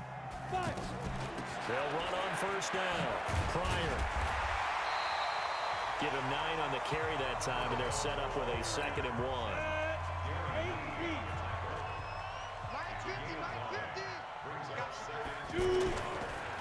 On 2nd down now. Blunt, powerful running. And they'll get this one to about the 20-yard line. A gain of 13. It's a first down. Well, partners, my old man used to say, make sure you strap up tight if you're going to try and stop one of those big horses out there. As you just saw there, this guy does not go down easily. You draw Porkers. From the red zone now, here's Osweiler on first down. And he's got this one complete to Stewart. And he gets it inside the 10 to the 9. 11 more yards that go around, a first down as well. Let's go. And two, son. You're not ready. You're not ready. Now. They'll try and run for it on 1st and goal. And a second effort gets him in. Touchdown, Packers. A 9-yard touchdown run. And his guys are able to at least knock this deficit down a bit. In as many coaches' meetings as we sit in, we hear the word finish all the time, don't we? And on that play, the back actually finished getting into the end zone, breaking the last tackle. Tried to wrap up, tried to use the proper technique, just wasn't able to get it done. Here's Bryant for the extra point.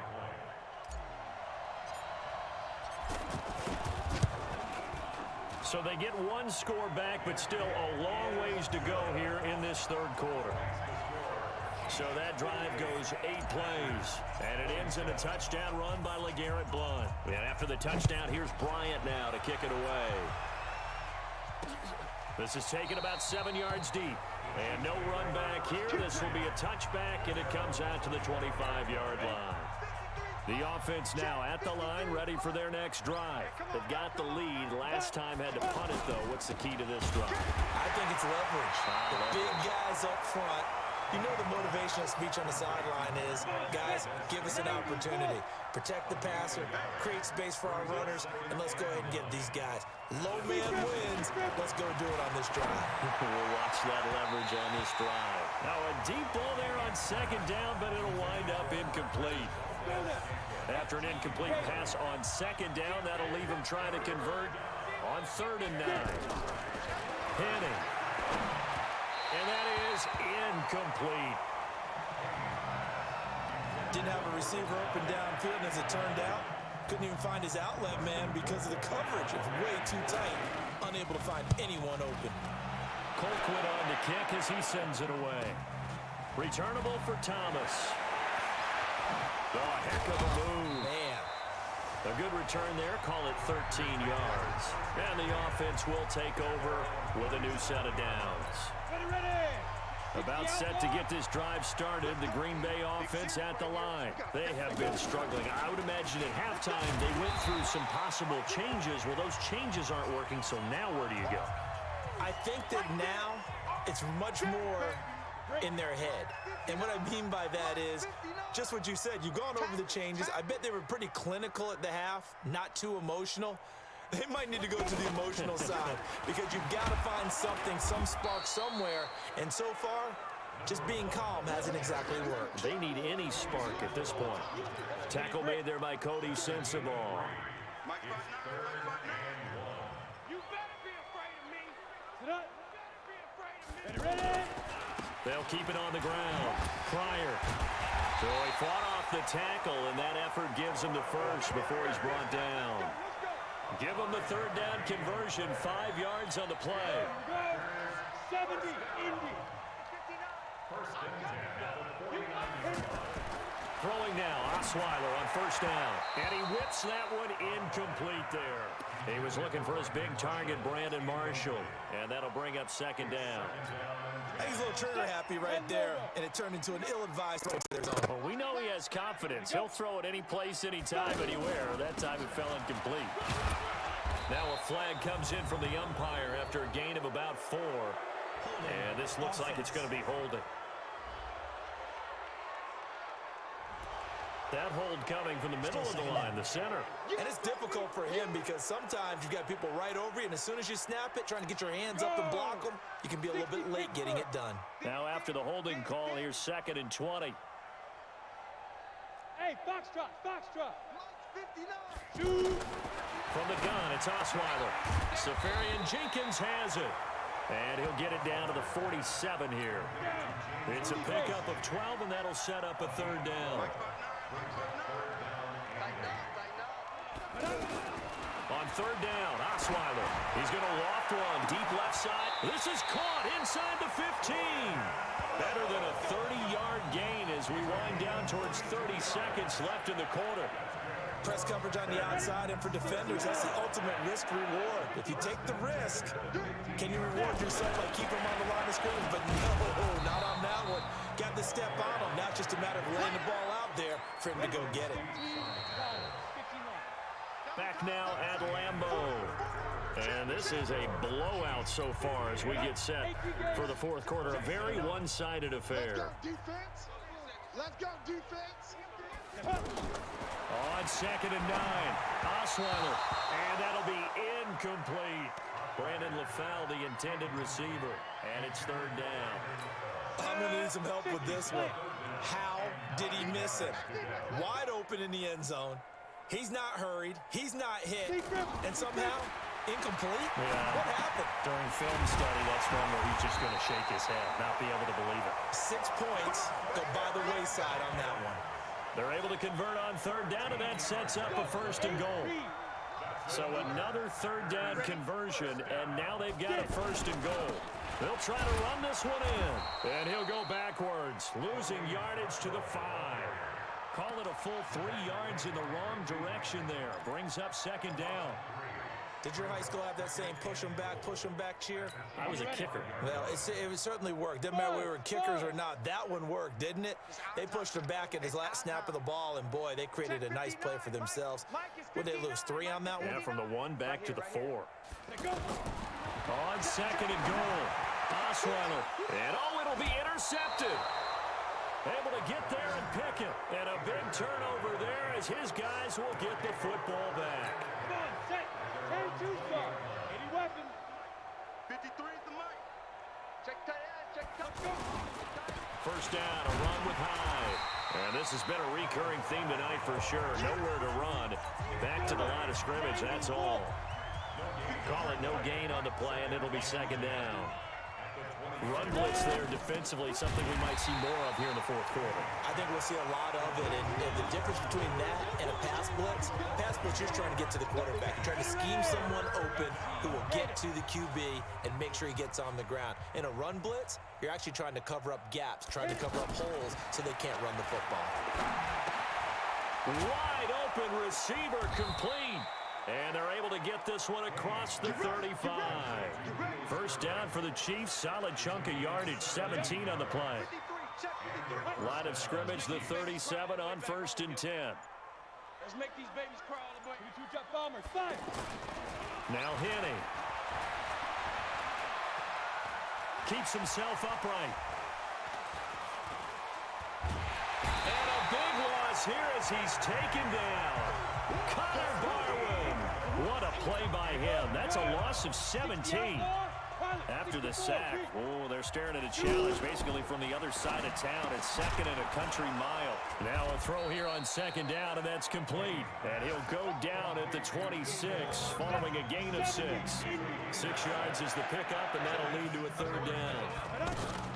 3rd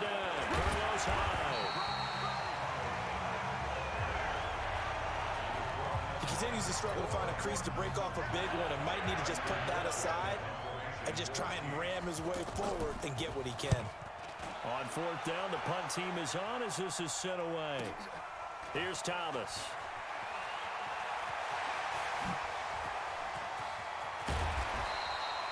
Might have needed just one more block as it stands, 37-yard return.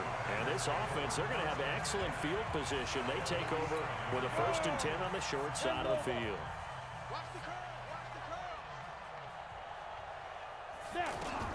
They go back to the air here after the INT on the last drive. And this is going to be caught. He won the fight for the football. Give him 15 there, and the Packers have a first.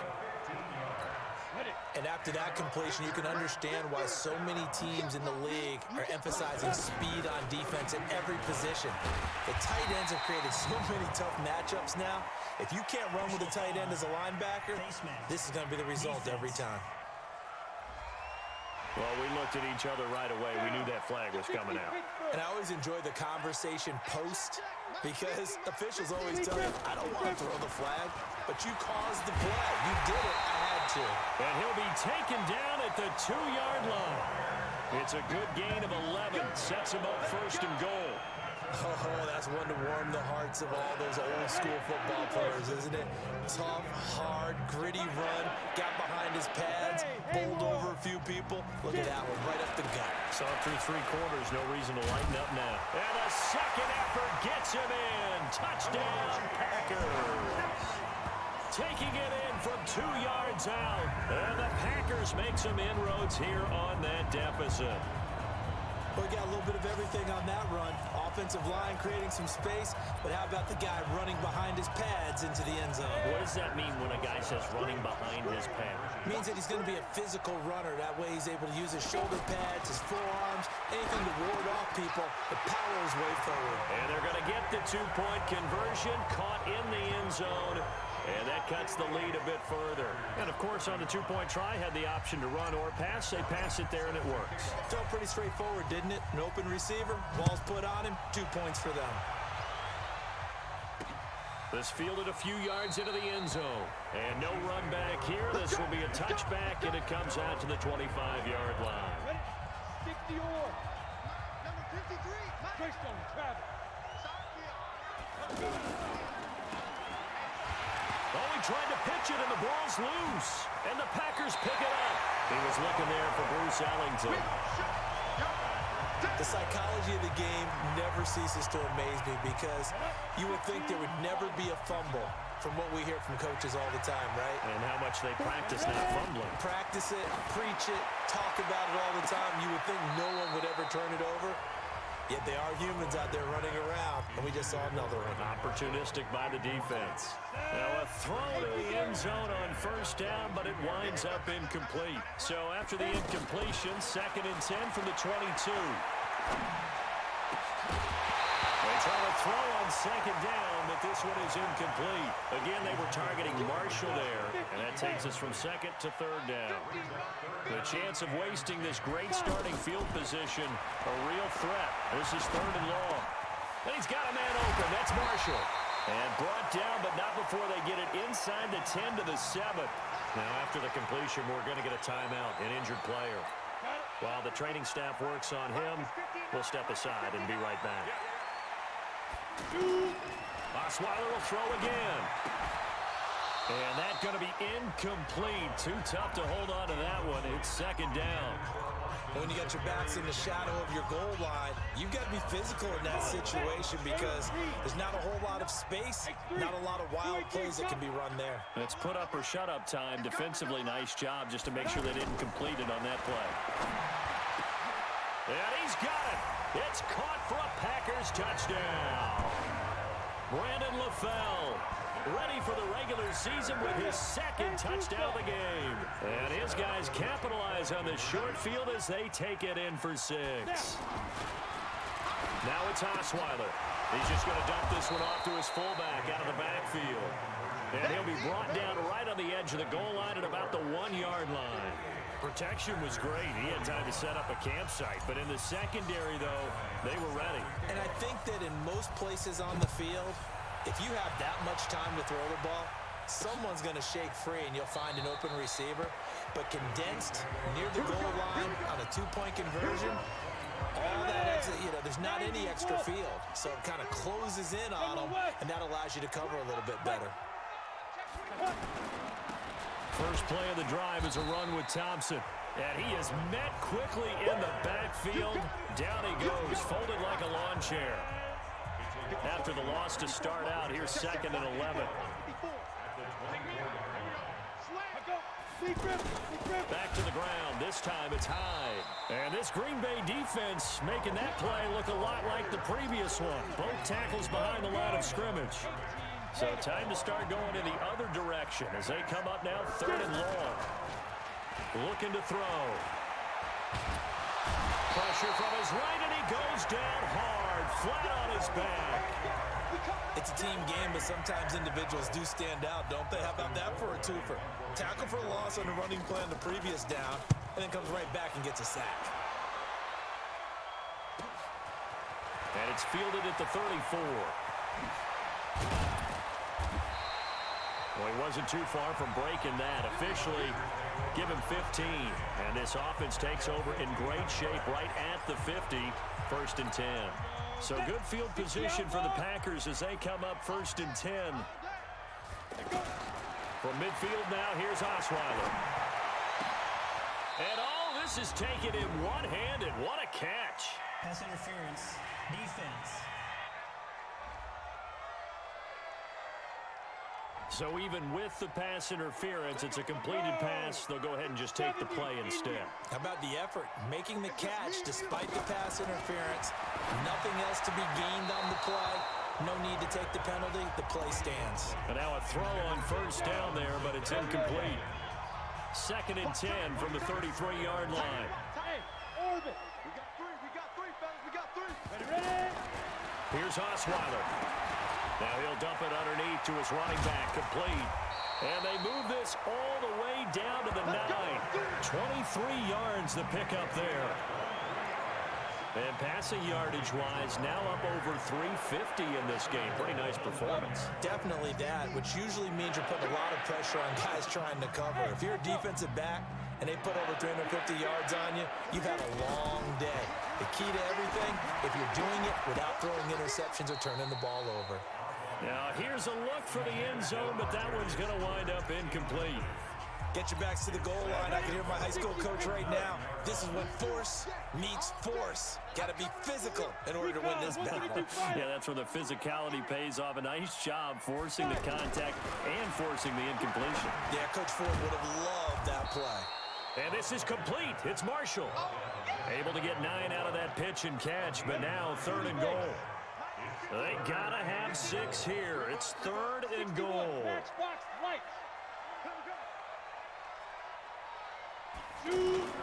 To throw again is Osweiler. To the goal line, but it's incomplete. So now 4th and goal. You're trailing by a decent amount here. What are you doing, Coach Davis? Well, I've got to think to myself, just how many more opportunities am I going to have this close and have this chance? I've got to go for it right here. The clock's dwindling on me. Let's go get it done. Touchdown, Packers! As his guys are in for 6. And the Packers get a score closer. Big 4th down conversion for the score, and the defense, that is a tough pill to swallow. Big time for them. How about them just deciding to go for it on 4th down? And, okay, forget the field goal, because that looked like an easy 3 points. Yeah, you might have had a defensive breakdown in there, but they pressed the issue and found a way to get it into the end zone. Give them big credit for that. So they're able to throw it in for the 2-point conversion. Sometimes that can be a risky play, but they got it. Yeah, you always have to be careful here, because if you do get it intercepted, it's returned by the defense, that's 2 points for them. But he identified an open target and put it right on him. And no run back here. This will be a touchback, and it comes out to the 25-yard line. The offense back out there at the line, ready for their next drive. We've been witnessing a tale of 2 halves, really. Total domination on one side and half one. Now things have flipped, and after that last touchdown, it's a 2-score game. And now their offense offense isn't just attacking the defense. They're actually attacking the other offense because they are rolling on the other side of the ball right now. They've got to calm it down. They've got to take control and find a way to put this game away. Another throw on second down, and this one incomplete as well. Now they face a 3rd and 10 after back-to-back incompletions.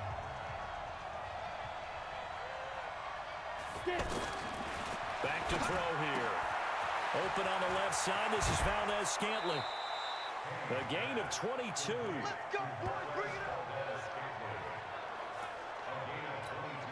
Well, probably the only thing he did wrong there was go out of bounds, nursing this fourth quarter lead.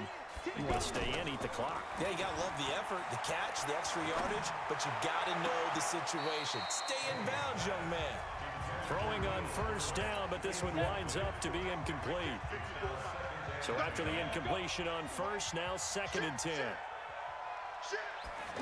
2nd and 10. And his throw here is incomplete. That one fell incomplete there, but the best quarterbacks, they'll miss on 40% of their throws, somewhere in that neighborhood, similar to a great hitter in baseball who's going to fail 7 out of 10 times and still have a great year. In this case, you want perfection, but way better that it hits the ground instead of going to an opposite color jersey. The Chiefs have got the passing game rolling a bit, and another first down. So from the 39 now, they'll come up on a 1st and 10.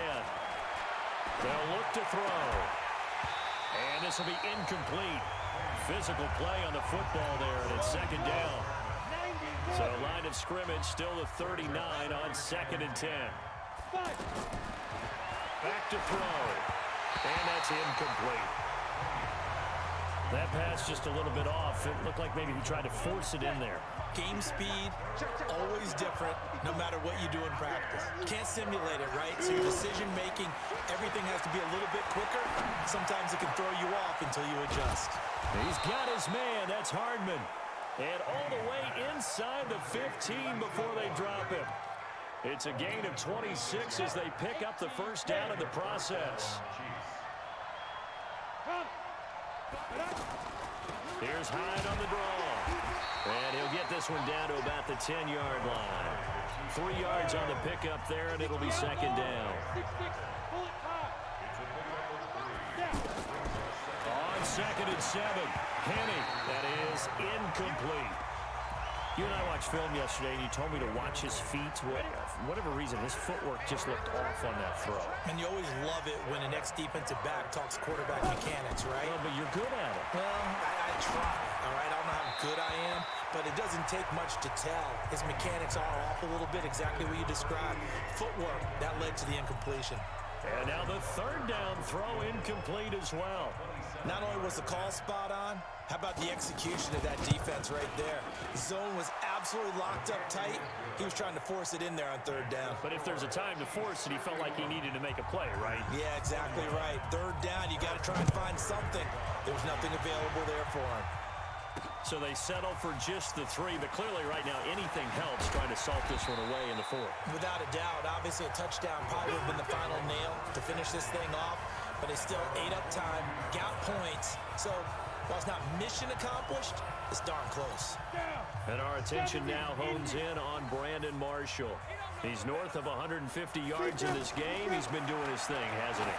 That he has, and he's been enjoying himself. And it's the type of game that you get locked into a pretty good groove. May not be record-shattering, but it's the type of game that if you accumulate that throughout a season, you can be one of the top receivers in the game. See how much they incorporate him here on this drive. Now a pass hauled in downfield. He'll get this one down near the 20-yard line, just shy of the 20. Big gains in succession. Last one was over 20. This one over 30. Here's a pass swung out left to his running back. A good convergence there defensively. Only a yard, and it's 2nd down. They only got a yard out of that last completion, and that makes this 2nd and 9. And he's got it. 19 yards to pick up there. Move the chains. 1st and goal, and they got to be thinking a chance to get right back into this football game. Here's Osweiler to throw, and he's got it. It's caught for a Packers touchdown. Brandon LaFell there to make the grab, as his guys are back within a single score. And that was really just a great battle for that football on both sides. The result is a touchdown.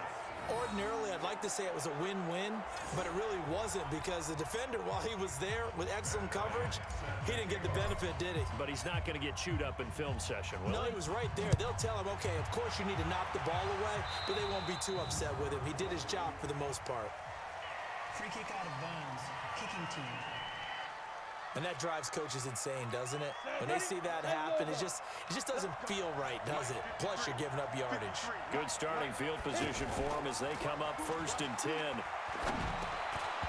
Now here's a pass on 1st down that's knocked away and incomplete. So 2nd down and 10. Once again, they'll go from the 40. Henning. This one to the right, caught by Valdez-Scantling. And he'll be corralled out across midfield down to the 45. Now, after the completion, we're going to get a timeout, an injured player. While the trainers take a look, we'll step aside. Not totally home free yet, but it's looking good as they come up 1st and 10.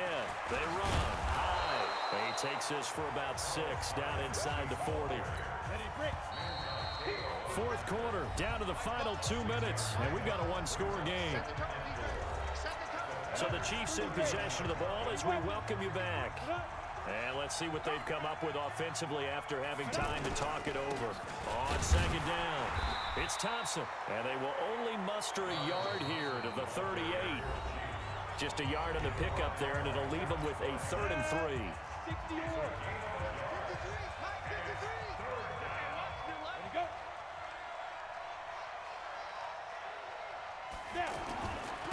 Again, a run with Thompson. And he'll be brought down, losing yardage back at the 40. And now we're going to get a timeout defensively. So another stop, 1:50 left in the football game.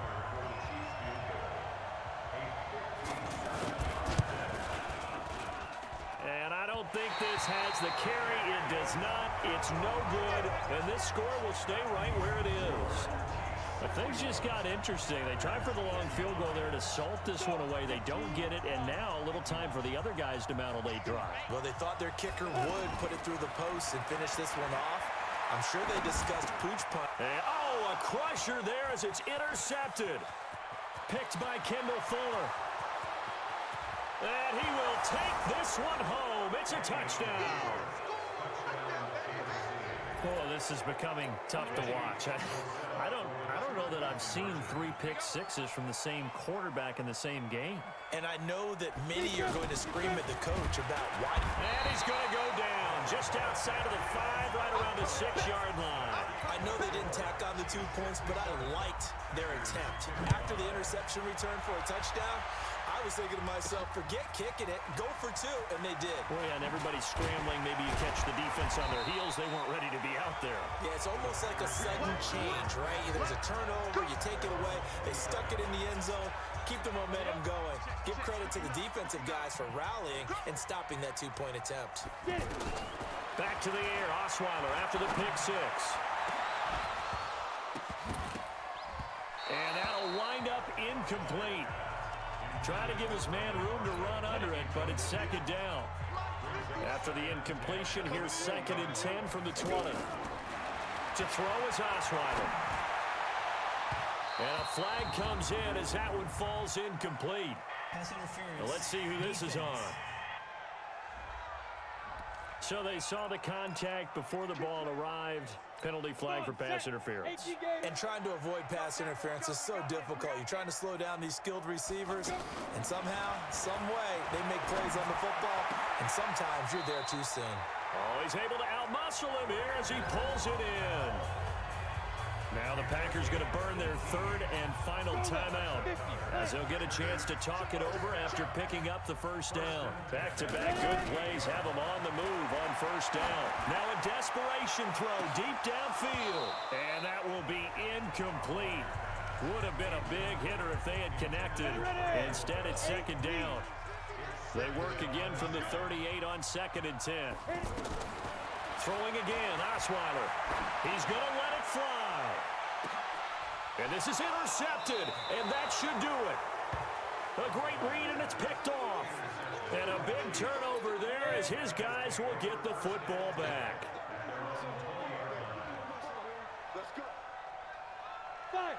Victory in the cards now for the Chiefs as they take a knee here. Well, partner, it's just preseason, but it always feels good to be in victory formation, taking the knee for the W. Yeah, I've often thought to myself when I watch these preseason games, some teams need the wins more than others. You know, if you're established and you're used to winning, not quite the same. But if you're trying to learn how to win, it's important to get it done. And to be able to kneel down at the end, even better. Well, Charles, it's one thing to win. It's another thing to win and put up the amount of points that they did. Boy, were they clicking on offense. They can't help but feel great about themselves, can they? I mean, what a game to put up that number of points, continually feeling like they're moving the ball and things are working and clicking.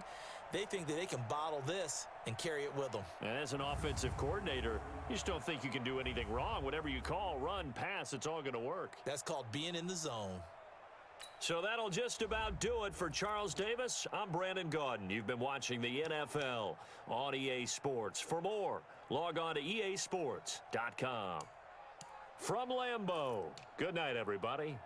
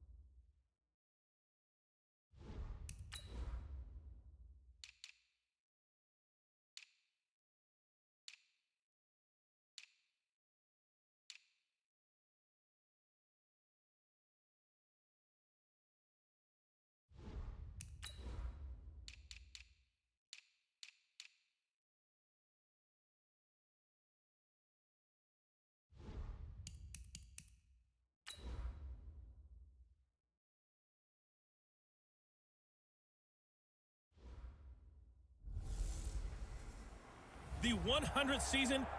EA Sports coverage of the NFL brings us to one of our favorite spots, Venerable.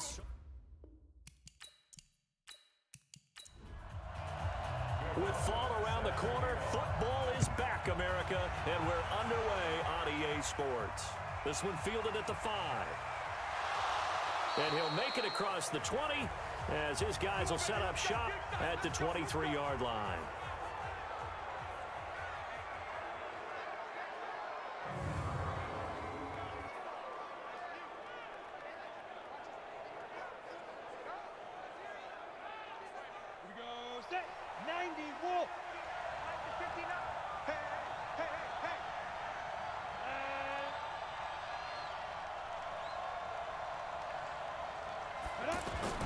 On 1st and 10, it's Osweiler. And complete over the middle, Safarian Jenkins. Give him a couple on the catch. It's 2nd and 8. So 2nd and 8 here after the pass play for 2 yards on 1st down. And he'll go down. The Bears get there for the sack. And their inaugural sack of the game coming from an unlikely source. You mean it wasn't a linebacker? It wasn't a defensive end? It was somebody like you. Oh, my goodness. Yeah, that's a surprise for the offense. That's not what they normally get when they think about pressure.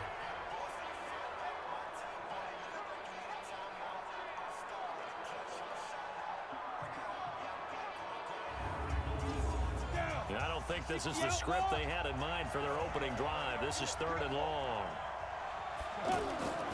From the gun, it's Osweiler. And that is incomplete.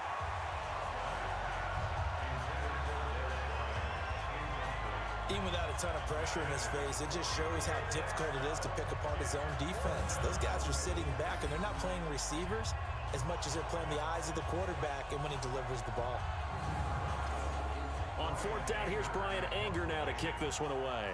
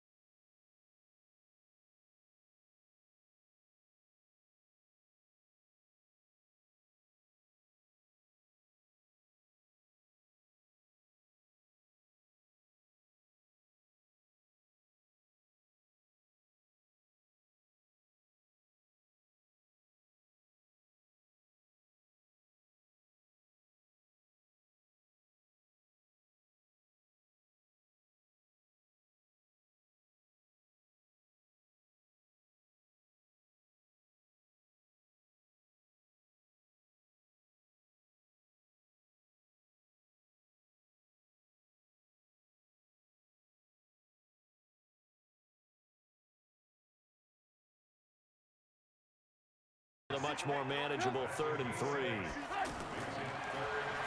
Throwing here, Trubisky. And Robinson with a big catch. And he slips up past the 45 before being tackled.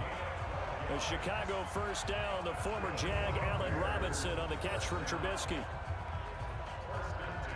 This has to go down as one of the simpler routes in the playbook, but oh so effective. Nice completion there. Keeps the sticks moving.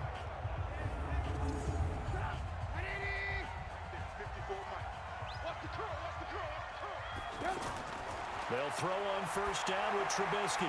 Gets this to his running back, Tariq Cohen.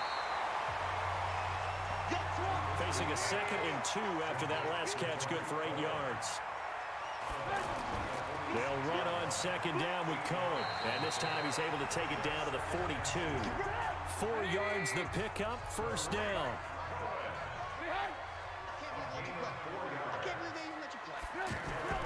On 1st and 10, it's Trubisky. Caught out left side by Robinson. That throw good for 4. It's 2nd down. And let's take a look at the Bears offense.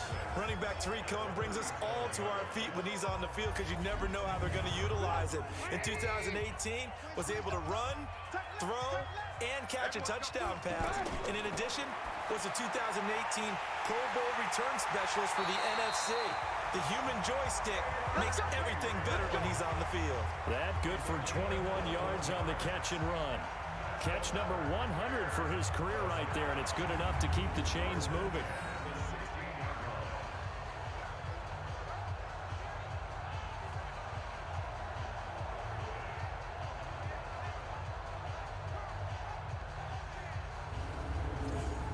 Trubisky will come up here 1st and 10, and he's a perfect 5 for 5 here to begin the game. From the red zone now, here's Trubisky on 1st down. Looking end zone, but it's incomplete. Trey Burton, the one he was looking for. That'll bring up 2nd down. And a peek at the defense for the Packers. Muhammad Wilkerson is one of the most versatile defensive linemen in the league. You can play him at any spot and expect big-time production. After the incomplete pass, here now is 2nd and 10. First carry from Mike Davis, the former Seahawk. And this may be a carbon copy as he'll again be stopped right at the line of scrimmage.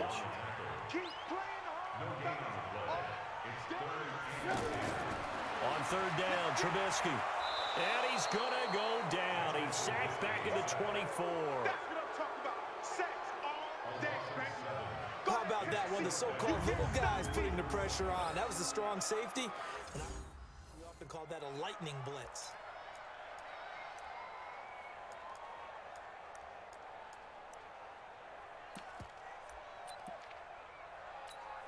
On to try the field goal now, Phil Dawson. From the right hash, this from an even 40 yards out. Dawson's kick is up and through. And it's 3-0. The Bears hit the scoreboard first. Well, all offseason, probably a lot of thought goes into that first drive of Week 1. They didn't get the touchdown, but at least they got something. And what I like about it is that they didn't overthink it, because you're exactly right. A lot goes into the offseason, the preseason to get to that first drive of the regular season. They went right downfield, mission accomplished, points on the board. The Green Bay offense now about ready to take possession here. And on the first drive, 3 and out. I know that these are professional athletes, but I would imagine sometimes you get the nerves at the beginning of a game still, don't you? Those don't ever go away. And typically what I've heard from guys and what I remember from playing, if you don't have nerves at the start of a game, it's not going to be a great day for you. You're not really ready to play. So finding a way to harness those nerves and not let them affect you in a negative way, that's what all the guys are looking for. The throw over the middle taken in. And able to get this one across the 45 before he's brought down. That one good for a first down pickup of 18 yards. Now a first carry for LeGarrette Blount. And he's got it across midfield and into Bear territory. They give him 4 yards there. It'll be 2nd and 6. On 2nd down now, Blount. And he'll go down shy of the 40 at the 41. 9 yards to pick up there, and it's a first down. They're making it look easy out there. Another first down. So far on this drive, let me do this little bit of math here. 4 plays, 3 first downs. That's a pretty good recipe for success.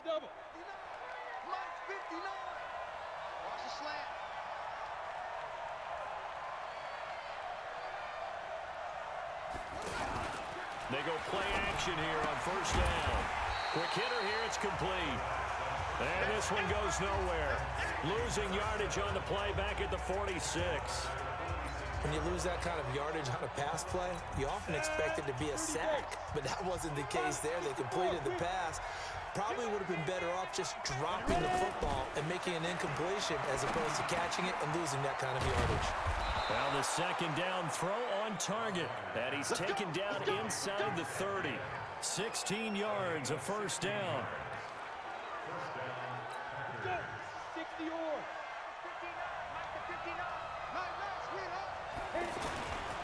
On first down, Blount.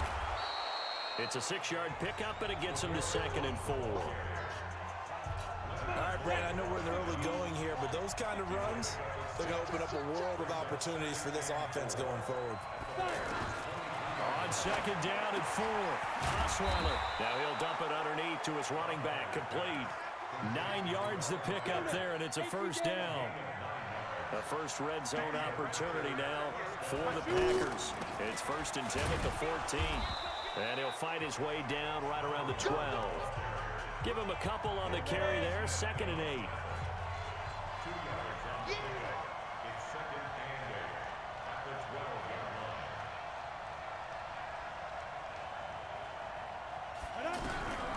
Throwing on 2nd and 8. Osweiler. Touchdown, Packers. Ted Ginn there to make the grab. And the Packers have taken the lead. And he's a little bit on the shorter side as a receiver. Maybe sometimes for the defense, tough to find the little guys, right? Yeah, sometimes they get lost in the traffic, but usually what it means is that rather than just winning with height or even speed, they use their quickness to find a way to get open. Well, tall, short, wide, skinny, whatever, there it results in a touchdown. Bryant tacks on the extra point. And after the touchdown, here's Bryant now to kick it away. That'll be taken in the end zone. And no run back here. This will be a touchback, and it comes out to the 25-yard line. The Bears offense now gets set to head back onto the field. They finished off their opening drive of the campaign with a field goal on the last drive. Now they'll search for a touchdown here on this go-around. 1st and 10. Trubisky brings the Bears up 1st and 10 at their own 25-yard line. They begin the drive on the ground with Cohen. And he's upended at the 33 following a good pickup of 8. Here's a 2nd and 2 now from the 33. Trubisky now off the bootleg. His throw incomplete. He shook his head right when he released that throw. He knew it was going to be a little off target. Yeah, the excitement got him on that one. Wasn't able to control the fact the receiver was open, and it would have been an easy throw. And that'll be accepted, of course, and that moves him back 5. And a manageable 3rd down becomes a lot less manageable. 3rd and 7 after the false start. Now it's Trubisky. Over the middle. That's caught by Miller. So on 4th down, on is the punter, Pat O'Donnell, to kick it away. Back deep, the veteran, Ted Ginn.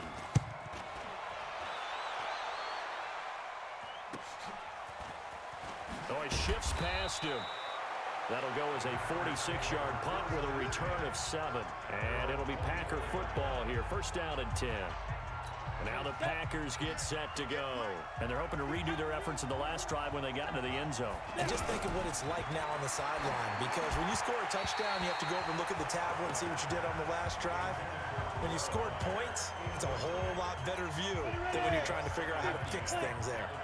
From the 24, they'll go again on 2nd and 10. Throwing, Osweiler. Nowhere to escape, and he goes down. That's sacked by Khalil Mack. Brandon, if I'm an offensive coordinator and I see an all-out rush like that, I file it away because I'm going to use their aggressiveness against them as this game goes on. I'm going to hit them with a screen soon. And he finds Safarian Jenkins. And way up past the 35 before he's taken down. A good pickup there, 21 yards. So here's a 1st and 10 at the 38. Now a carry for Blount. A gain of 3, 2nd down. Well, so many times we look at a short run and we praise the offense for trying to set the tempo and establish things, but the defensive guys, hey, they just won the battle there. It wasn't a big run given up. They don't always have to absorb the body blows. Sometimes they dish them out themselves. Can't find anyone, and down he goes. Osweiler sacked. Khalil Mack, his 2nd sack of the night. Well, that play was the very definition of fast, quick, and in a hurry. Suddenly, he was there. In a blink of an eye, that happened fast, and a big sack.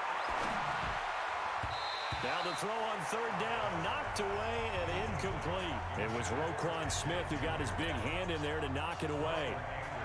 When you see passes knocked down by those guys I call the frustrated fullbacks, the linebackers, you know that in their zone coverage, they were able to drop, see the ball thrown, and react to it very quickly. And this will hit just beyond the goal line as it's into the end zone for a touchback. And now Chicago getting ready to go as they take the field. They punted last time they had it. What steps, Charles, you think they have to take to make sure they don't do that again? Well, let's just go to the football 101, the trade expression 101. Win first down. Make 5, 6, 7 yards on first down and make it a 2nd and 3, 2nd and manageable. Keep accumulating first downs that way. Keep moving the football. You don't want to get behind the sticks because then the defense has the advantage. Give them 14 on that one and a first down. Trubisky now 7 of 10 here in this first half, and he's got a 1st and 10. They find some open field here, and they've got it well across midfield down to the 40 before it's all said and done. A good pickup there, 26 yards. So into Packer territory now. Here's 1st and 10, right at the 40. First down, a run with Cohen. And he only manages a couple here down to about the 38-yard line.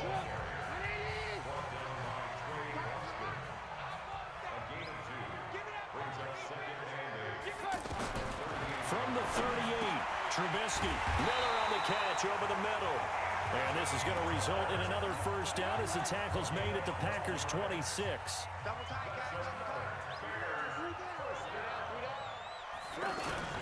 They'll run on first down.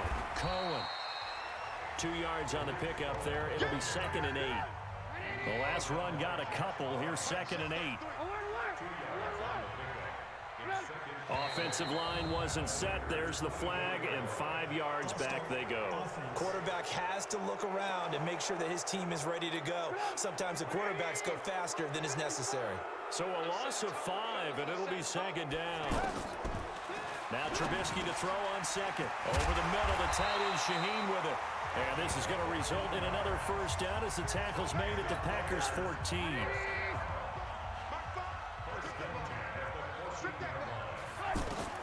From the red zone now, they'll look to throw. This will be caught at about the 6. And they'll get him down after a pickup of 8, 2nd and 2. A gain of 8 there on the 8th play of the drive. Looking to throw again on 2nd down.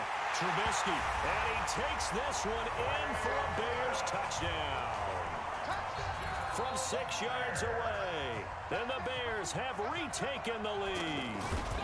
A good tight end is a heck of a weapon for any quarterback, especially when you're able to create some mismatches. Sometimes they work against a linebacker, sometimes they work against a smaller defensive back. But when they find it, they go to it, and it often results in touchdowns.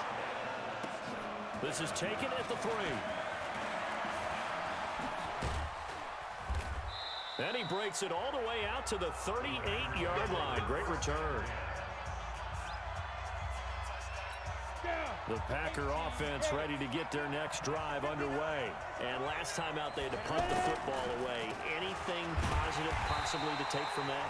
There always is when you're punting the football away. It doesn't sound like it because you're giving it up, but you've avoided a mistake. At least you didn't turn it over. You didn't turn it over, right? You're giving your defense a chance because you're punting the ball away, and they're set to go on the field as opposed to sudden change after a turnover. And wow, now we got to go out there and stop people. So, yeah, there's always something positive to be gained from it. On 3rd down, Osweiler. He completes it to Bryant. And he's going to have another first down as the tackle's made here at the Bears' 43. He's such a good route runner. Shows it there on 3rd down. Very proficient and a good pass. And you know what I've observed over the years in the NFL?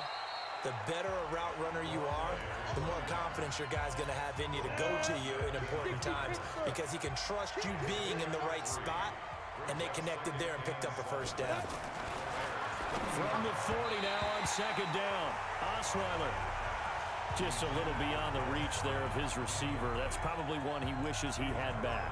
He wishes it had been 7-on-7 in practice, or maybe even routes versus air, because that's a completion he makes, what, 9.9 times out of 10? Just missed that one. And able to find Garcon. An excellent pickup of 20 yards. Come on, set. 60 or. On first down, Pryor. So he got free of one tackle but couldn't do a whole lot else. Akeem Hicks that time on the tackle. 15.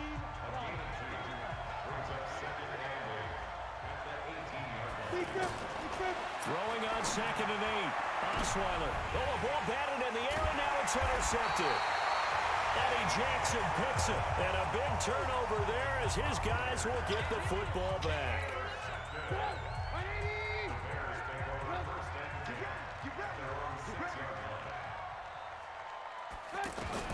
After the interception, here's Trubisky connecting with Burton here over the middle. And they'll mark him down right around the 9, just shy of the 10. The completion good for 3, and it's 2nd down. That first down completion only netted him 3. 2nd and 7. Here's Trubisky to throw. Completes it to the tight end, Burton. And he'll get it up a little shy of the 15. They'll spot him down at the 14-yard line. 4 yards on the completion, and it sets up a 3rd down. Well, they're unable to convert that into much, but it's never a bad idea to try to get the ball into a tight end of his caliber's hands and see what kind of disruption he can cause. And they work this well upfield across the 45. Well, they only needed a small gain on 3rd down. They end up getting over 30 yards. The big play has them all the way out near midfield for a 1st and 10. Now they'll run it with Cohen. He's got a 1st down and then some inside the 40. Touchdown!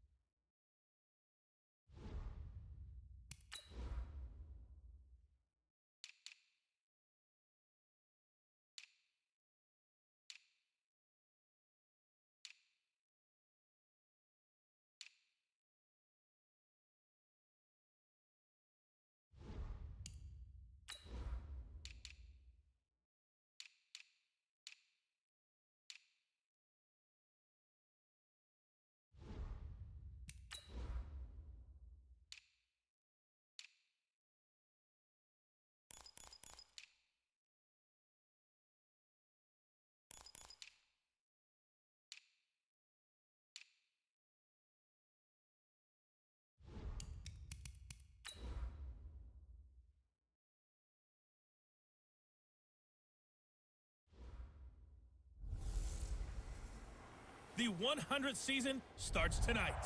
Appreciate you, Coach. One of the great venues to watch a game in any sport and one of the best home crowds in any sport. Soldier Field in Chicago. Tonight, it's the Thursday opener for the new NFL season between the Green Bay Packers and the Chicago Bears. And he'll wind up getting an extra couple yards here for his trouble as he'll bring this one out to the 27.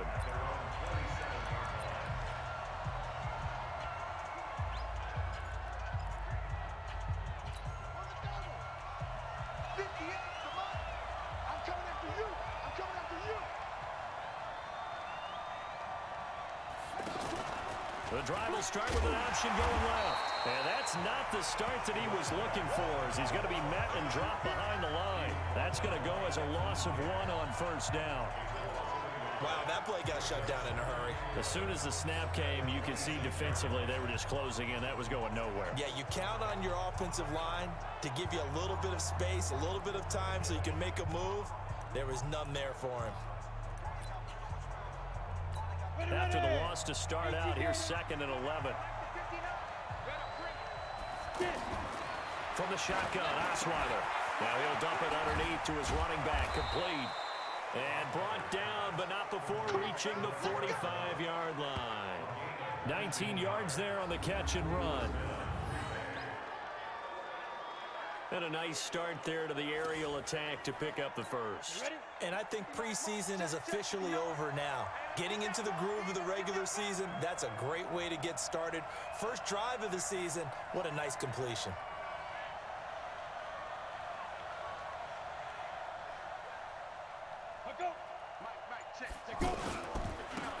They'll run on first down. Blunt, and he'll be taken down just shy of midfield after a gain of about 4.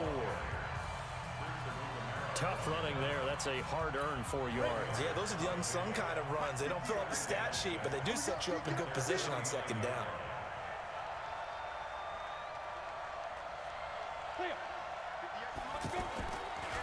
The draw play here. This is Blunt. And he'll get it down here to the 43. That one a first down pickup of 8. Something to watch here in week 1 of the season, tackling. Because you and I both know that in the preseason, a lot of these guys don't play a whole lot. Plus, the intensity and the speed really ratchets up on opening week. Here's Blunt, and he's dropped right at the 40. Gain of 3. If you're looking for glory, looking to get your name in the headlines, you do not want to play nose tackle. But how about what we just saw there? The ability to hold people up, take on extra blocks, and actually slip them and make a tackle on that play. That's big time. The last run got 3. Now here's 2nd and 7. This is Morris. And some nifty running right away as he'll get this up past the 30. 9 yards to pick up there, and it's a first down. They definitely established a rhythm on this drive, moving the ball quite well. And big man with football is an integral part of the whole thing. Line of scrimmage, the 31 now on 1st and 10.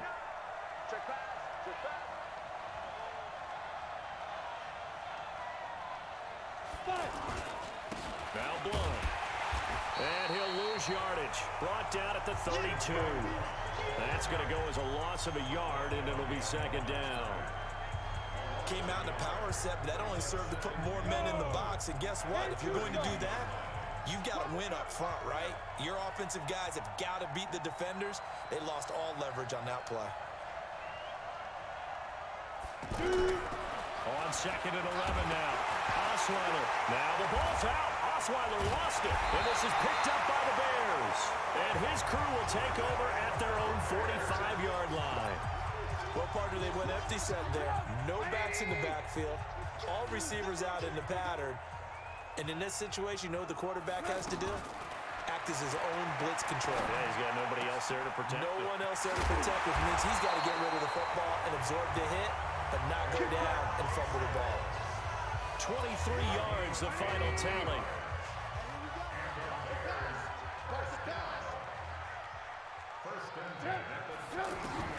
On first down, Trubisky.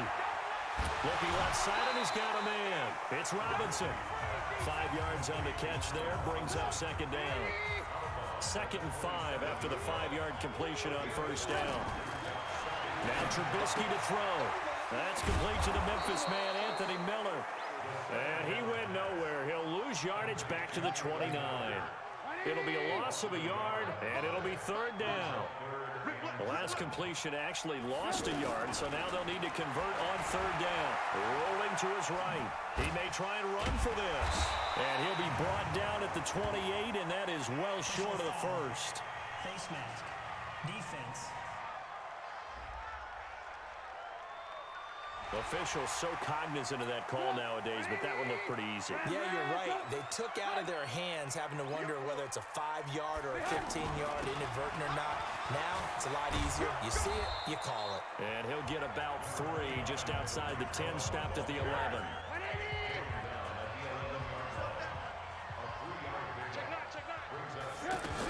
On 2nd down, it's Cohen, and he is in. Touchdown, Chicago. Taking it in. Here's Phil Dawson now for the point after.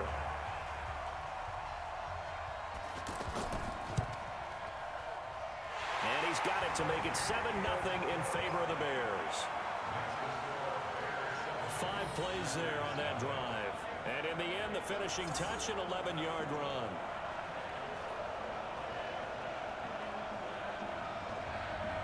After the touchdown, it's Dawson on to kick it away. This will be taken in at the 1. And he'll get it up past the 20 to the 22-yard line. And Green Bay getting ready to go as they take the field. And last time, not only the turnover, but that turned into 6 points. They got to make up for that here.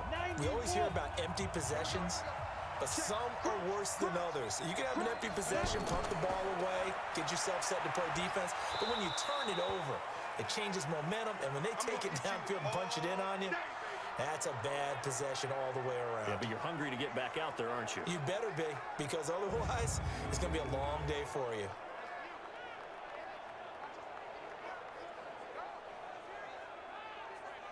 Set, ready? 18 Gator. Watch the blood, watch the blood, watch the blood. Watch the blood now. On 2nd and 9, Osweiler. And this one caught by Dez Bryant. And he's taken down, but able to slip across the 35. A gain of 13. It's a 1st down. Throwing now, Osweiler on 1st down. And this is a catch by Ted Ginn. They get 10 more there, and I believe that'll be enough for another 1st down. It will. On 1st down, Rodgers. Credit him with a 1-yard gain there to make it 2nd and 9. And here are the Chicago defensive starters. Ha-Ha Clinton-Dix attracted a lot of attention when he was about to enter the NFL for his ability to play the football in the air. He's actually shown that he can tackle pretty well in the league, too. Set, 10 over. Come. They'll run it here with Blunt. And he's going to take this one down inside the 45. And he's going to take this down close to a 1st down at about the Bears' 44. Osweiler. And that's the kind of run that gets everyone excited on offense. And, you know, oftentimes the guys who carry the ball are the ones in the huddle doing the chirping.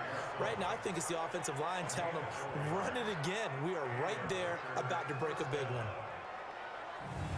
We've seen quite a bit of the short passing game here early on 1st quarter, haven't we? We have, and I think it works a couple of ways for this team because, number one, you throw the short game until they stop it. And if they're not going to stop it, you keep throwing it, and occasionally you'll break a tackle and turn it into a bigger gain.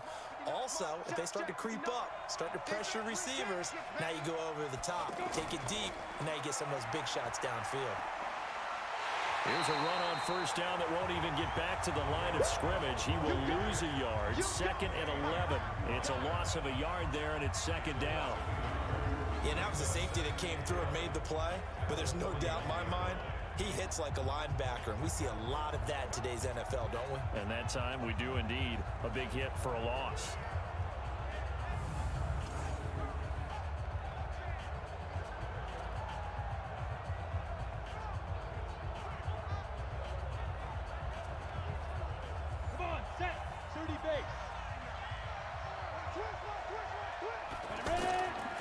On second down now.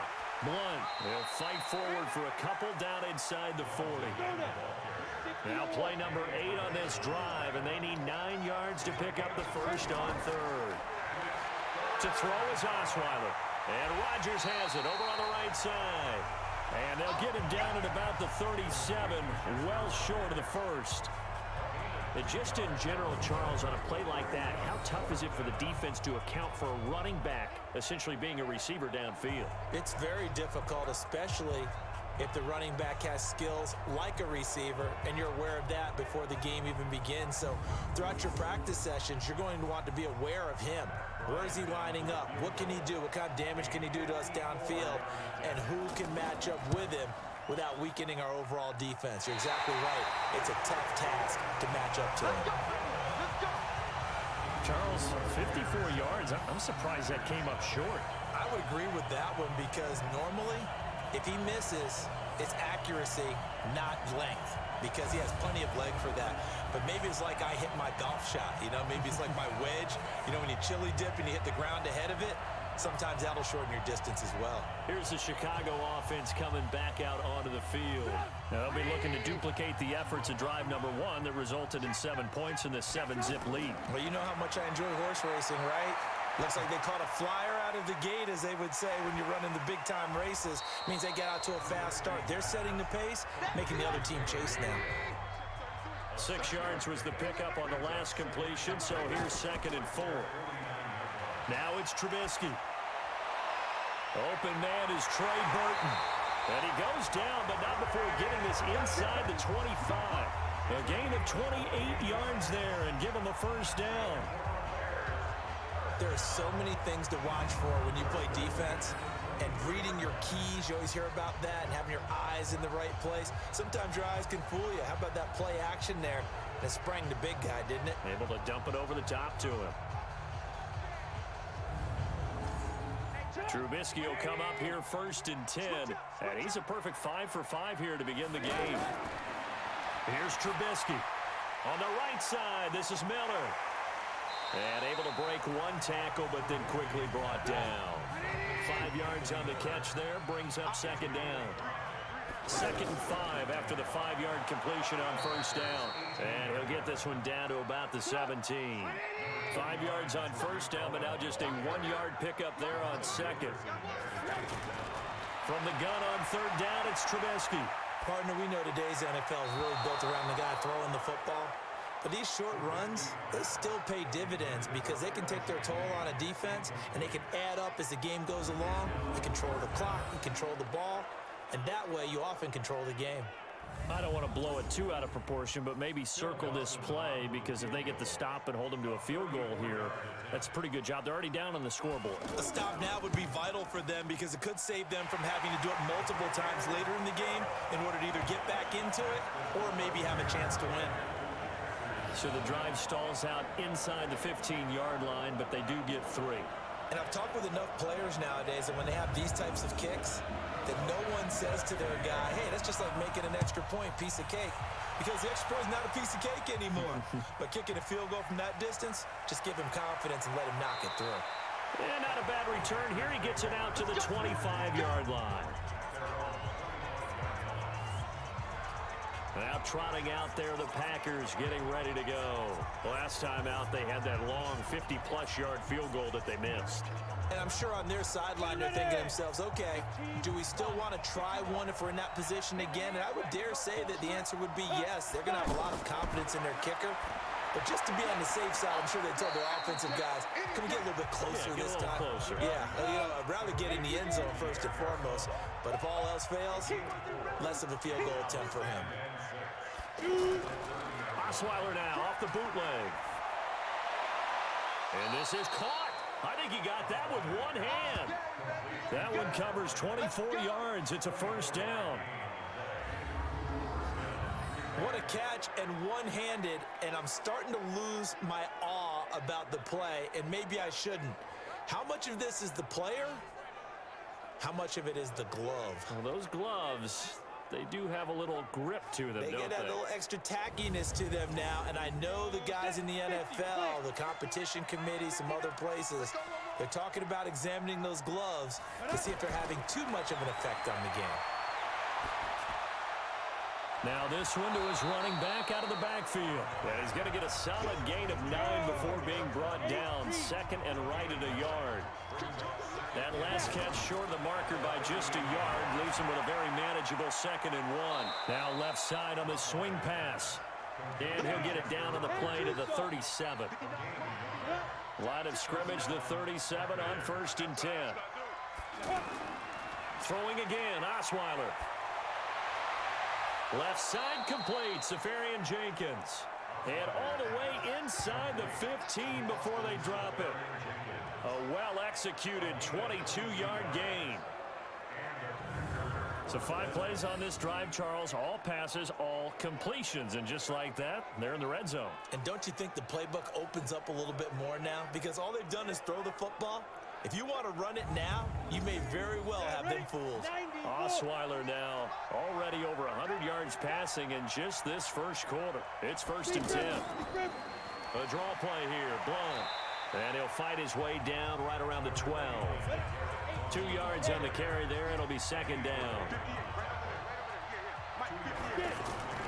Throwing on 2nd and 8. Osweiler. He'll be hit and taken down at the 21. Khalil Mack. He's the one that got home and takes him down for a loss of 9. Well, that's the 2nd time he's been sacked so far in the first half. And if they have designs on having a big year, on going anywhere, they've got to find a way to keep him upright so he can throw the football.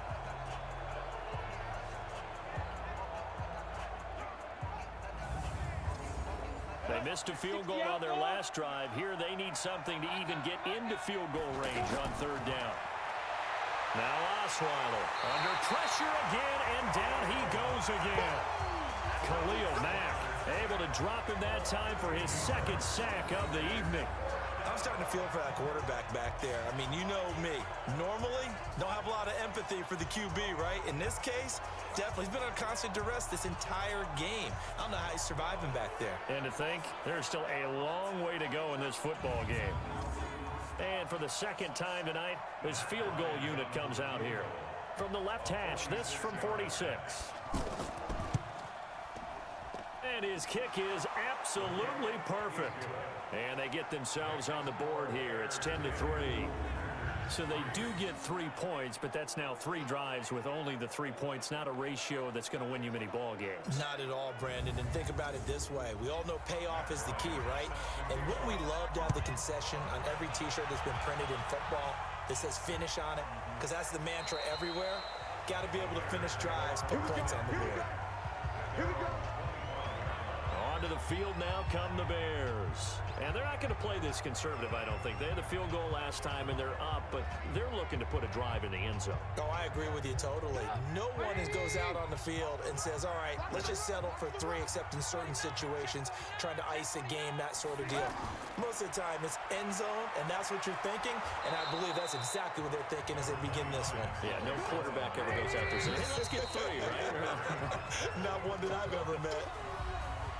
They tried a quick hitter inside, but that one was swallowed up because what they're hoping, this big defensive lineman will take the bait and move laterally and open up a crease that they can run through.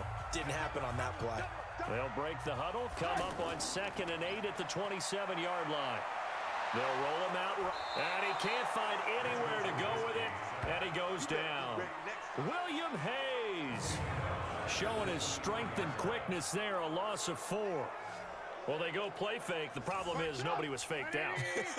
And when no one's faked out, what's the end result? Quarterback gets hit. On 3rd down, Trubisky. Now he'll dump it underneath to his running back, complete. And this effort will not get it done. Well short of the 1st down at the 20. Now the Bears' 6th-round pick in 2014, Pat O'Donnell on to punt. Back deep is DeAnthony Thomas.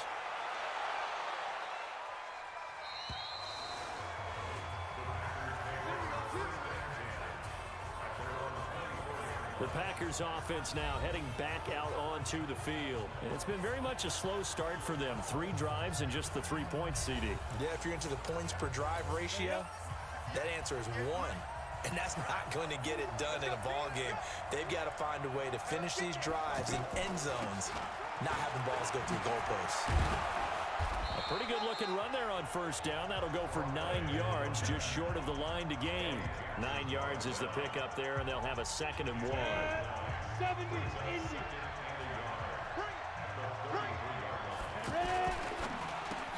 Bryant with a catch right side. That one good for the completion percentage, but no gain. It'll be 3rd down.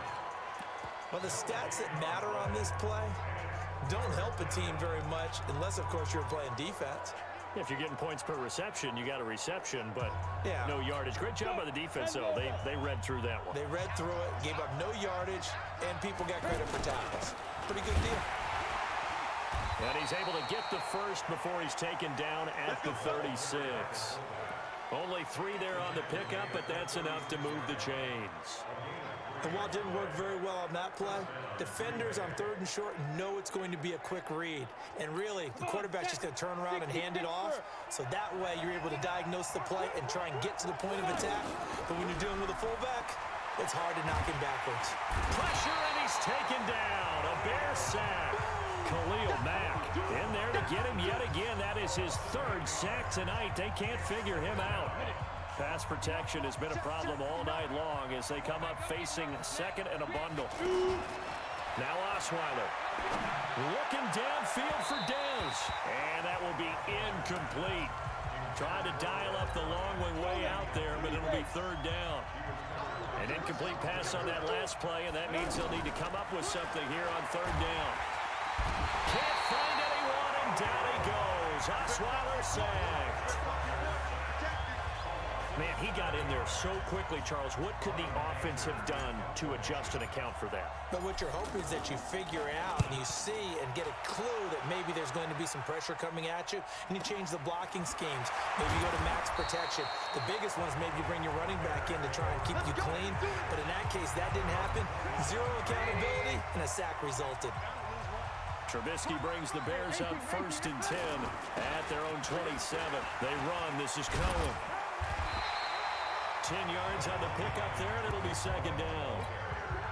Now, that was an excellent run. And when you see that happen, that's when you're seeing guys doing their job and then some people doing a little bit more. Offensive linemen and tight ends, they're expected to block. But the wide receivers, all they want to do is catch passes. So when they block on a big-time running play and create extra space, you've kind of hit the jackpot there. An incomplete pass on 2nd down leads us to 3rd and inches. And an alley to run. And he'll have it past midfield almost to the 40 before being taken down. That's good for 21 yards and a 1st down. So into Packer territory now. Here's 1st and 10 at the 42-yard line. Throwing here, Trubisky. Throwing the out route incomplete. It's Robinson. 11 more on that one and another 1st down. Trubisky now hitting on 80% of his passes in the early going. 8 of 10. It's 1st down. The former Gamecock here. This is Mike Davis. And he is going to be stopped cold behind the line of scrimmage. That'll wind up going for a loss of 4. And that's going to make it 2nd and 14. Something looked weird there up front. The offensive lineman, looks like they weren't on the same page. Yeah, every play design has a huge element of trust that everyone's going to do their job. But if one person doesn't and you have a breakdown, everything goes to rubble. Now a 3rd down throw, but it misses the target, incomplete. The positioning here is key. As a defensive back, you're taught 99% of the time, make a play on the football. But in this case, making a play on the man was all the difference. That's what forced the incompletion. And this one is right down Broadway. And they will stretch their lead to 10 now at 13-3. No problems in the field goal department so far. He's 2 for 2. Pretty reliable here in this game, isn't he? And to me, that bodes well for them. If they need him late in the game, his confidence should be sky high. And he'll take this across the 25. The offense now at the line, ready for their next drive. And on the last go-around, they really couldn't get anything going. They had to punt from deep inside their own territory, which means you're going to lose the field position battle as a general rule. What they're looking for now is a little more consistency.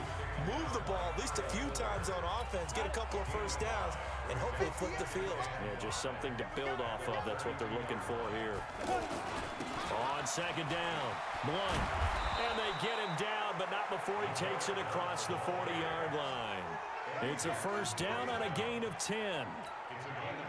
They held him in check in the first half, but that's his longest carry of the game right there. So would this be the definition of fresh legs since he didn't get much done in the first half? Now he has a great opportunity. He's taking full advantage of it. Give him 9 there on the first down completion. That last catch short of the marker by just a yard leaves him with a very manageable 2nd and 1. X3, 218, chop it.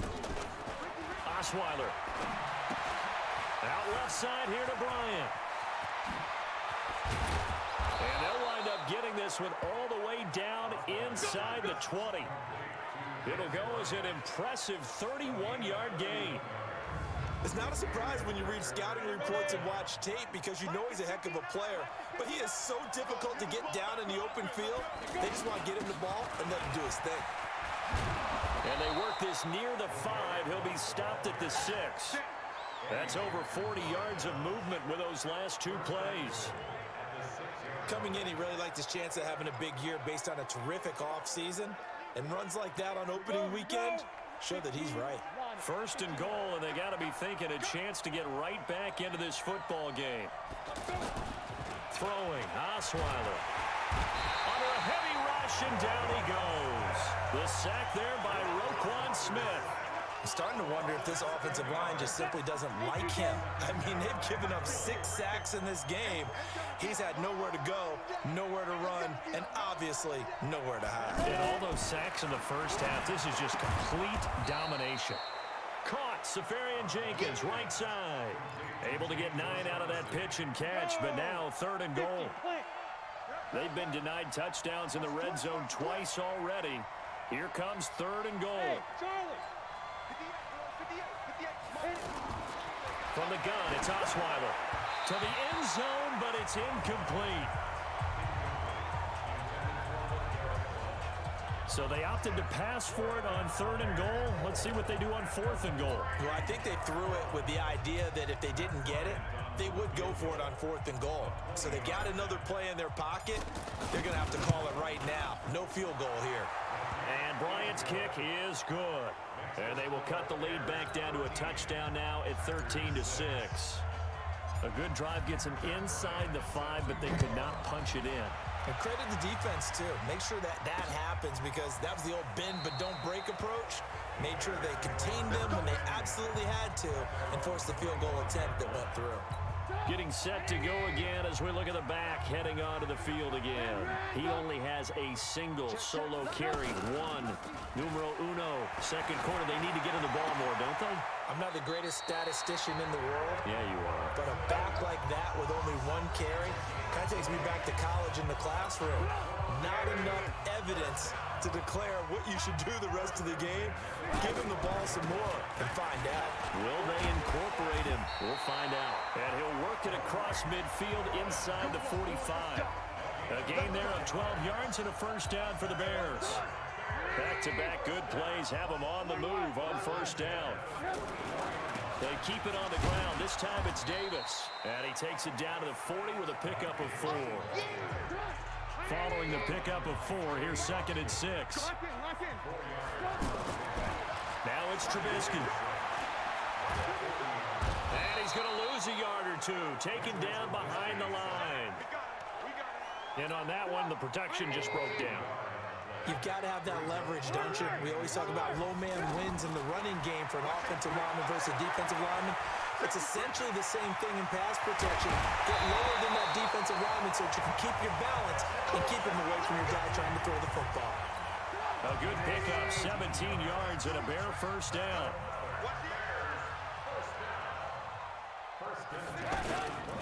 They'll run on first down. Cohen. And he will lose yardage and be backed up to the 24. It's a loss of a yard there, and now 2nd down. Maybe just a slight detour on what's been a strong drive. Here's 2nd and 11. Trubisky will throw. That is caught at the 7. And able to get him down, but he does reach the 5. 19 yards to pick up there. Move the chains.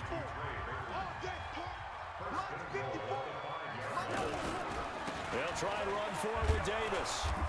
And he's going to press this one forward as they stop it right around the 1.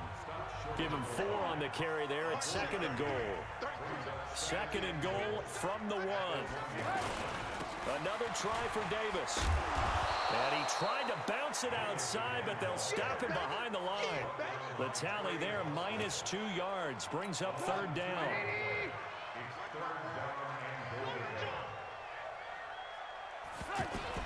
On 3rd and goal, Trubisky toward the end zone, but that's going to wind up incomplete.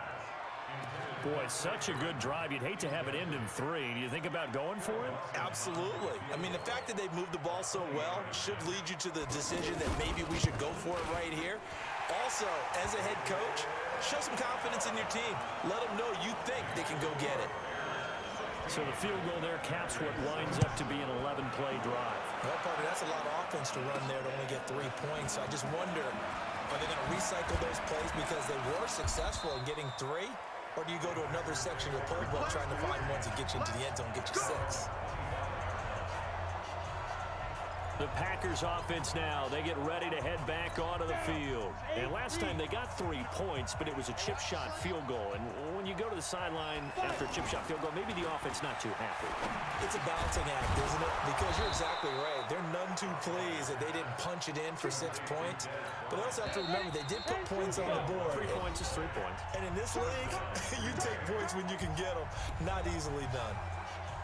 A reminder coming up at halftime, it's the season debut of the coach, Jonathan Coachman in Orlando, as we look ahead to all the action coming up this opening weekend. And of course, we'll also take a look back at this first half. Meanwhile, they take a shot to start the drive, but this is going to wind up incomplete. They'll try again from the 36 on 2nd and 10. Here's Osweiler. And this one's incomplete. Feels like they're getting caught in between here because they did completions on 1st and 2nd down.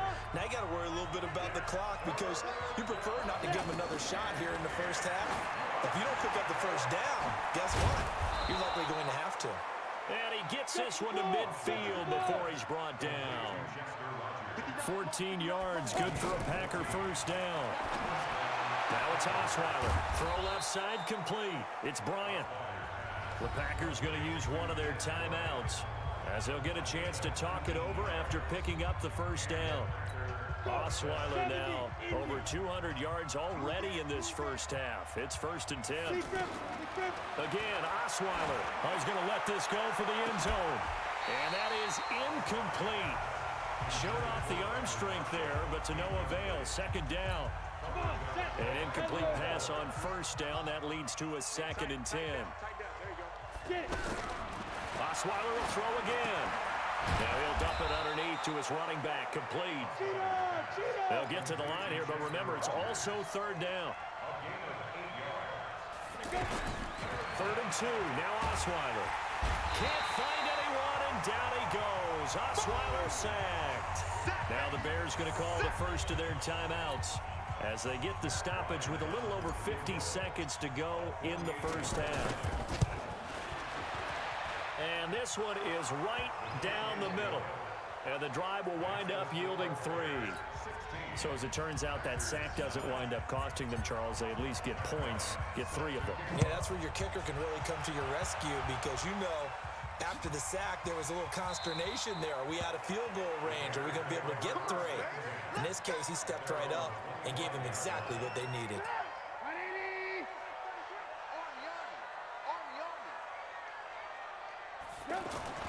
Now Trubisky on 1st down.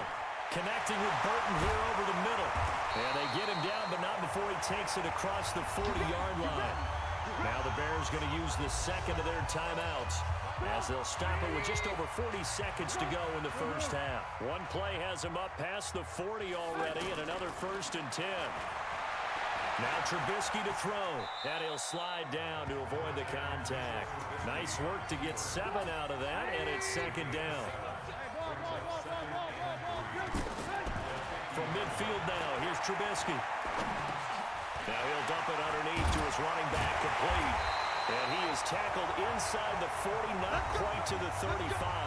Now a timeout signaled for, and they'll get it with 10 seconds to go before halftime.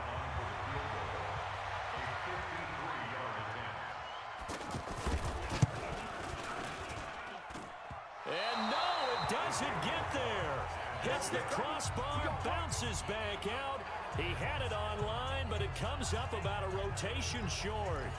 So a capper there to a pretty good first half. And I love the way that they put a chokehold on the clock and pretty much drained everything before they put the field goal on the board as they headed into the half. Good starting field position for them here as they come up 1st and 10.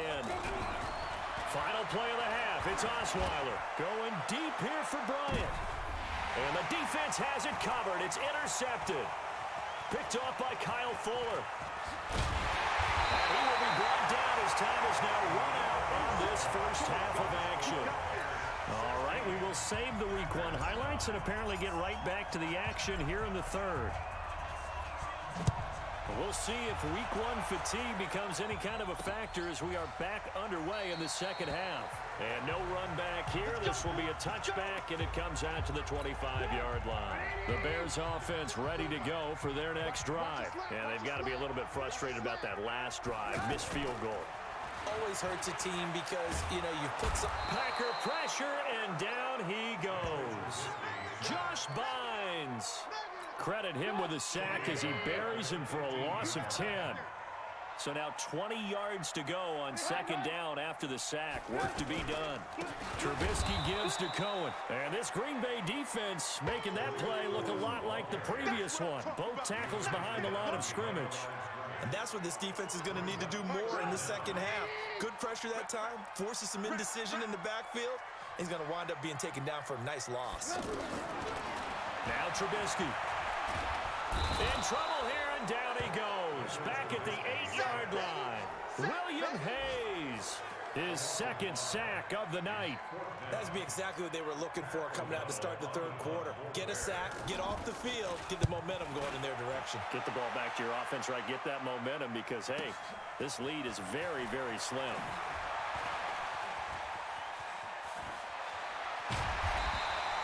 Nice job bringing that one back. 14 on the return. And out will come the offense as they take over. So here are the Packers now. They get set for their first possession of half number 2. They're down in this game. A chance for the offense, though, to put something on the board, get some momentum here in half 2. Try and get things kick-started for them. And you know at the half, they discussed how they were going to get that done. This is where scripting comes into play a lot of the time. How many plays do you script coming out of the second? Most of the time in the first half, you're scripting 12 to 16. I think in the second half, you're really scripting more like 8 to 10. Kind of a starter or an opener, whatever terminology they use. Just something to get you off to a quick start. And he's got it.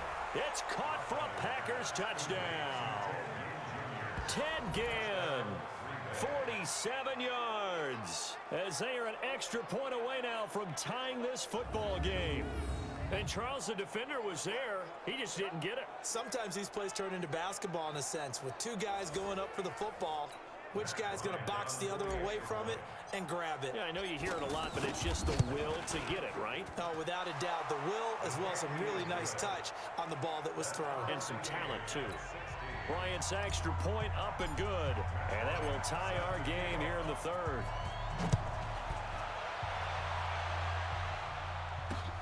That's fielded in the end zone. And no run back here. This will be a touchback, and it comes out to the 25-yard line. Now the Bears offense ready to take over again and hoping to do better than they did their last possession when they punted the football. Appeal to the vanity of your offensive line. Tell them they control your fate. Leverage guys. Win the line of scrimmage. If you do that, you start to win first down. You win second down. And guess what? You start accumulating first downs. And that's what they need in order to not punt the ball again. Slant route's effective no matter who's running the route and catching the ball. But when you have a receiver of that stature, you have to be a little bit more precise throwing it. You don't have the same catch radius with the bigger targets. Again, it's Cohen. And they'll get this just to the 47. 1-yard gain. The good run on first down followed up by a not-so-good run on second down. Now let's find out if they're going to stick with the run here on third down. A lot of people would love to see some play action here. I say go with your best running play over your best blocker. As usual, the hallmark of a good run defense, linebackers making plays near the line of scrimmage. Absolutely nowhere to run there. Here we go. Here we go. Here we go. Our focus now moving to Dez Bryant as he heads back out there. And I know that they've double-teamed him a couple times, but not a ton. Whatever they're doing isn't working. He's up over 100 yards. We'll see how they adjust. And when they do that, they weaken their defense in other places as well. And how many times have we done games where we've seen a guy have a big game like this, but it's usually not by himself, is it? Right. Usually it opens it up for other people to have big games as well.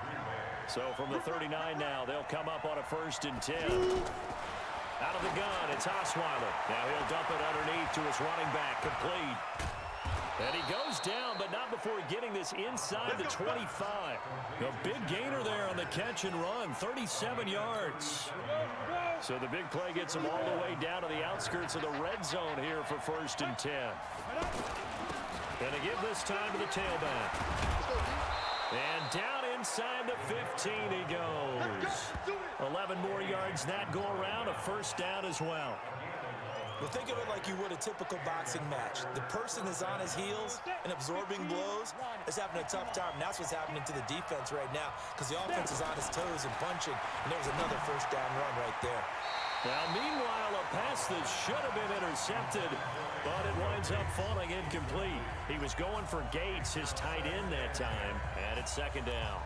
A missed opportunity for an interception would have killed off a drive. They had a chance there to finish things off. Didn't get it done. I guess that's why a lot of those guys do not play offense. To throw again on 2nd down. Osweiler, and he will get this into the end zone. Touchdown, Green Bay. From 13 yards out, as his guys can now take the lead with the extra point. And that touchdown ends a streak, for lack of a better word, of 3 field goals that they put on the board previously. They finally cracked the code. Yeah, they've been down there. They've been in enemy territory, as you said. And he's going to go down just outside of the 5, right around the 6-yard line. Leonard Floyd, the old Georgia Bulldog, finding his way into the backfield. 2nd and goal from the 6 this time. Here's Osweiler to throw. Touchdown, Packers. Ted Ginn. Already his 2nd touchdown here in this opening weekend. And the Packers have taken the lead. I know we often laugh, and sometimes we even exalt the guys who are great trash talkers and give us some really funny lines. But the bottom line is absolute production on the field. His 2nd touchdown of the game, and they lead. And now they'll be looking to their defense to preserve that lead. That's fielded in the end zone. And no run back here. This will be a touchback, and it comes out to the 25-yard line. Tariq Cohen and the rest of the offense heading back out there. So after that hot start, the numbers here show the decline. What has the defense done adjustment-wise? Sometimes when you have a running back who's getting off to a hot start, you've got to catch him before he really gets going. So you change what you do across the defensive front. Instead of the linebackers being back a few yards, you bring them up closer. It's what we call mugging the line of scrimmage, taking away a lot of blocking angles and gaps and maybe stopping him before he can get going. Mugging the line of scrimmage, okay. Yeah, in this case. Had a bit of a lane there, took advantage of it. Give him 7 there on the 1st down carry. 7 yards on the pickup there, and it'll leave him with a 2nd and 3.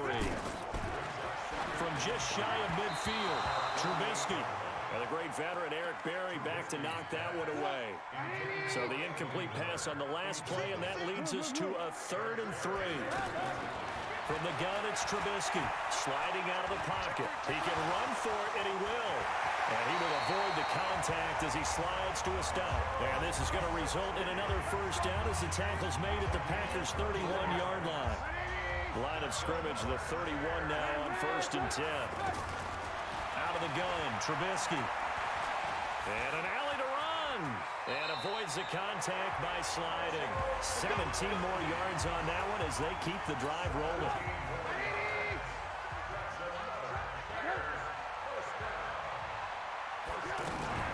They'll go option to the short side. And now Trubisky lost the football, and the Packers pick it up. And a big turnover there as his guys will get the football back.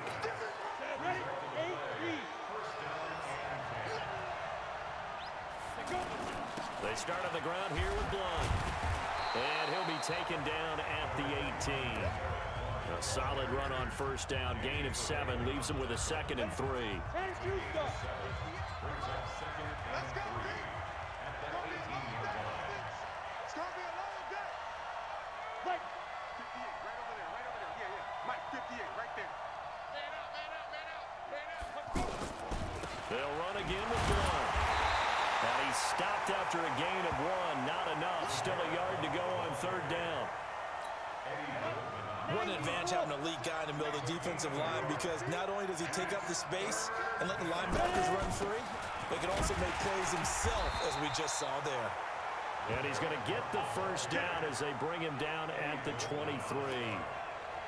They're trying to show that they can run the ball, protect this lead, give it to the backs, play a little bit of keep away, don't you think? And that's probably a good philosophy at this point, going to make that defense stand up and stop them. They will get 4 yards here on the first down run, and that'll make it 2nd and 6. In on the stop, the former Georgia Bulldog, Roquan Smith.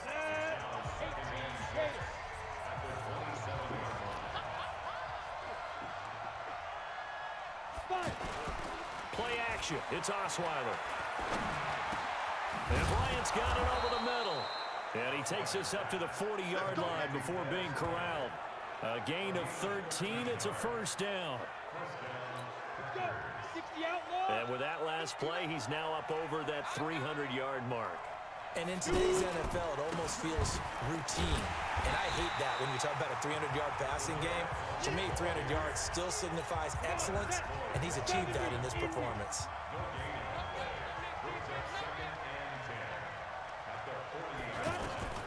Looking to throw on second down. Osweiler got his man complete over the middle. That's Bryant. And this is picked up by the Bears. And his guys are going to take over at their own 48-yard line. We have seen this before, and we know coaches preach about this and work on it all the time. Catch the ball. You know there's going to be some traffic somewhere. They've got to put it away and secure it as they try and get downfield. Is under review.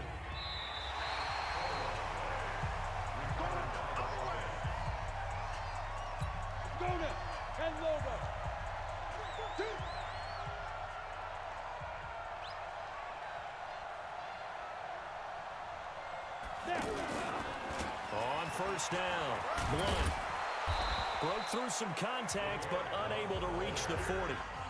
5 yards on the carry. Good pickup on first down.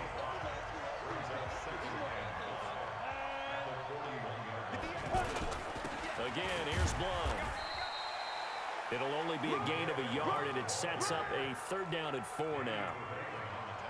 Well, that's not a run that's going to make any of the highlight tapes, but they've been moving it well all game on the ground. This is another one that keeps them moving forward. Big stop, D. Big stop. Let's go. From the gun on 3rd down, Osweiler. And able to find Garcon. Give him 10 there. Good enough for a Packer first down. As an unbiased observer, I think it would have been interesting to see what they would have done if they hadn't gotten the first down there. But since they did, I guess the point is moot. And they're right there in that middle ground, field goal range, punt, go for it. But as you said, they picked it up. So where'd all that running room that he had in the first half go? Because it looks like it's drying up a little bit here. Someone made some adjustments, it appears, at least on this drive. Now on 2nd and 13. Osweiler, left side complete. Safarian Jenkins. I think it's okay there. They didn't get a whole lot on that play, but it's nice to have a safety valve that's built like this guy. Big target, guy you can spot pretty easily. Put it on him when your other targets aren't open. Screen pass to Blunt. And they're going to stop him short of the first down as he's tackled at about the 21. The screen good for 6, but it's not enough as it leads to a 4th down. Instead of throwing it downfield, Charles, they just tried to dump it underneath there. You like the call? I do. I think it's a high percentage play because you get the completion, and what you're counting on is your back to use his legs and his elusiveness to make people miss and pick up the first down. In this case, it didn't happen. So he's got another field goal, his 4th now in the game. He's making it look easy out there. He certainly is, and they're always aiming for a swing of the leg that repeats under pressure, right? So nothing's different. He's got that right now because confidence is breeding confidence. We focus our attention on the Green Bay defense as they head out. They recovered a fumble on their side of the field last time. Led to a field goal. We'll see if they can force another turnover now. And you got to love the way that they play. You go back to that last series, it's almost like baseball when a guy is hitting really well. See ball, hit ball, right? Pretty simple. In this case, they make it simple on defense. See ball, get ball. And that's exactly what they did. Going back to the archaic time. Yes, sir. Make it simple. And this one goes nowhere. Losing yardage back at the 22. But if these guys are going to chop into that deficit, they got to do a much better job in the run game. Caught behind the line of scrimmage, no yardage to be found. So time to start going in the other direction as they come up now 3rd and long. From the shotgun is Trubisky. Completes it to the tight end, Burton. And they're able to get this one across the 35. 16 yards is the pickup there on a first down for Chicago. So here's a 1st and 10 at the 38. This is Cohen. And he will lose yardage back to the 34-yard line. That's going to go as a loss of 4, and it'll be 2nd down. And this should be the final play before the quarter ends. Back now at Soldier Field. It's Bears football, but they trail on the scoreboard as we get set to bring you the 4th quarter. Throwing on 2nd and 14. Trubisky, open man, Taylor Gabriel. And to the 42-yard line here and brought down there.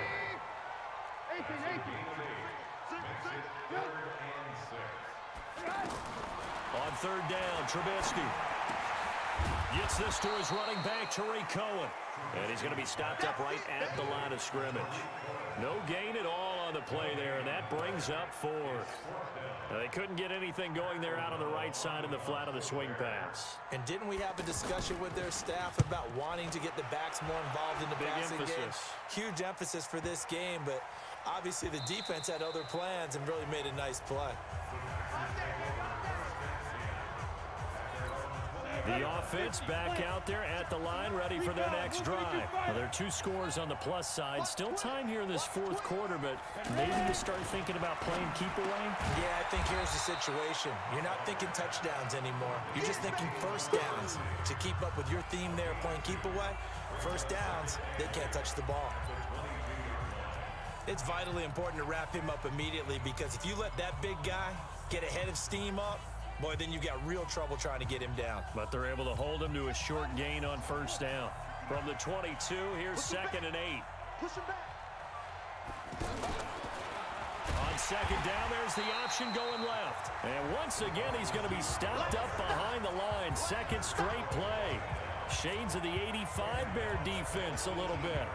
I like the idea to mix it up from time to time because, let's face it, you can't be predictable. But the execution was a little lacking on this one, right? They might want to go back to the drawing board with that call. Osweiler, he completes it to Bryant. 13 yards, 1st down, Packers. He's been the go-to guy. They needed a big play there on 3rd down. Went his way, it worked out. Doesn't matter whether they've scouted it or that they think he's going to get the ball. He has a knack for finding his way open and completing the connection. Just a yard on the 1st down carry, so it's 2nd and 9. Offensively with the lead, you want to run the ball, keep the clock going, but you also want to still kind of be in attack mode too, right? So how do you do that and not come back on your heels? Think about all the practices we've watched where they have that tempo period to go over things just like this, where they describe the scenario, tell you what they're looking for, and make sure that they're still attacking, yet at the same time not going so fast as to leave too much time on the clock. Give him 7 there on the tuck and run, and they're in better shape now for 3rd. They brought the blitz that time, and I thought they were going to get to him, but instead, he flipped it on its ear and ended up picking up positive yardage. I thought he was dead to rights, but you are exactly correct, sir. Able to turn that into a positive gain. Give him a couple on the run as it brings up the 4th down. This late in the game, Charles, I think you maybe seriously have to think about going for it. Especially where they are in terms of field position, because this is almost like no man's land. Might hurt your punter because there might not be enough space, maybe too far for your field goal kicker. I'm like the old rule. Possession is 9/10 of the law. Possession is 9/10 of winning the game. Go for it. Get the first down. Close it out. So into Bear territory now. This is 1st and 10 at the 47. Go. Check 59. Mike is 59. Mike to 59. Let's go. They'll run it here. This is their fullback getting the carry. And he's going to get hit at the line of scrimmage and driven backwards. Big Eddie Goldman there on the tackle. This drive's taken more than 3 minutes off the clock already as they come up on 2nd down. Now they'll throw it with Osweiler. Over the middle, and it's incomplete. One of the best routes, one of the favorite routes of any play caller. He just ran that one. Nice little angle route. That's supposed to be a catch, and usually it is in running back drop. Yeah, I mean, he's a running back, but he's got hands. He should have caught it. Throwing, Osweiler. And he's going to be swallowed up. Sacked back at the 45-yard line. Khalil Mack able to record his 5th sack of the season. Great job defensively. I think he was trying to go through his progressions, find someone to get rid of the football. Before he knew it, he was on his back. So that just brings us right back to what you said in the beginning. A great job defensively. Nowhere to go with the football. That led to the sack. That is how you flip field position. That's an absolute bomb of a punt. Downs it inside the 5-yard line. Absolutely ideal. From that position, you're hoping to get it down inside the 15, inside the 5. Superb. They'll start out here with a jet sweep, and that one covered beautifully. Their defenders stayed home, and they'll stop him behind the line. That's going to go as a loss of 1 on 1st down. A loss of a yard there to start out. That leads to a 2nd and 11. This is Davis. And he'll get this only up to about the 3-yard line. After getting stuffed on 1st down, not much better there. 2-yard gain. Facing the prospect of a punt from their own end zone, they need some cushion. Let's see what they can do on 3rd down. On 3rd down, a run with Cohen. And able to get it across the 20 before they get to it. That good for 19 and a 1st down. I think I saw a lot of shoulders just drop there. And what I mean by that is they finally were able to relax a little bit because that was an important play call. They needed to pick up that 1st down at this stage of the game. Yeah, couldn't afford another quick drive and out. And he slides to avoid the hit. Holding offense.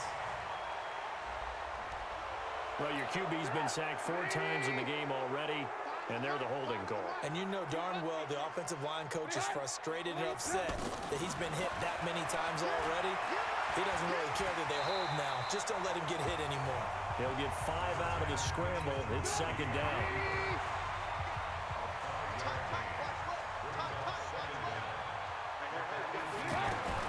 Throwing again on 2nd down. Trubisky. I think that's a big-time play there because the slant route is really hard to cover because the timing is so quick. But able to see it, diagnose it, and get to the football, that's why he was able to bat it away. Trubisky will throw to Gabriel, middle of the field.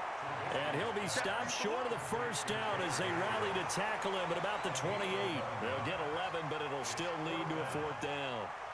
Well, that's certainly playing down in distance very well by the defense, isn't it? Take whatever you want underneath, by all means. Taking it about the 16. That'll be put in the books as a 53-yard punt. And possession will switch hands, 1st and 10. The Green Bay offense now about ready to take possession here. They're out in front. Last time they had to punt it away. We'll see if they can add to their lead now. They don't want to go out and punt it away again. This team now wants to get a cushion, put people away. They want to run their offense and have it end up in the end zone. The drive starting with a 1st down, 11 yards on that pickup. I know the game's not over, but there's got to be a sense of satisfaction right now for the guy carrying the football a bunch today.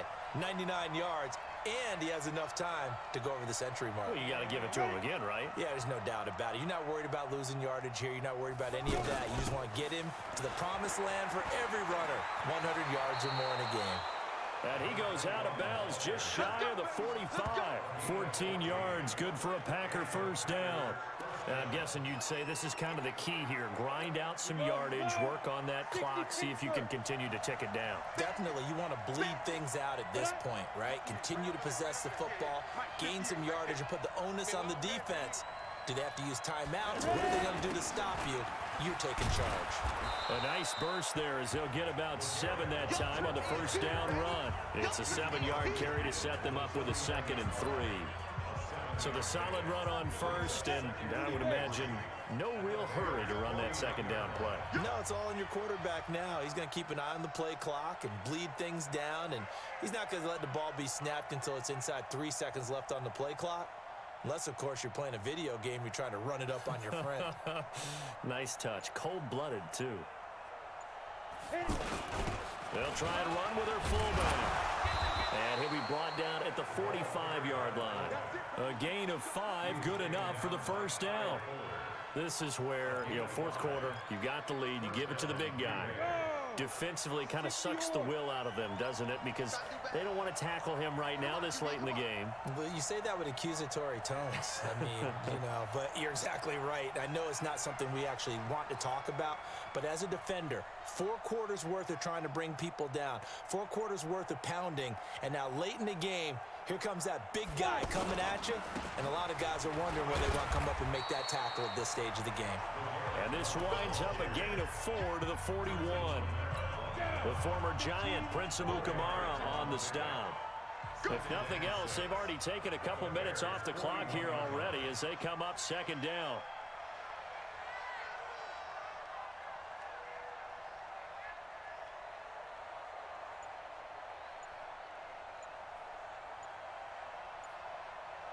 They'll run. It's Rodgers. They'll wind up getting 4 down to the 36. Bottom line, they want to keep this clock rolling, so they'll take that one right there. They just want to keep falling forward, and they want to put the onus on the big fellas up front in order to bring this one home.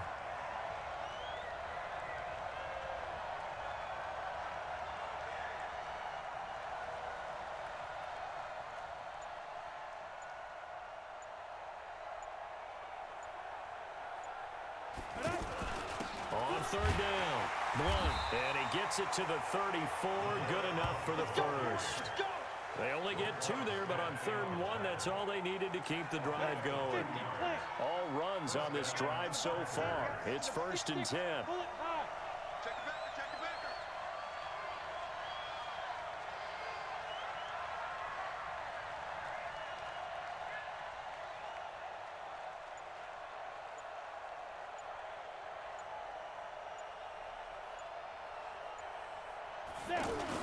Now a carry for Blunt.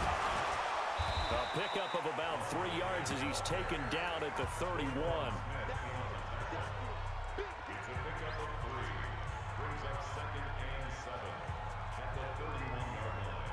Clock continuing to run. They'll probably wind this all the way before snapping it on 2nd down.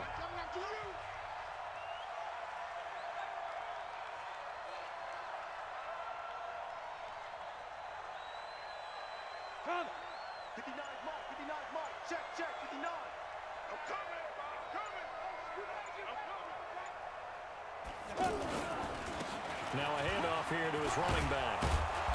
And he'll go down here right around the 23-yard line.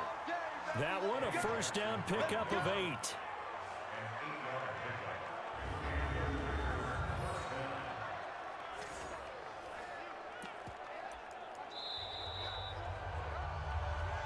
Two minutes left to play in this football game here on EA Sports.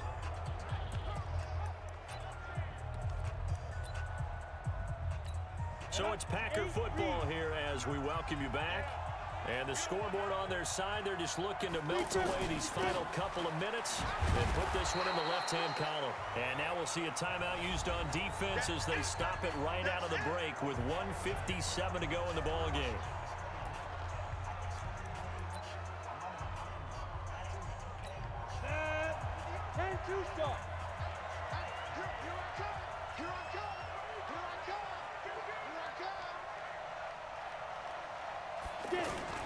On second down now, Blunt, and they'll get him down right around the 16. And quickly, we're going to get another stop here with 1:54 left as they call the timeout defensively.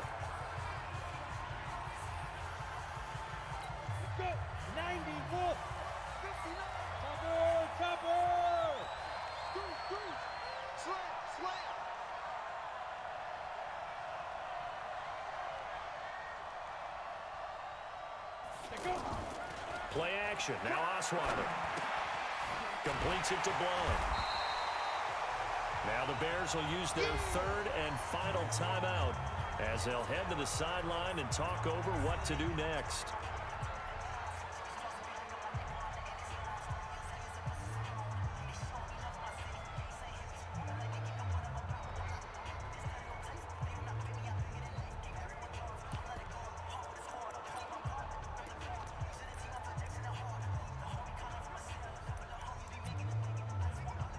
So on fourth down, out trots the kicker in a big spot here from the right hash. This from 33.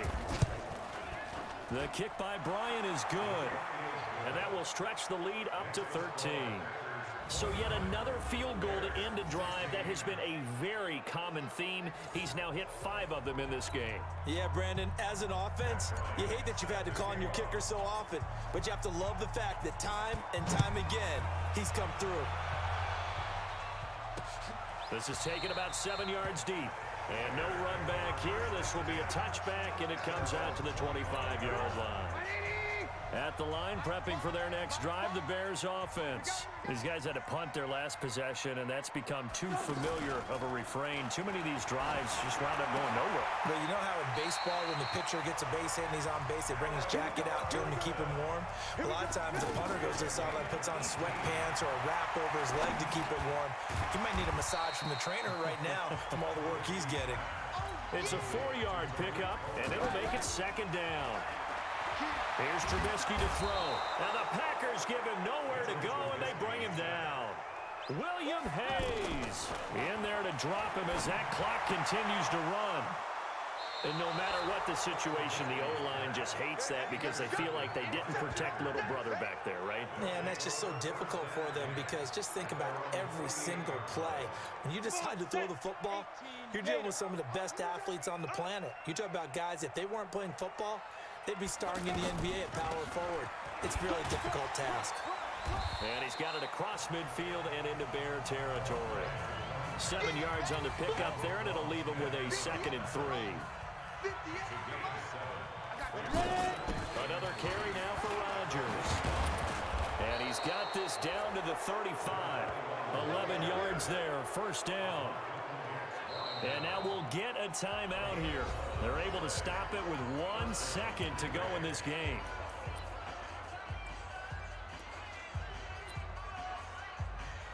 Oh, now look at this. They're lining up to add 3 more. A little insult to injury here late in the game. From the left hash, this will be a 50. Oh, they get to the football. It's blocked. Now it's scooped up, and this is a live football.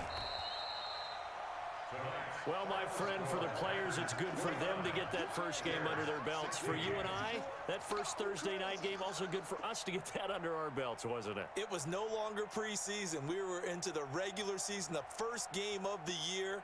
And, you know, all eyes were watching this when everyone was excited that football was back. And it's just special. You could just feel it. It's so good to have the pigskin back out there. It'll be crisp fall weather before we know it. You got that right, but I love the build-up to it, right? All day long anticipating it, and then we got here and we saw a game, the first game of the year. Let's keep going. So for Green Bay, they start the season with a great win on the road here in the Thursday opener. And they'll get a few extra days to get ready for next week. Meanwhile, for Chicago, they obviously fall to 0-1 with the defeat. And they'll look to get back on track next week as they travel to Denver to take on the Broncos. So for Charles Davis and our entire crew, I'm Brandon Gaudin. Next game, guess what? Charles and I will be here again. It's the NFL on EA Sports.